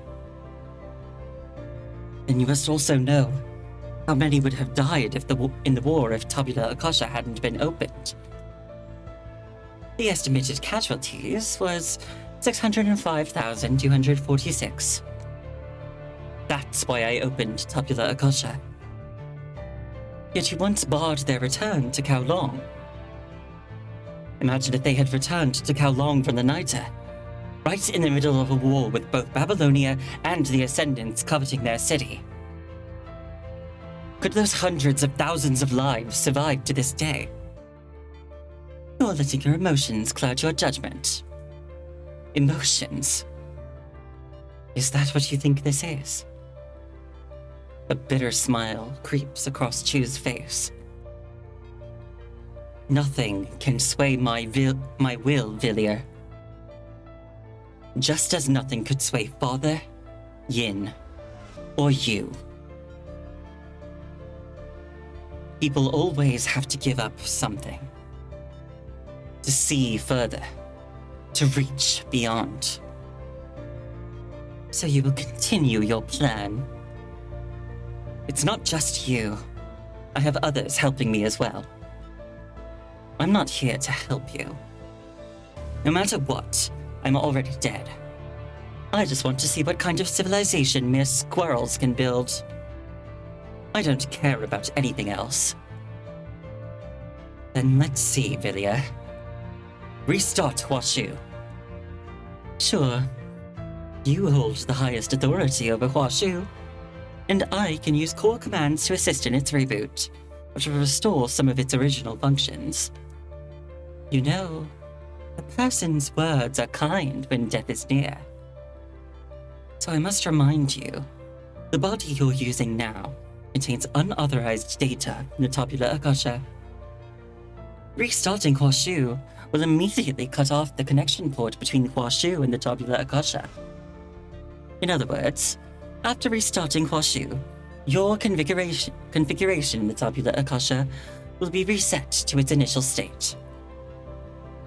So this body comes from the Tabula Akasha. No worries. Restart Huashu.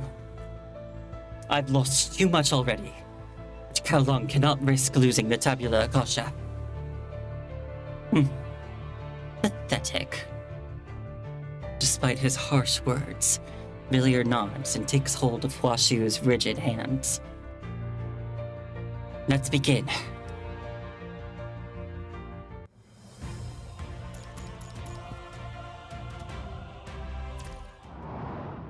Oh boy.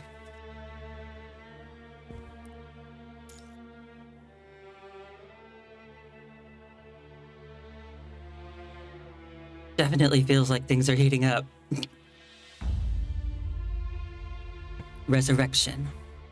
I cannot allow myself to step into such an era. I cannot allow my people to step into such an era.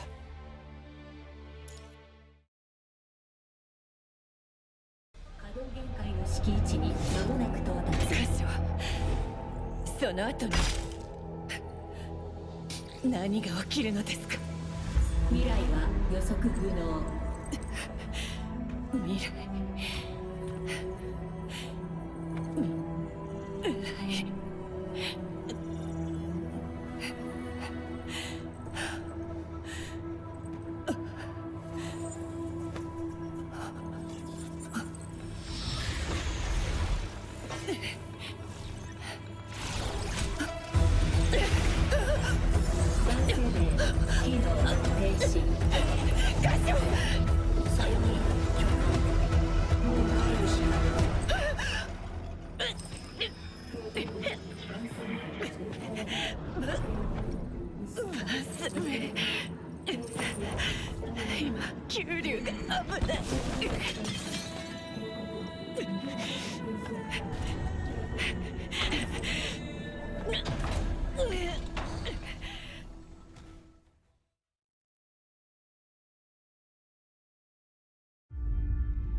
War never changes.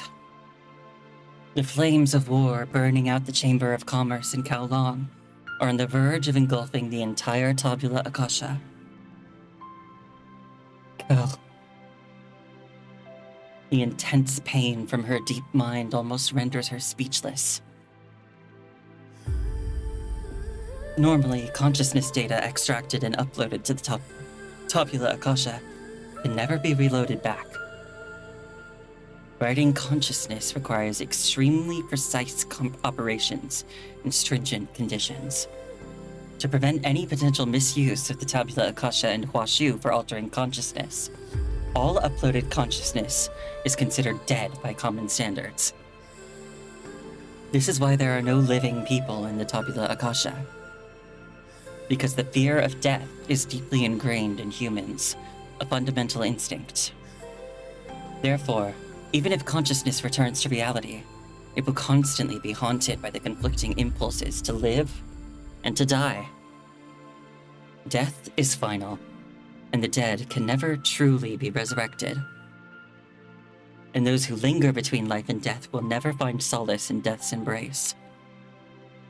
Tabula Akasha. The echoes of war are the only sounds that answer her on the empty streets. She can no longer recall how many years have passed within the data realms of the Tabula Akasha. All she remembers is continents drifting and merging, oceans evaporating and refilling, and planets dying and being reborn. The final divergence point of the ideal confidence simulation is your death. This unit cannot confirm the accuracy of this simulation, but it is the only approximate solution derived under the influence of uncontrollable variables. She herself is the sacrifice Kowloon must make for a glimpse of its future. Thus, with each cycle she endures within the Tabula Akasha, she suffers. Wars. Endless wars. Famines. Countless famines. Plagues. Ceaseless plagues.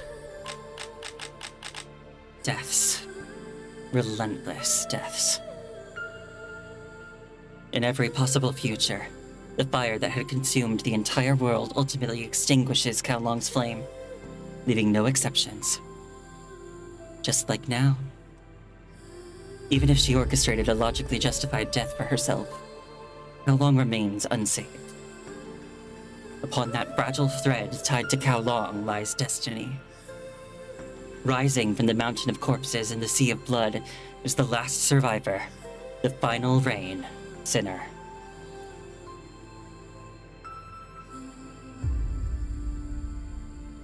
Beneath my throne lies the graveyard of history.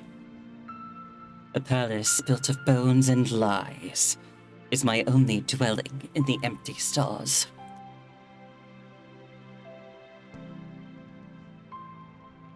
The beast devours, flames consume, and a boiling river of blood churns everything in its path. The crimson sky, neither day nor night, makes it impossible to discern where the sun sets. Cries for help echo from all directions, only to dissipate futilely in this forest of death. The prophecy is unfolding. The punishing virus and hetero creatures are devouring both the flesh of reality and virtual data, while flames that lick the sky chew on the spine of the tabula akasha. Later, when I stand on the mountain of corpses in the sea of blood, those soldiers are gone. They might be part of that sea now, claimed by the war itself. I know, it's part of war, a price that must be paid. I shouldn't be so sentimental. Yet, something still urges my heart. It makes my hand search the ground, filling my nails with blood and dirt. It compels me to search and dig, despite the futility. Time becomes indistinct. All that remains are bodies melded with metal. I search among the ruins. Billions of years and trillions of cycles weigh heavily on me. They claw at me. They claw at me. But I continue my relentless search among the ruins. I'm driven by something indefinable. Among the crumbled walls and the blackened hills. In the end, I am unable to leave a brighter future for Kowloon in this world. Sorry. I see those threads snapping, one by one, around me. Your judgment is spot on as usual, Miss Chu. Since there's a cost, then surely compensation is due. And maybe, just maybe, if a price must be paid, Kowloon shouldn't bear that price. This is what war leaves in its wake. I couldn't save anyone. Yet here I am, still searching through the ruins. In the crimson mire, in an era of ruins. Until I lift another broken slab and find a strand of blue hair beneath. Until my blood stains the soil of Kowloon. No. Her body is wrapped in bandages, fresh wounds layered over old scars. But she is still breathing. Medic! Survive. But no one responds. Survive. Survive! Despite the vital fluid seeping from my hands, despite the molten agony swirling in my mind, my hands slap her face and press on her chest. Lady Chu. When the girl finally opens her eyes, she slowly relaxes her clenched fist. Cradled in her palm is a gleaming medal.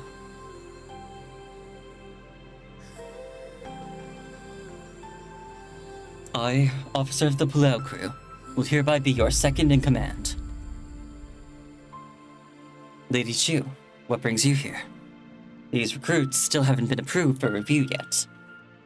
I'm too strict? Let the rookies complain.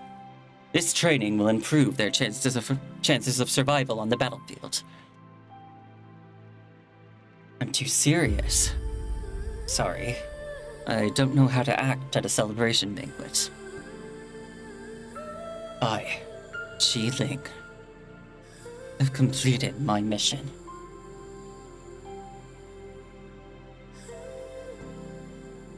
Over the past billions of years, stars have perished, and the universe has aged. Throughout the brief yet extensive history documented by humanity, the oppressive, dark, and hopeless periods that I've encountered have left a vivid mark across the ages. I cannot allow myself to step into such an era. I cannot allow my people to step into such an era. I'm here, and I shall make all things right. How long will not stop here?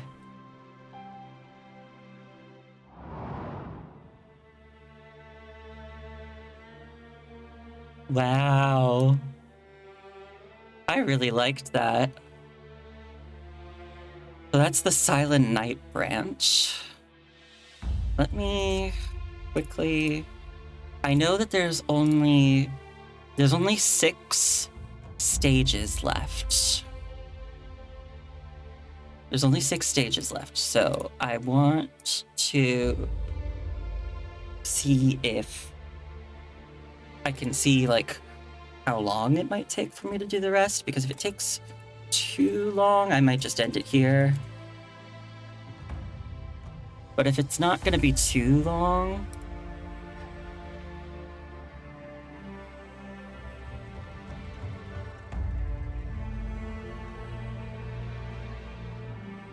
Okay, it does look like it could be another couple hours.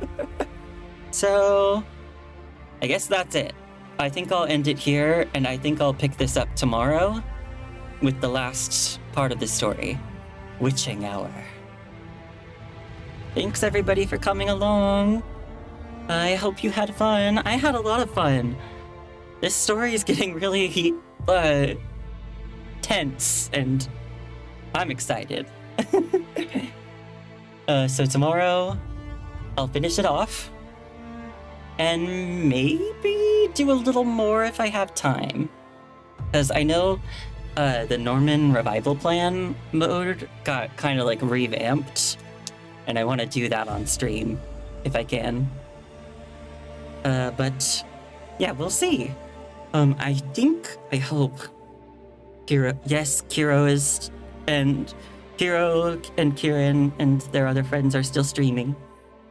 So I'm gonna raid them. So please come along and raid my dear friends.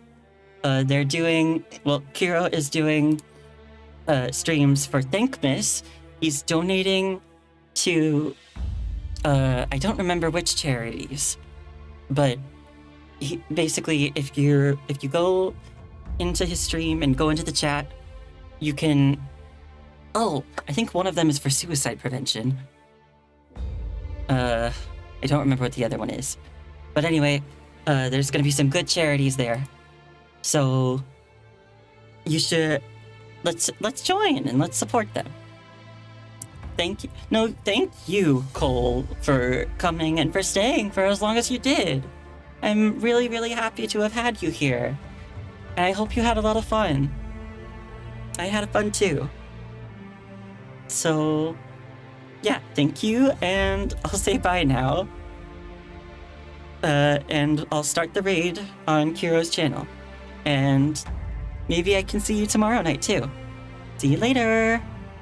Bye-bye.